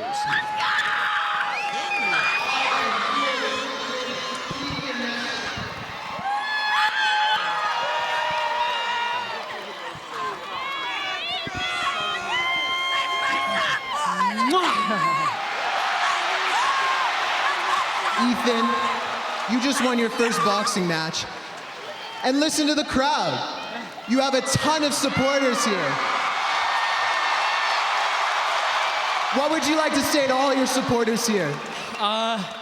Thank you guys so much for supporting me and watching my videos. This is so fucking surreal. And I just want to say thank you so much. Is he gone? Thank you so much to Lee. Like, I could not ask for a better competitor. This was so amazing. We both worked our asses off. There's so many people online that doubt influencer boxing, because you think that we're just YouTubers, but we are. But we work our asses off. So if you want to talk shit, get in the ring. Because we all worked so hard. Like, every single fighter, win or lose, worked their asses off, and I have so much respect for every single person that stepped in this ring. Ethan, tell us, what is next for you with boxing? I'm going to the Bahamas, and I'm going to get drunk and probably smoke a bunch of weed. Boxing-wise, I'm still definitely going to continue to train. We'll see. Maybe I'll come back next year, but, you know, just going to take it chill for a sec. Congratulations. Let's give it up for your winner, Ethan Nestor.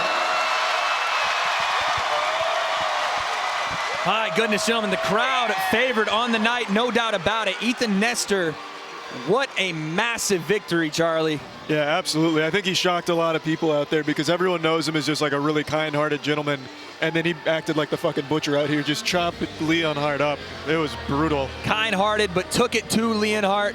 Tony, tell me what you saw there, man. Technically a solid guy. Yeah, he was. He was working behind his jab, looking for the right hand.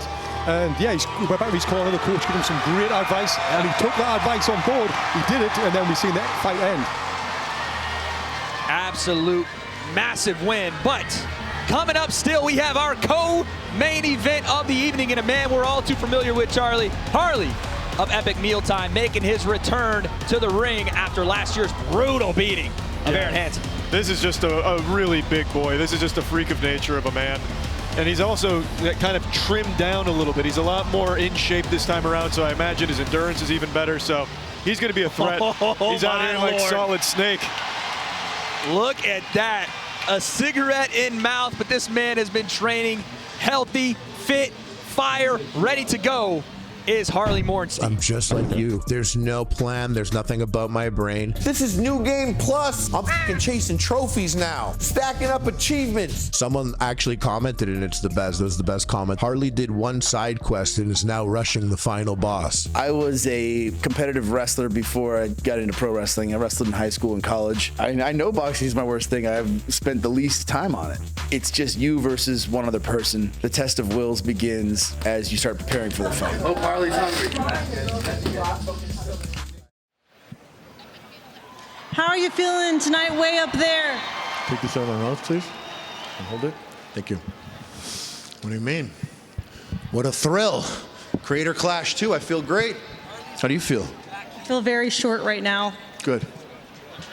So tell us, how long have you been training for this? A long time. Feels like lifetimes. Yeah. Lifetimes? Yeah. Are you ready to obliterate? Yeah. Gonna throw some hands in there? Do you think love can bloom on a battlefield? No, only death. Okay. Hopefully you're gonna kill it tonight. I already feel like I've been destroyed just looking up at you. This is starting to give me a headache. Let's throw it to Esfand. Wait, we're not done yet. Here, I gotta ask you, what was that stare all about that you gave to Harley? Oh, you know, we're playing mind games, planning on feeding Harley a little bit of peanut butter and Johnny, because that's what I came to Creator Clash to do. Oh man, that's nothing compared to what I just heard him say. I mean, you should have heard what he said about your mother. Harley was talking about my mother. Harley, you're talking about my mother? And you have a serious problem. What else did he say? He's gonna like knock out one of my dogs? What kind of a person says that? Hey, Harley, I don't know if this is a game to you, but I ain't playing. I was just gonna knock you out, and now I'm coming for blood. Hey, back to you guys. I'm so sorry. Whoa, gentlemen, that got personal real quick. And if you add these numbers together in age, it amounts to, well, an older being. But these two are looking youthful, ready to go. Charlie, talk to me, man. Well, there's a lot that I'm seeing here, and none of it's great for the mayor of Slamtown, if I'm being honest. The height advantage from Harley at that 6'7", the weight at 240, woo! That is an imposing being. And that's a Harley down 50 pounds. Tony Jeffries, talk to me about this massive discrepancy. Yeah, as well, the age difference as well. But this is where, you know, John's got the experience of being in big arenas like this. He's been doing it for years, where Harley's done it one time. Will that play a big factor in this weight? I don't know. It definitely could, but I guess we'll find out, as now it is time for our co-main events of the evening.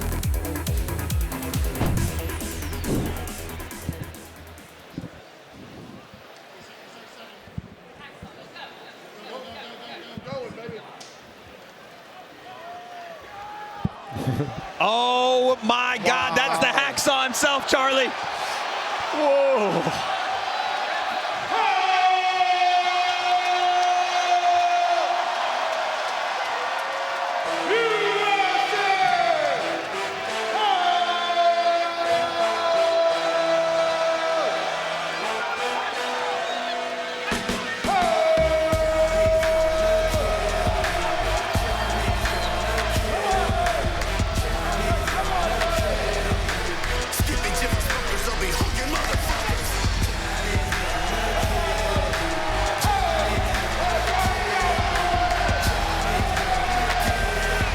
Charlie, I don't know that this crowd understands that the 13-year-old me just went nuts for Jim the Hacksaw Duggan. I'm actually so disappointed in Tampa right now. That is fucking hacksaw. That's the hacksaw there, man. The 2x4 out, USA chance.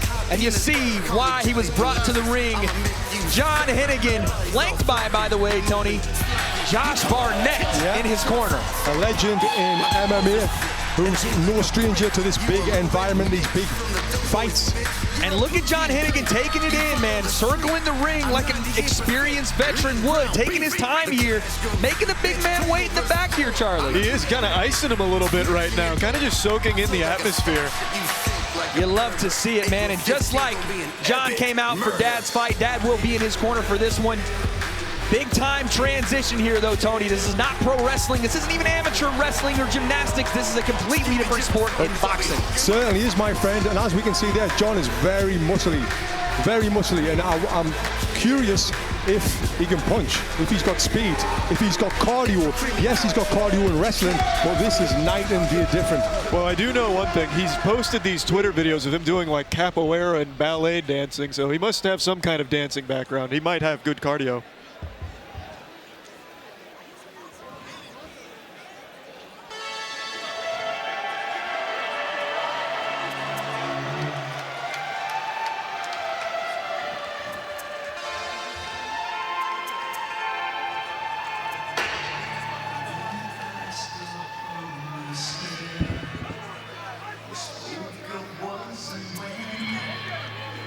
Well, I was looking to the entrance ramp, gentlemen, but I don't see Harley up there. Wait.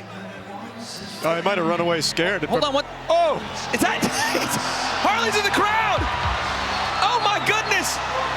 Harley is in the crowd looking like a Shield member or Solid Snake. I don't know. Charlie, what is going on here? I'm not quite sure. This is just a psychopath out there. The man of the people making his way in. The Sauce Boss is headed to the ring. Tony, what is this entrance? This is fantastic. Look at the crowds going wild. I love this. An absolute star, folks. And just like we talked about with John making Harley wait, he's playing a little bit of that mind game back here, Charlie. He is. He's working it real well here. This is very, very ominous. I was going to say stoic, calm, collected, and ready. The man of the people, the co-main event, Harley Morenstein, is ready for a fight, Tony. Look at the size of him. He's a big guy. You don't realize how big he is until he's up close. As Lil Wayne once said, 6 foot, 7 foot, 8 foot, marching his way to the ring is Harley Morenstein. Oh! Chills just broke the cigarette. Oh, he gave him the cigarette? Oh, nice. He broke it up. Nothing breaking the spirit right now of Harley Morenstein. And I'm telling you guys, all the games and jokes aside, this man has got a lot to prove here because after his big-time victory last year at Creator Clash, not many people wanted to fight him. Yeah, not only that, he's been talking a lot of shit on Twitter. He's got people at his throat right now. If he gets knocked out, he will never hear the end of that. I would say a lot of the influencer boxing community watching this one with a close eye because the target on the back of Harley Morenstein. But it's now time. Let's get to Akinola with our fighter introductions. Continue to check out all the behind-the-scenes action for Creator Clash 2 at fans.com/Creator Clash. It's time for our co-main event of the evening. Introducing first, fighting out of the blue corner, he is the former heavyweight champion of the World Wrestling Entertainment, Impact Wrestling, Lucha Underground, 5-Star Wrestling UK, Major League Wrestling, and Lucha Libre AAA. He is the star of Boone the Bounty Hunter, The Speed of Time, The Iron Sheik Massacre, Hercules Reborn, and dozens of other films. His diss tracks including Peanut Butter and Johnny, which upset Harley's trainer so badly he bit his tongue while eating a slider after last night's press conference. They have tens of millions of views. He stands 6 feet 1 inches tall and weighs in at 212.2 pounds. Fighting out of Slamtown, USA, the mayor of Slamtown, John Hennigan! What a resume. Classic John Hennigan entrance there as well. And his opponent, fighting in the red corner. He's an OG YouTuber with 7 million subscribers, countless awards and accolades, far too many to list. He is the Don of Dripping, the Pharaoh of Flavor, the Duke of Dip, the Minister of Mixture. He stands 6 feet 6 inches tall and weighs 240.2 pounds. From Montreal, Quebec, Canada, all the stars are here.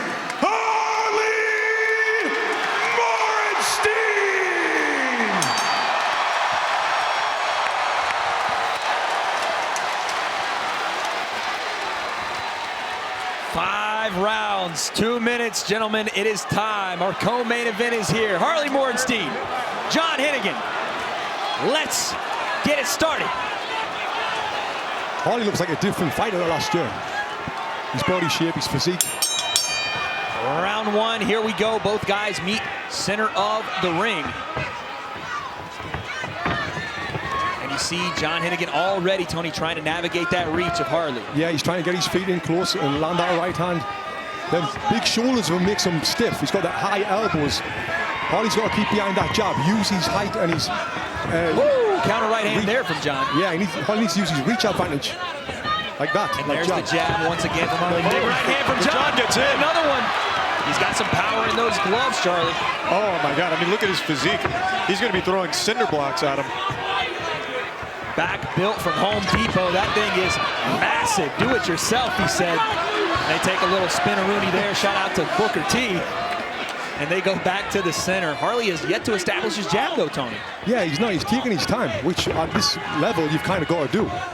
So he should be working behind that jab, some feints. But there's a stiff one. And the right hand sneaks through again there. John takes it on the chin. And of course, Harley's wary about his power. Who wouldn't be? Look at the size of him. Absolutely. And a nice feint there from Harley. He retakes center of the ring. Sneaks in a jab once again. You see he's a little bit overcommittal on that jab, and John catches him on the counter. Yeah, certainly did. John's looking for overhand right. Yep. Harvey lands a nice left hand to the chin there. Nice. Feint with the jab behind it. Beautiful shot there. And now the feints are coming out from Morenstein. And you see a little bit of that lumbering motion already here out of John. Big counter right hand, though. And that one puts Harley got him cornered now. That's going to be tough to get out of. Oh, another right hand sneaks through. And then a cheeky right hand, though, from Harley. And it goes down. Oh!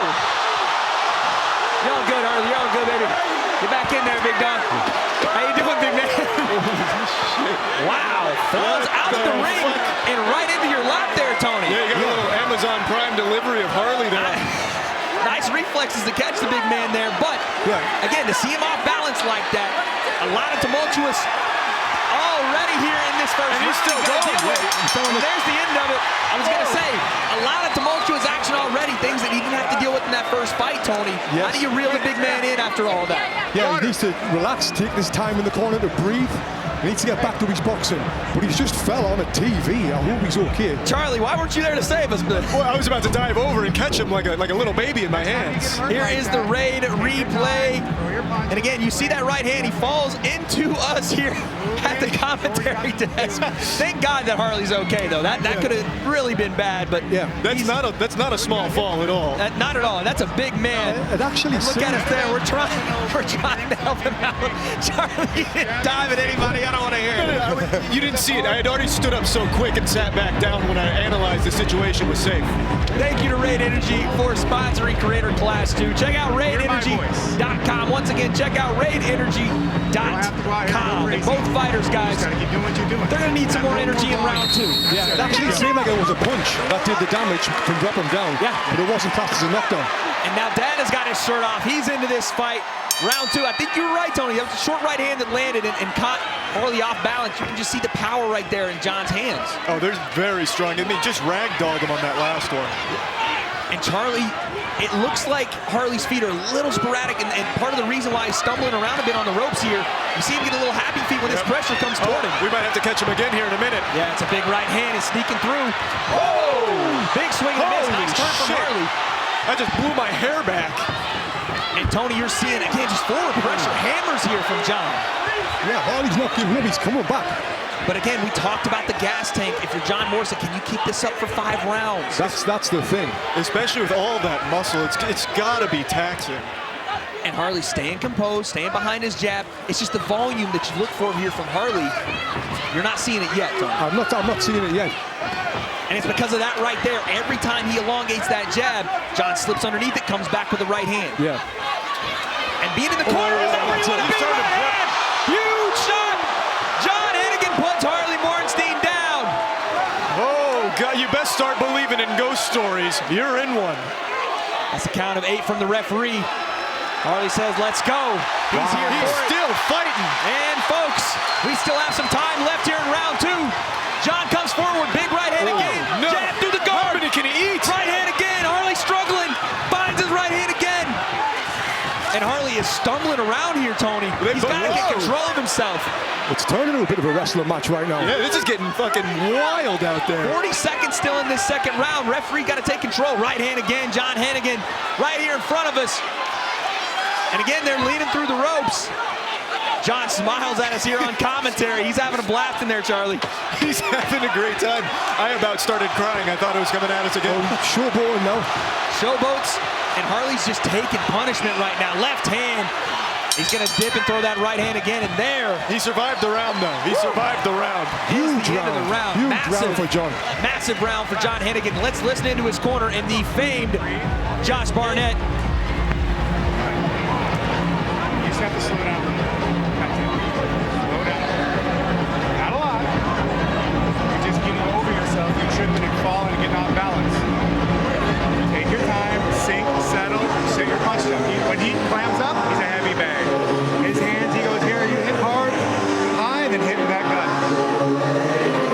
When you end up going to those neutral corners, relax, focus. Can you hear me in there? Yeah. Okay. All right, here's our raid replay, and you see Hennigan moving forward, punches Harley into the camera. Yeah, just delivered the Krusty Krab's pizza right there to the camera guy. And then a big jab through the guard as well, again from John. It's been all John Hennigan so far, Tony. It really has. One punch can still change it in heavyweights, but it's not looking good for Harley. Look at that. Cameraman's ready to go. He's flexing on the crowd. But here we go with round number 3. Harley's going to have to flex some muscle and throw some shots here because he's getting overwhelmed so far. Harley is moving onto John's right hand. He needs to be moving to his right. Look at that. He's walking straight onto that right hand. And again, you keep seeing his... Huge right hand, and that's it. Referee waves it off. Wow. Jesus Christ. Right hand from John Hennigan, and the mayor of Slamtown has just staked his claim as the mayor of Creator Clash. What a shot. My goodness, that was heavy, Tony. It was heavy. He really outclassed Harvey right there. Yeah. And folks, the reason you're hearing a little bit of caution and pause in our voices, that was a shot, man. And we just want to make sure that Harley's okay in the corner here. But what a victory for John Hennigan. That was brutal. That was absolutely brutal. I haven't cried since I was born, but I'm about to start crying now after witnessing that. Look at that, the momentum as Harley bounced off the ropes here, and then the right hand behind it. Watch, it was almost like an Irish whip, Charlie, as he bounced off the ropes into this huge right hand. Yeah, John was just on another level here. My goodness. Listen, I called him the mayor of Slamtown right there on the Slam Cam from Fansley. Tony, talk to me about that victory for John Hennigan. Yeah, great victory for John. I would be surprised if anyone wants to fight him now in the creator space. I was surprised anyone wanted to fight him at all in general, just taking one look at him. So you got to respect Harley for doing that. Yeah, absolutely. Absolutely. We talked about the athleticism, the years of experience as an athlete that John brought to this, and you showed it, man. Let's get to Akinola with our official decision. Ladies and gentlemen, the referee has stopped the match. With 22 seconds left in round 3, your winner by TKO, the mayor of Slamtown, John Hennigan.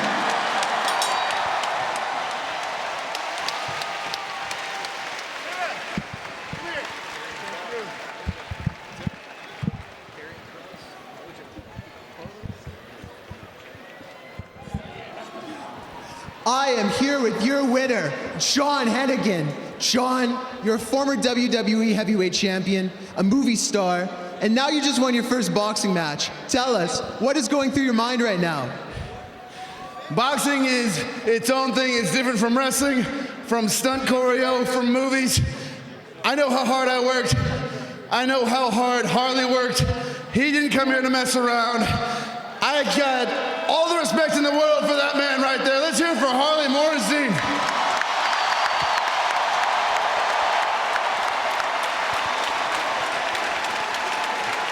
What aspect of your training did you think helped you the most to secure this victory? Boxing. I want to move on to something I got all the respect in the world for that man, but there are some influencer boxers I have zero respect for. Jake Paul. Yeah. Logan Paul. Yeah. They both make me sick.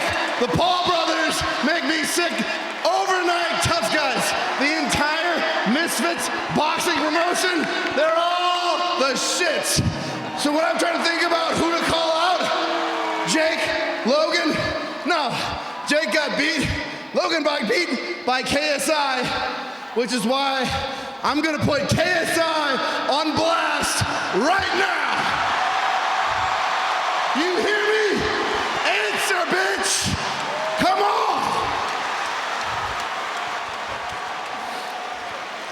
Is there anything you'd like to say to your fans and supporters in the arena here tonight? To everybody who came out here tonight, this is for a great cause. Proceeds are going to charity. That's why I did this. I also did this for money. I ain't gonna lie, just keeping it real. But I love boxing. I know you're all here because you love boxing. Hold on a second, Harley, come back here.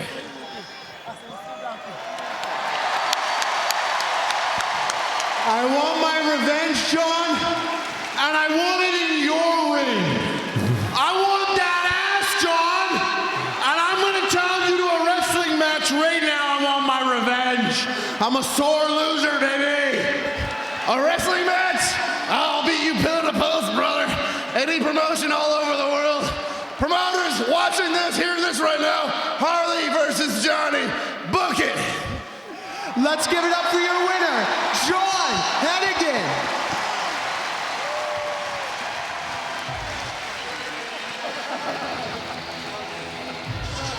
Gentlemen, I don't think I've heard a better post-fight speech. Calls out KSI. Yeah. Then Harley pops up off the deck. Thank goodness he's okay. Calls him out to a wrestling match, Tony. Yeah, exciting stuff. We've seen it all night though. It's been really good night so far. And yeah, for him to call out KSI, Jake Paul, Logan Paul. He wants to smoke. Charlie, what did you see there, man? I saw my life flash before my eyes. When Harley came tumbling down like fucking Humpty Dumpty there, I thought for sure there was going to be like an actual casualty. This poor guy over here caught the brunt of it. I mean, the machines almost fucking exploded. That was a wild match. That was a wild one. Listen, I love seeing John Hennigan in our space because I'm a pro wrestling fan at heart. You are too. Absolutely. The man knows how to cut a promo, but him in the boxing ring was something spectacular to witness. But, guys, we're not done. We have the fight we came here for, the main event. Alex Wasabi, iDubbbz. I got to get both your thoughts. Tony, what are you saying? I'm very excited for this fight. These boys have worked their asses off. They've worked so hard for this. They've been preparing for it. And yeah, I think it's going to be another great fight like we've been seeing all night. I can't dispute it. Charlie, what are you saying? I'm seeing a knockout, absolutely. I don't think this one ends without a knockout. I've seen Alex Wasabi's punches on Twitter. They're pretty powerful.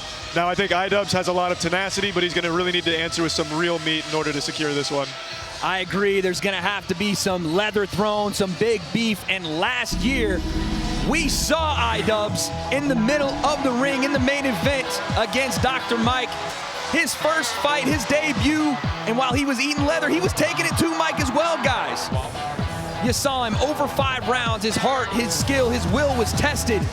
He's been here before.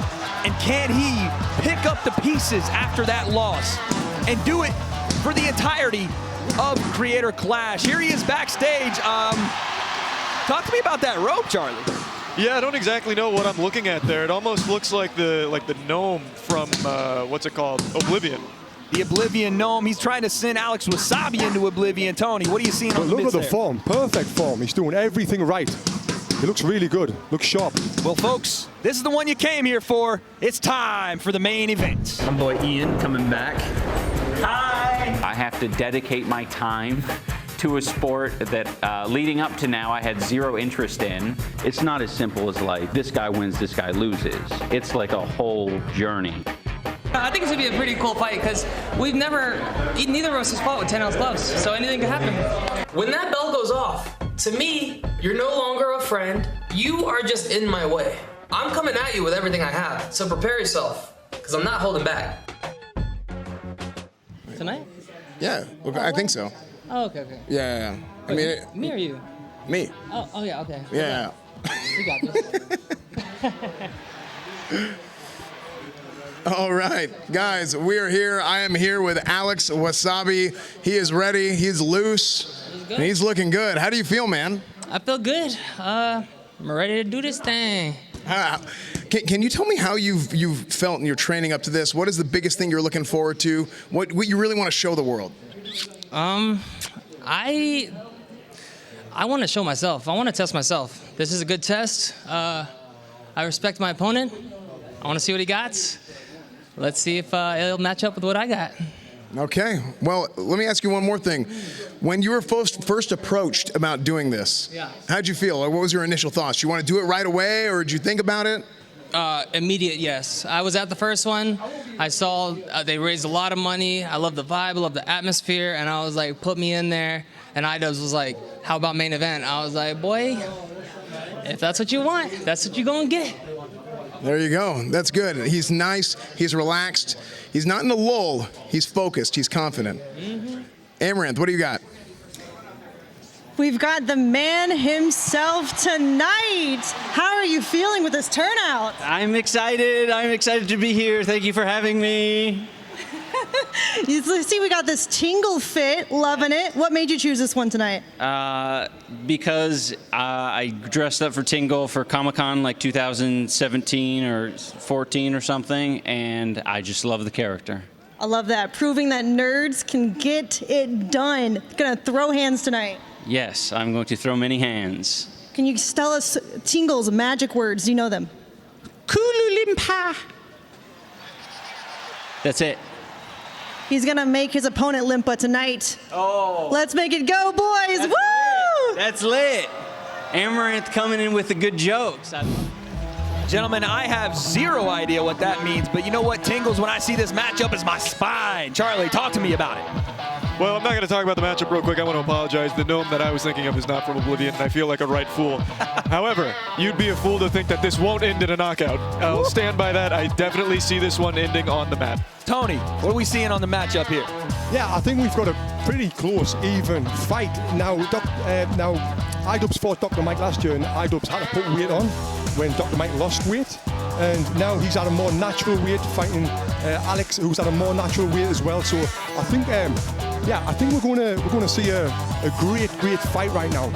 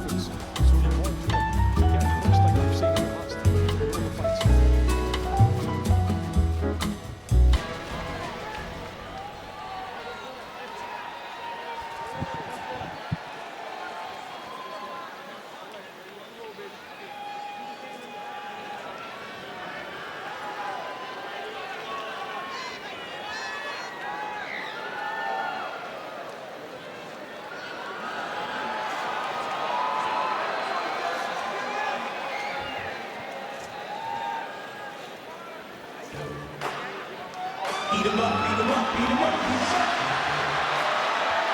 Eat 'em up, eat 'em up, eat 'em up, eat 'em up. Reese's Puffs, Reese's Puffs. Eat 'em up, eat 'em up, eat 'em up, eat 'em up. Reese's Puffs, Reese's Puffs. Eat 'em up, eat 'em up, eat 'em up, eat 'em up. Reese's Puffs in my bowl.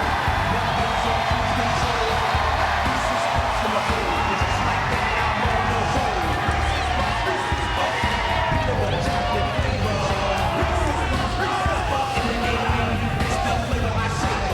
Peanut butter and chocolate too. You know I do, that's what I wake up to. Reese's Puffs is my desire. Peanut butter chocolate flavor is all set. Reese's Puffs, Reese's Puffs. Reese's Puffs, Reese's Puffs. Reese's Puffs, Reese's Puffs. Reese's Puffs, Reese's Puffs.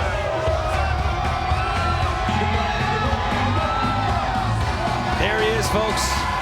iDubbbz returning in the main event. Now, his boxing skill has definitely improved, Charlie, but what about those dance moves, man? Those dance moves are some of the worst I've ever seen in my life, honestly. That was absolutely atrocious, but he's having fun. And at the end of the day, sometimes that's all that matters. That is all that matters until he steps into that squared circle, Tony. Does he realize the moment he is in? He's been here before, but not on this scale. Yeah, I think he does. I was in the gym with him last week and I seen how hard he's been working and how much he's improved since the last fight as well. So it's going to be a very interesting fight we've got on our hands right now, my friend. Big fight feel. iDubbbz versus Alex Wasabi. But before we get there, let's throw it one more time to Alanah with a special introduction. Ladies and gentlemen, before we start our main event, it's time for a special rendition of our national anthem. Please welcome Super Mega.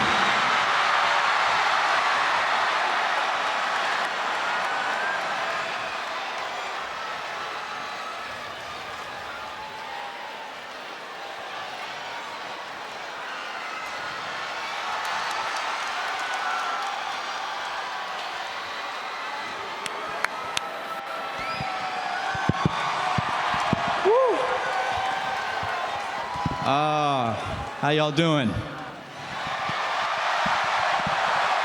Having a lot of fun tonight. We're ready to honor this country the right way, all right? So sing along if you know the words. Just gotta wait for this special someone's electric guitar to get all set up, so. All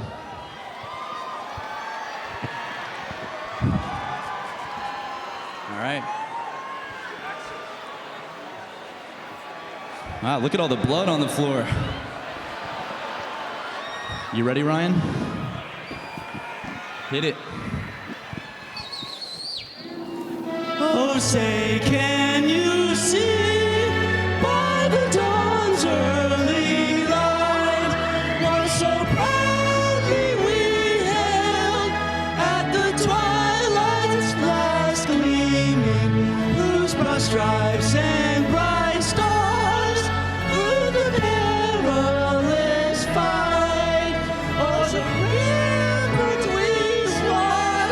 We're so gallantly streaming, and the rockets red glare, the bombs bursting in air, and proved through the night that our flag was still there. Oh, say does that star-spangled banner yet wave? The land of the free and the home of the brave.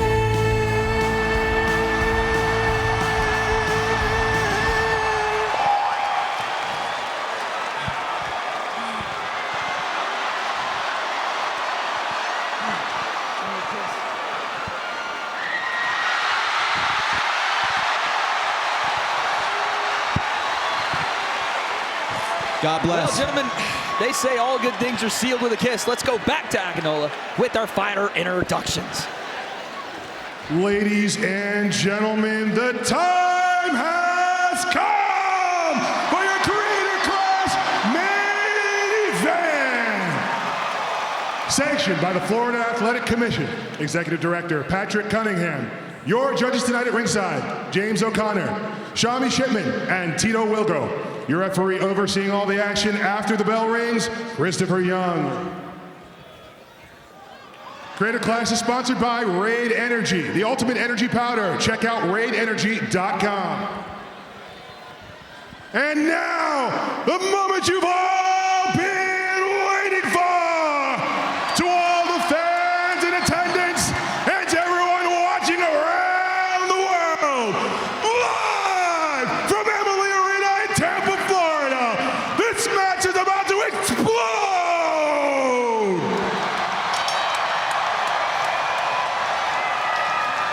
Introducing first, fighting out of the blue corner. He's a Filipino-American creator and an OG YouTuber with 11 million subscribers. He stands 5 feet 11 inches tall and weighs in at 167.2 pounds. From Los Angeles, California, Alex Wasabi!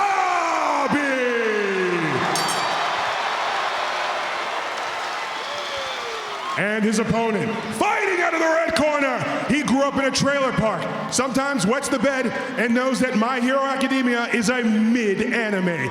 He stands 6 feet 1 inches tall and weighs 165.2 pounds. Fighting out of Seattle, Washington, the alien, Ian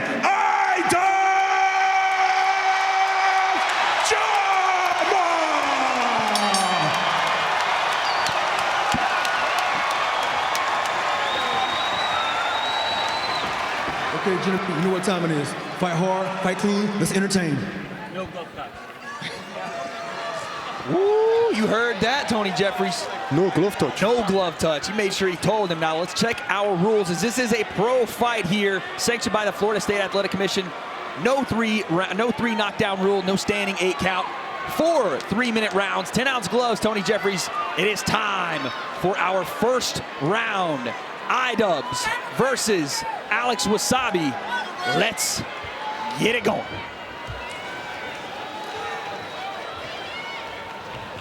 Gentlemen, the butterflies, I gotta just say, come on now. Yeah. Come on now, big fight feel. Yeah, Alex looks so focused right now. Look around his eyes. Round 1. Both guys center of the ring. Alex starts out with that double jab. Ian trying to paw out that lead hand. Can't hesitate. Alex overthrows the right hand, puts himself in a bad position, but regains his composure. Yeah, they're both feeling each other out right now. Lead hook right hand from Alex Wasabi. And he looks comfortable in there, Tony. He definitely does. He's relaxed. Charlie, you saw iDubbbz last year, looking in phenomenal shape this year, though. Yeah, he's looking a lot better this year. The crowd is lively. They want him to twist those shots over once again. That's what they were saying. Clearly. Heard it clearly here myself. And the jab to the body from Alex. Looking to that check hook. Nice footwork from Ian, though. He stepped back lovely. And Alex has got good footwork, too. Yeah, he's been patient, both of them are. This is 4 3-minute rounds. Every other fight's been 2-minute rounds. This is the first 3-minute round fight. Oh, overhand left hook, right hand from Alex, and he turns the angle. Again, ready to strike. Always is Alex Wasabi. Yeah, I'm impressed with Alex's speed. Oh, right hand from Ian. And Alex flurries, flips the guard, goes uppercut. Ian's fighting out of it. But Ian is there, guys. He is there, and he's remaining composed, Tony. That's what you like to see. He definitely is. And one thing I was impressed with Ian last year against Dr. Mike was how tough he was. He took some big shots from Dr. Mike. He's a tough guy, got a big heart, and really wants it. Not only did he take big shots from Dr. Mike, but something we have to also put in here is that Ian did that at 185 pounds and lasted all 5 rounds we went last year. His gas tank is going to hold up here. Yeah. Nice double triple jab there from Alex Wasabi. Right hand, uppercut. Man. And Alex is throwing here, man. Yeah. You've got to manage that gas tank. Nice jab again from Alex. Yeah, we'd like to see Ian move on his feet a little bit more. Oh, left hook, right hand. He's stumbling a little bit. Ian's getting caught with some big shots here early, and the legs are already a little wobbly here, Tony. It definitely looked like there was after that right hand from Alex. And now you're seeing Alex showboat a little bit. Look at the feints, throwing the arms out everywhere. He looks so comfortable in there right now. Oh, nice jab. And again, he's turning that hook over in the right hand behind it. Tony, look at that shot again. His eyes rolled into the back of his head there for a second, I'm pretty sure. And again, you see him setting up that right hand. Nice turn again from Alex on the clinch. I'm very impressed. iDubbbz's own body weight there, Tony. He definitely did. I'm very impressed with Alex's footwork and his agility right now. Great job. popping out that jab. And you're seeing him not only throw that right hand, Tony, but you're seeing him turn it over. Left hook leading into it, really ripping that shot. High-level stuff, lovely lead off for a left hook. Wow. Every shot Alex is landing is a very powerful one, it looks like. Ian's walking through him here in this first round. You wonder how long can he keep doing that, but at the same token, Tony, you have to wonder, can Alex keep this pace up? Exactly, yeah. That's the big thing. But Alex working behind his jab, lovely now. Solid jab there from Alex. Oh, and Ian runs right into a right hand. Lovely counter from Alex. That's the first round. All Alex Wasabi so far, Charlie. Yeah, absolutely. He was in complete control right there, like a hungry animal about to get a feast. Deep breath. Let's take a look at our Raid Energy replay. And again, it was the jab that started everything off, Tony. Yeah, lovely jab from Alex. He's throwing them uppercuts there as well. Boom, big stiff jab, and Ian wore it, but you can't do that over 4 rounds. You got to find a way to move that head off center line, come back with something big. Here's Alex's corner. No, you're doing well with it, okay? I just don't want it to get sloppy. Listen to me. When you're in your exchanges, okay, your head is a little high. I don't want those big shots coming. He's too slow to catch you if you're on. But if you're too up, he might catch you with something stupid, all right? Okay? Keep your focus. Yeah, the corner being very cautious there, but we're very happy with how Alex is doing in that first round. He said you got to keep switched on here. Ian's dangerous. If you keep that head up, he'll catch you. Round number 2. And again, that check hook has been there all fight. Nice jab there from Ian. And a left hook from Ian. Yeah, Ian's coming back on that. And now look at this left hook. This is a different intensity we're seeing from iDubbbz here.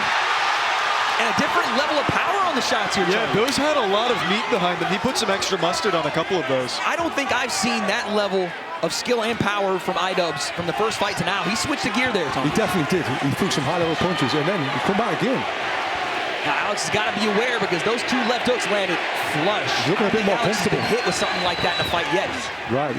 Yeah, Ian's looking a lot more comfortable in there right now compared to the first round. Alex goes to that check hook again. He's throwing big shots over. And that's what Alex's coach warned him about is keeping that chin high and exchanging because an overhand right can come through the guard there. But a nice combination once again from Alex Wasabi. 2 minutes left here, round 2. Oh, another left hook from Alex. He kind of jumped into that one, Ian did. Yeah, he said he tried to go 2-3. Didn't necessarily work out for him. Alex again, standing on that back foot. Ian walking forward, stalking him, cutting the ring off. He comes forward. Some shots to the body there from iDubbbz. Tony, if you are iDubbbz here, how do you get the attention of Alex? What do you do to stop that jab from popping out like it is? He needs to feint a little bit, move his head a little bit because he's uppercut out of the clinch. He's hardly moving his head, so he's a sitting target. If he moves his head, you know, it makes it a lot harder for Alex to be able to land that jab. So move your head, throw some feints, and then throw the punches. Both guys measuring each other here in the middle of the ring. Charlie, you're seeing both guys start to shake out those shoulders. Fatigue setting in already a little bit. I'm not too convinced about that. I think Alex Wasabi's still got quite a lot in the tank. You see him on that front foot, Tony. You know he wants that shot to come out from Ian so he can counter over the top of it. Oh, lovely defense. Nice shoulder roll there yeah, from very Alex. nice. And the crowd's going to go wild for that pressure, but Alex catching a lot of those on the shoulder and slipping out of the way. Yeah, then he turns him on the ropes. Perfect. Gets back in the center of the ring. Jab sneaks through there from iDubbbz. And again, Alex with a little bit of possum there as he held the arms out, said, referee, separate us, and then started throwing off the clinch. Very nice work. Yeah. That was a nice job. Again, man. Yeah, that's great work here from Alex Wasabi. Ian again on the front foot, trying to keep that pressure on. Oh, nice right hand to the body there from iDubbbz. Alex trying to get out of that clinch and throw punches. He's known for doing that very well. He's very slippery in there. Looks to the overhand, wasn't quite there. And as you see, Ian's changing levels as he enters range. Would the uppercut be a useful tool here for Alex? Yeah, Ian's got a lot of work to do after this round for the next 2 rounds. Again, the check hook comes out. Alex bounces on it. He's seen him hurt. He's pouncing on that. Last 7 seconds. Right hand, Alex Wasabi. That lands. And Ian's just going high guard here. Oh, big finish by Alex. Yeah, he brought that one back, absolutely. Big finish. Ian's moving to the crowd. He doesn't seem fierce. He loves it in there. We've heard Alex's corner. Let's take a listen in to iDubbbz. You don't need to go wide. Take a drink. Relax. Relax.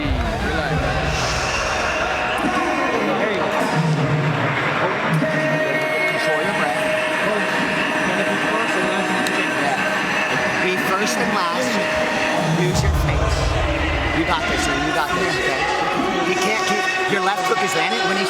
up, he's just looking for a big left hook.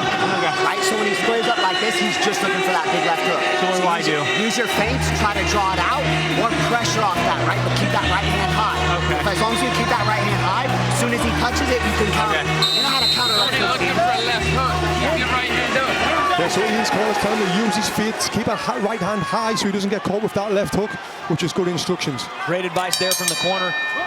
Guys, you have to think Ian's 2 rounds down right now, yeah?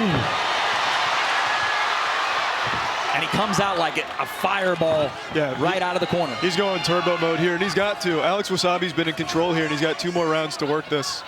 Ian's pushing him back, but he's following around the ring. He needs to put the ring down. I was going to say, and look at Alex walk right into the power hand. If Ian can find a way, look at that left hook off the shoulder roll jab as well. If Ian can find a way to cut the ring off here, he's going to have a better shot at landing that overhand he keeps throwing behind the head of Alex. Yeah, definitely, because Alex is moving onto Ian's right hand. So if he can step in as he moves to his left and throw that right hand, there's more chance of it landing. Like there. And Alex does a great job there, getting out of the corner safe, goes to the clinch, and then even turns it. And Ian's trying to fight his way out. He knows something here. He's like, Alex doesn't want to exchange here, and he's right.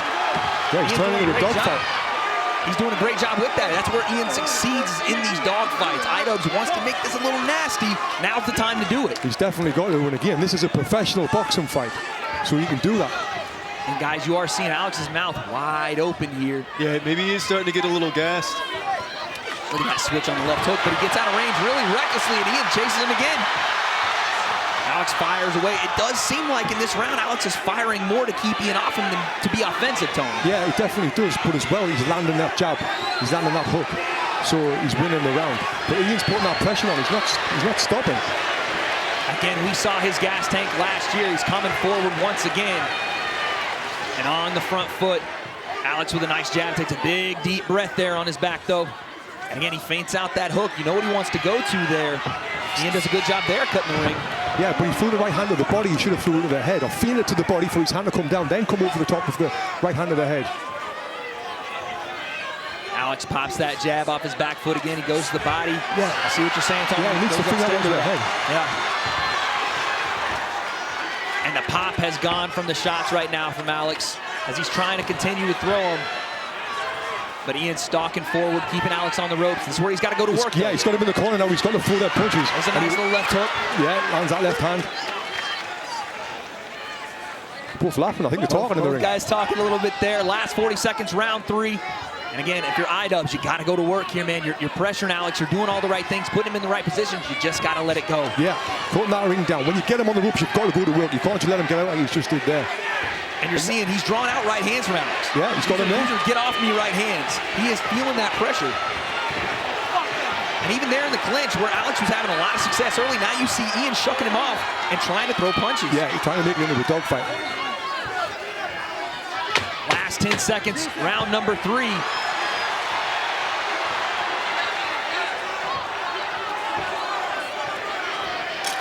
iDubbbz comes forward, and that's the end of the round. Fellas, I'll say this, a lot closer round in 3 than we had seen in the previous 2. Charlie, what was different there? Well, I think what happened there is Alex Wasabi maybe starting to get a little winded, so iDubbbz was able to actually take away a lot of ground and push him into the corners. And iDubbbz fighting out of the clinch has been crucial. Yeah. Our 4th and final round incoming. Let's take a listen in to Alex Wasabi's corner. Right? He didn't land shit right there, but he was more active. I'm not trying to see no fucking draw. You get what I'm saying? You're way too good for let this be a draw. You're way too good to let this be a draw. You're in shape. Believe in yourself. You got me. You chose to be here. Nobody forced you in here. All right? When you get your openings, catch him with that right hand coming in. Hold your ground in the center with your jab. You get what I'm saying? Let's go. One more round. This guy's done. Got him, Alex. Come on. I love that. Phenomenal corner work right there. Very good corner work there. Getting Alex motivated. Because if Alex loses this round, there's a chance that it could be a draw. 100%. His coach is relaying that message. Listen, the volume, the activity from iDubbbz in round 3 is making this fight closer. And again, he starts it out in round 4. Alex looking for that hook, but the speed's not there as it was in the earlier rounds. The pop on his shots were there, but here comes Ian again. Slippery left hook there from Alex landed. And a couple of three-punch combo there, but Ian just stalking forward. Nothing seems to phase this guy. Charlie, what are we seeing here? You're seeing a man possessed. He doesn't care about taking a couple punches to the face as long as he can get a few of his own in there. He said, points be damned, rounds down be damned. I'm coming to try to finish this fight in the fourth and final. Alex, big swing and a miss there on the check hook. 2 minutes left, and someone's got to take this fight, Tony. Oh, big shot from Alex. And again, Ian comes straight back and wins the exchange. Yeah, if you're Alex here, it's going to have to be, right hand off the clinch. That's a nice shot, man. Lovely shot. Again, Ian just stalks forward, but you wonder now, is that activity, is the volume going to overwhelm the one shot from Alex? The couple shots here and there where Ian's throwing 3 and 4. Yeah, that's the thing. So Ian's got to really work right now. We've got 1:40 left of this last round. Right hand, left hook as they turn. You're hearing both corners screaming instructions. They know how important this last minute and a half is.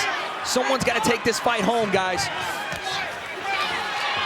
iDubbbz backs Alex into the corner, but then lets him out, Tony. Yeah, he needs to keep him there. He works hard to get him on the ropes in the corner. He needs to keep him there and go to work. And again, 4-punch combo, but really nothing left behind that. Both guys feeling the effects, Charlie. Yeah, we're reaching that point now. Those arms are feeling heavy. We're not seeing that same level of power and speed from Alex Wasabi as we saw earlier, but iDubbbz. And that left hook from iDubbbz just barely grazes by the face. Both guys landing some left hooks there, Tony. Again, Alex's footwork was great. How he pivoted out and got his back off the ropes. High-level stuff. Phenomenal footwork there from Alex.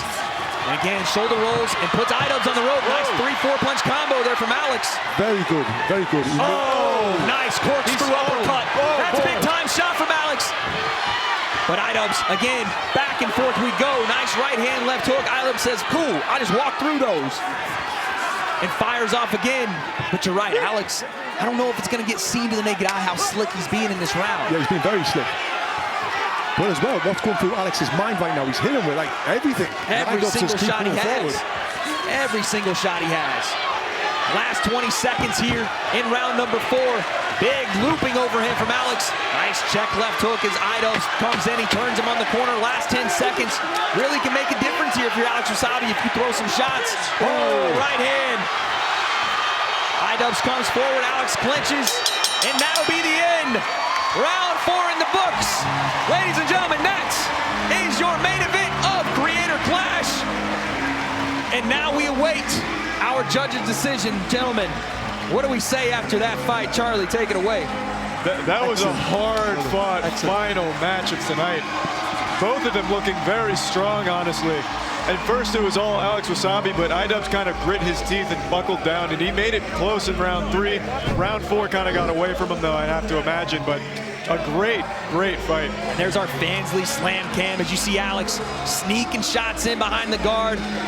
That uppercut, but watch Alex on the break. Bang, right hand as they break, Tony. He was being really slick in those exchanges. He was being very slick, doing some very high-level boxing. I was very impressed with what I seen with Alex today. As we go to the judges' scorecards here, guys, I gotta ask, what do we think, Tony? I think you've got to give it to Alex. Yeah, he was the busier fighter. He landed the most punches. He was the most slick. His defense was great. So yeah, you've got to give it to Alex. Charlie, what are you seeing as we see our stats on the screen? I'm seeing an Alex Wasabi W on this one. I think Tony's absolutely right. Not only was he more active and more slick, but just the shots he was landing were significantly more meaningful shots. Well, one more time, folks. We go to Akinola with our judge's decision in the main event of Creator Clash number 2.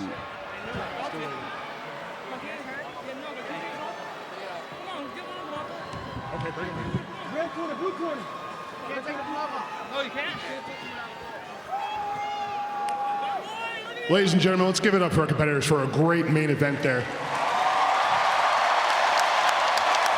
It's time to go to the scorecard. James O'Connor scored the bout 38-38. Shammy Shipman scored the bout 39-37. And Tito Wilgo scored the bout 39-37 for the winner by majority decision, Alex Wasabi.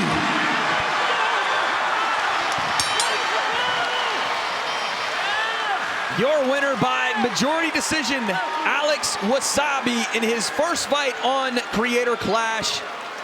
And now standing with our winner is Chills. I am here with your winner, Alex Wasabi. Alex, how does it feel winning in front of this massive crowd? Oh, that's the fight I wanted. Did everybody enjoy that? Yeah, I know I got some bumps and bruises. I haven't seen myself in the mirror. He got some bumps and bruises. But we came out and we gave you all a show and we raised some fucking money for charity. Yeah! Let's go! Now this fight went the distance. What did your corner tell you between rounds? They said, yo, keep doing what you're doing. You killing it, boy. You too fast. He can't catch you. And then some other stuff, but I was so in the moment, I don't remember. So Alex, you are now 2-0 in your boxing career. Tell us, what is next for you? Oh, let me tell you something. All right, I've been sparring for this camp, right? And there was this guy I was sparring with. I've never sparred with him before, but he told me after we're done sparring that he's been sparring this other dude for a year, and this guy's getting pretty good. And that guy goes by the name of Guava Juice, formerly known as White Wasabi. Yeah, remember me? You remember me, boy? I know you just had your wedding. You're on your honeymoon. When you get back, get to work. I'll be waiting. Whatever weight, whenever you want. Let's go. Alex, congratulations. Let's give it up for your winner. One more thing. Can I hold this for a second? Okay, Can you we hold it together? Yeah, you go. Hey. All right. I got something that's been weighing on my mind all fight week, and I gotta let it out. This man right here, iDubbbz. I heard a rumor about this boy that this might be his last fight, and he might retire. I don't want that. Do you want that? No. Well, let me ask you guys a question. Can we all agree that this man right here got that dog in him? Can we all agree that this man right here that brought everybody here today, that gave all the fighters a core memory we will never forget, have the spirit of a warrior? Well, then there's one thing left to do. Come with me. Come over here in this corner. Come here. I'm gonna go up here. You're tall. You just hold it right there. Say it with me. One more fight. One more fight. One more fight. Yeah. Okay. Hey, big dog. I gotta ask you something. In front of all these people that you brought here for a good cause, in front of the 100,000 people watching live around the world right now, you got one more fight in you, boy? If you insist, Alex. Yeah!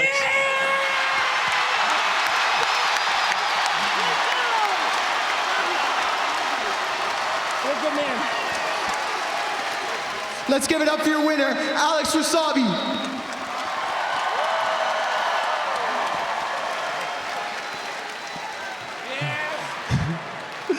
I am here with iDubbbz. iDubbbz, it was an absolutely hell of a fight. What would you like to say to all your fans and supporters that were rooting for you here today?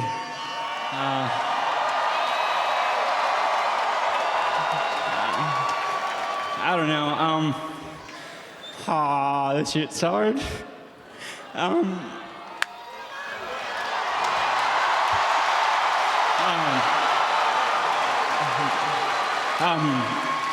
Yeah, I really appreciate everyone.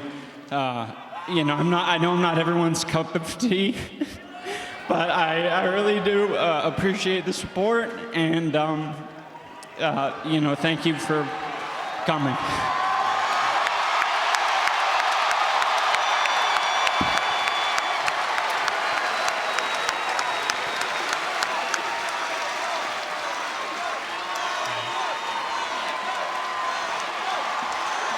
Now I know Creator Clash had partnered with 15 charities for this event. Could you just tell us what these charities mean to you? Yeah, I appreciate all the charities. I think they're doing wonderful jobs in their, respective fields. The one that means the most to me is, submitted by my wife, Anissa. The Alzheimer's Association is,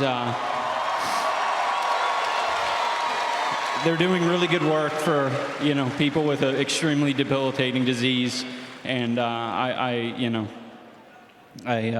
yeah, that's the one.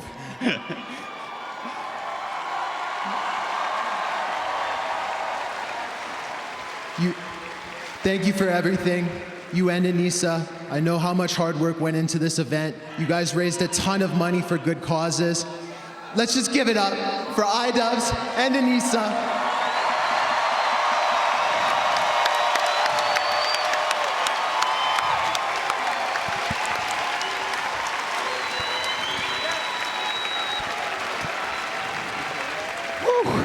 Gentlemen, somebody's cutting onions. I don't know, man. That was super emotional. I'll just speak for myself when I say it's hard, man. It's hard to recreate these kind of moments. Creator Clash 2 brought us everything that we wanted and more. It brought us a main event we couldn't have imagined. It did what no other event in our space does and give back to charities across the world. And lastly, for me, guys, it made me believe that not only is Alex Wasabi one of the better fighters in our scene, but iDubbbz is an absolute dog. Charlie, what are you saying, man? Oh, absolutely. That's a man that he just doesn't quit.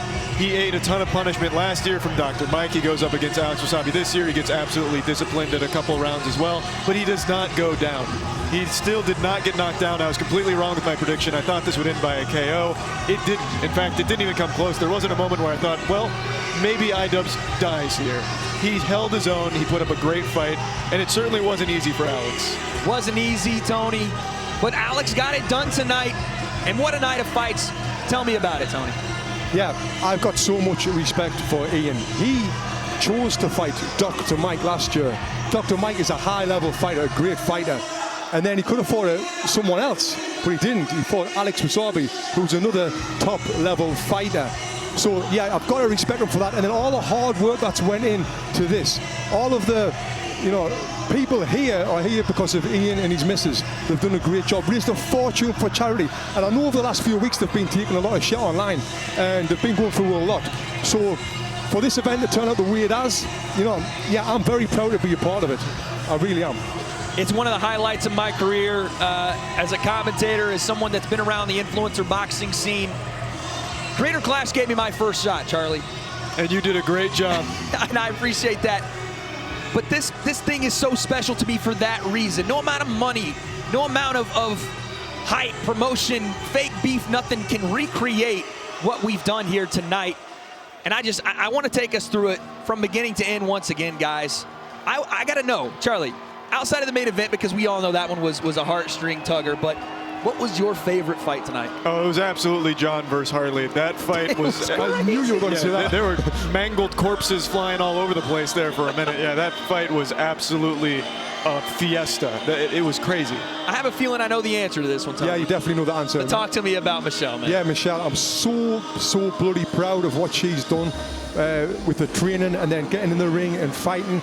These influencers, they've got millions of followers. They kind of put it on the line when they get in there because they could get knocked out. Like Harley, what's happened to him, So, and they don't have to do it. They don't have to do it. They're getting in there, doing this.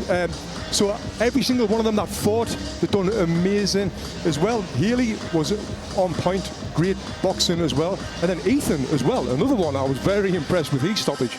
I want to ask you guys, who is the breakout star really quickly from either of you on this night? Charlie, who's that one guy that goes to the next level now? I really think it's got to be Myth. I think Myth is that breakout fighter. He's now shown in 2 different events that he is an actual high-level fighter. He has a decent understanding of how it all works, and I just really think he's got a good shot. Well, there it is, guys. Again, an amazing night of fights. I can't believe we've been entertained this long, but it's not over. We have a post-show, guys. We are going to head upstairs to our post-show crew, and again, We'll be right back, because once they're done, they're coming back to it. Let's send it up to our post show. We'll be right back in a bit to wrap things up.